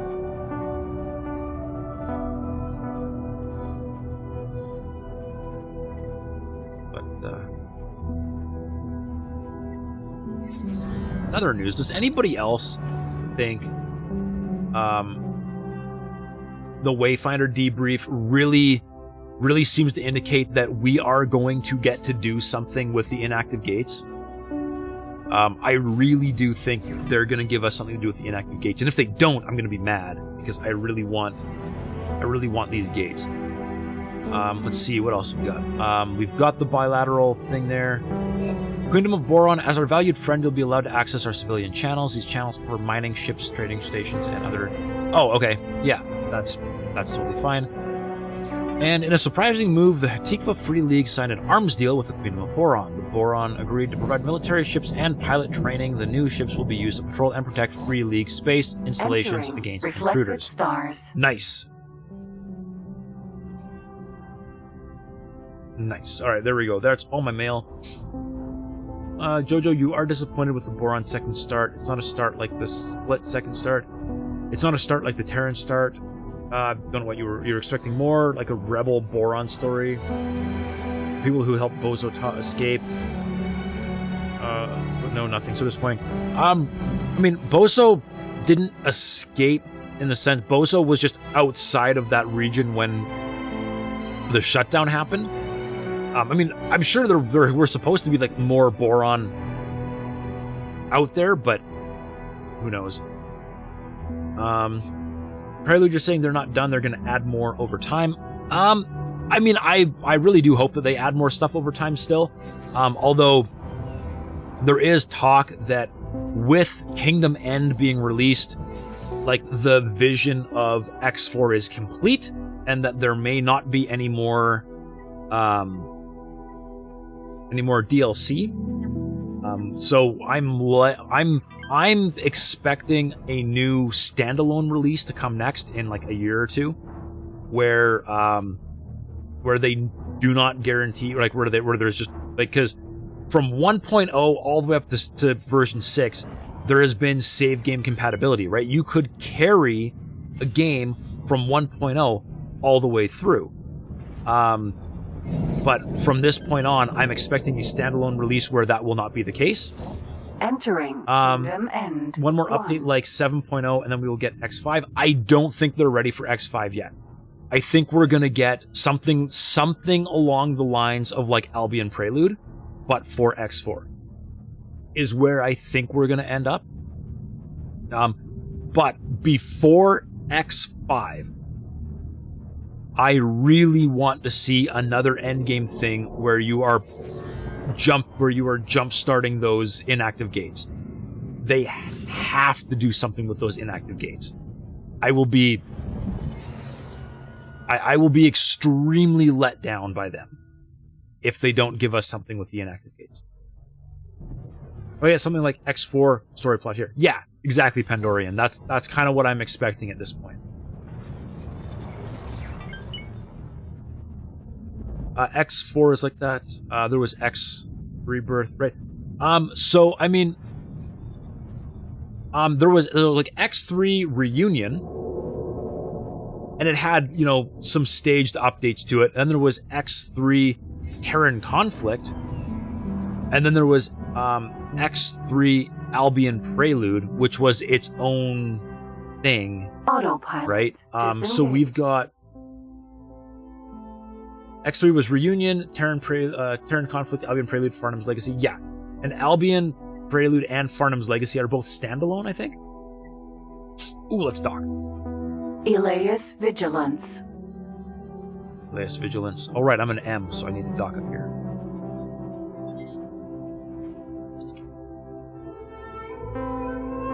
Oh, they definitely did not give me a docking computer. It's disappointing.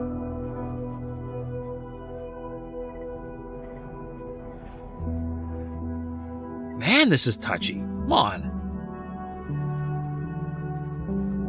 There we go. I think we're going to get a couple more updates. They make money selling DLC even if they start working on the next game. Yep, they are standalone, but they still use the core game files. Yes, they do add core game files, but it also gives them the opportunity. 1 second.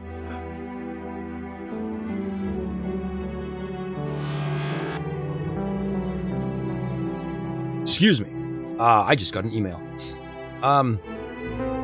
They do use the core game files, but it does give them the opportunity to do like some real major engine updates that you couldn't necessarily do the way they've been doing them so far. Queendom establishes diplomatic relations. Since its reconnection to Commonwealth space, the Queendom of Boron has worked to re-establish diplomatic ties with all major powers. The Boron are now maintaining cordial relations with most factions. Most notably, Queendom of Boron reinvigorated its alliance with the Aragon Federation. However, an attempt to end hostilities between Boron and Split failed. After its diplomatic outreach, the Queendom of Boron is now considered a well-established within the Commonwealth. It only took 12 hours. Well done, Boron. Alright. We're gonna go talk to Polyphides. Wait. Hydra, Regal. Oh, Hydra Regal is actually its own thing. It's not actually just a Hydra.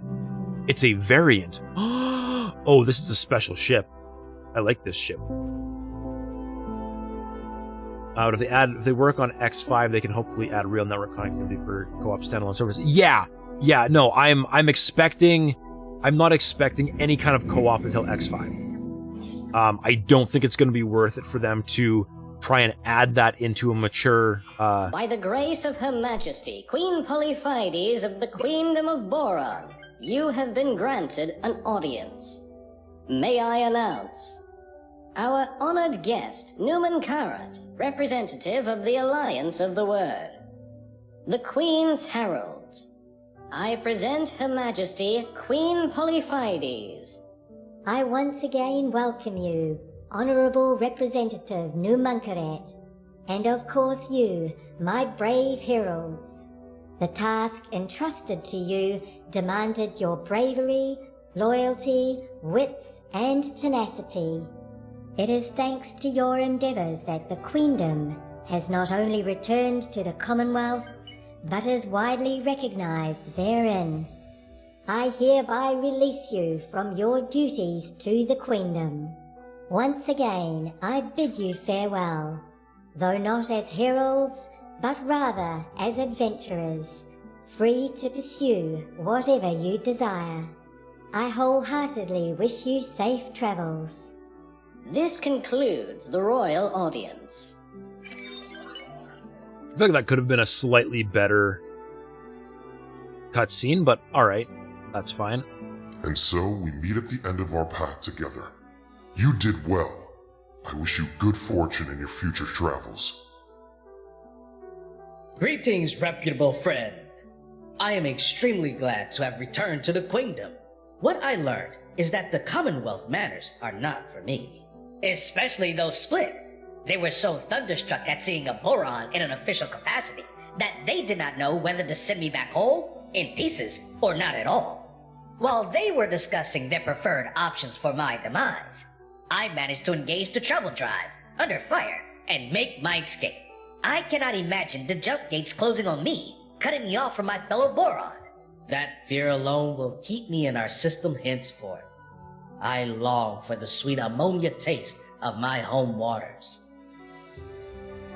Renowned friend, the time has come to carve out our own path. For my journal, I will first visit the Alliance of the Word to learn about its place within the Commonwealth. I want to learn about everyone who is out there, beyond our gate network. Those who are still adrift, but in contact through messenger drones. And maybe those lost without trace. It will be a lifetime's work. Alright. Jojo, you don't think they're ever going to add co-op? Definitely not to X4, I don't think, but I do really hope X5 gets it. Or Prelude thinks we're going to get an MMO. I kind of hope not. I'm not really an MMO guy, and I would hate to, with the really, really slow release schedule of Egosoft, I would really hate to have to skip a game. New Man Carrot. I mean, New Man Carrot. Yeah, sure, New Man Carrot. That works. Second Boron start right here. Skip the whole quest to open the Boron Gate. Second quest at the beginning of the Herald missions. You know, Steam has all the API to implement the co-op. But I don't... The engine would not support co-op. I talked to Polyphides. I wholeheartedly wish you safe travels. That's all you say? Boring. Our honored guests. That's all he says? Alright, well, that's fine. Alright, back to my ship. Hello there. Adventurer extraordinaire, Neela! Marvelous news, my friend. The Boron aid to the provinces once adrift has been a phenomenal success. There is still much more to do, but I have been convinced that this matter is in competent Finns. There is a growing movement of historians, scientists, and politicians who are exploring the possibility of replicating the Jumpgate experiments to find other systems that are still disconnected and adrift. All this is such a relief, yet with the struggle over, I cannot help feeling somewhat useless. I have also reconnected with some family on Nishala. They are urging me to visit them, and I may spend some time on the planet. I am uncertain how long I can be planet-bound before the urge to return to space overtakes me. It may take some time. So for now, at least, this is goodbye. Thank you, and farewell, brave explorer. Farewell, Neela T. You're kind of like my favorite Boron. Let's see... Mav, modders did make Skyrim... that's right! I completely forgot about Skyrim Together. I get, you know... Yeah. I mean, I guess anything is possible, isn't it? It could happen, yeah.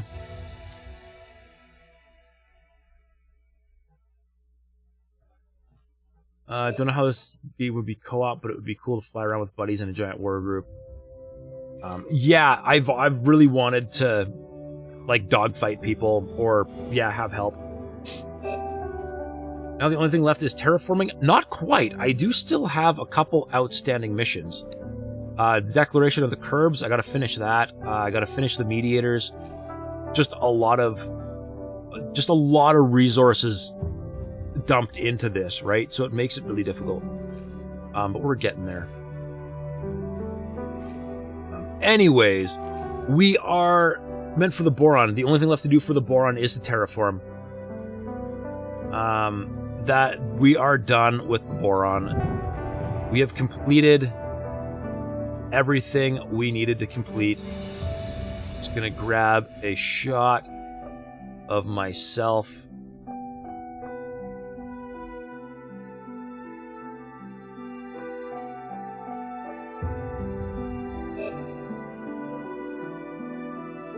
Saying goodbye.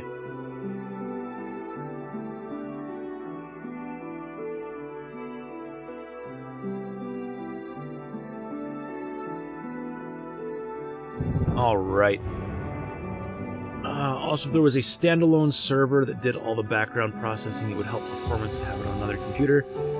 I bet, yeah. I bet it would. I could see it. It depends how well serving it would do. Latrang 104, thank you very much for the follow. I appreciate it. My coffee mug is empty, but cheers to you anyways. Alright, well, if you still want to see the game saves, not tonight probably. It's way overdue for me to get out of here.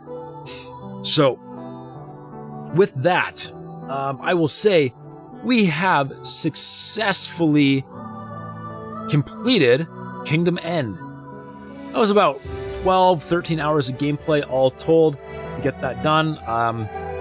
Would have been more if I didn't have all the resources of my previous start. But there we go. We did it. We did the thing. We have experienced Kingdom End. And now all that's left to do is raid and pillage and steal and collect all of the Boron ships for my own use, because I am a pirate. But that will be next time. So I am once again probably not going to see you guys tomorrow, because this has been 3 days in a row and I really don't feel like getting up early to come back on and do this again. So I'm likely going to see you all on Monday, and it's kind of 50-50 whether that's going to be more Kingdom End or Avorion, because I have been neglecting Avorion a little bit. So we'll see where that goes. But until Monday, as always, I have been Kanan Frost. You all have been awesome. Thank you all very much to all of the awesome follows. You are great people. Stellantis, Supermodded, Peace Gang, Mavalwar, Prelude Linux, Latrang. Thank you very much. You people are awesome. And as always, also, feel free to come hang out on Discord. We talk about a lot more than just X4, but we do talk about X4 a lot as well. And there are, we're up to like 6 or 7 other content creators, so there's something for just about everybody over there. So come hang out, say hi. Love to see you there. And normally there's 4 things I say. I've said 2. What have I said? ADHD is a wonderful thing. As always, I've been Kanan Frost. Thank you all very much for watching. You all have been awesome. There we go. That's the thing. Thank you for the follows. Thank you all very much for watching. And have a good night.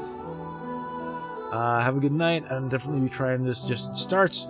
Good to hear. I'm looking forward to seeing how that all goes, Mav. And just for anybody that wants, I said the thing. What was the thing? I said all the things. All right. I'll see if I can raid somebody, but if not, farewell. Talk to y'all later.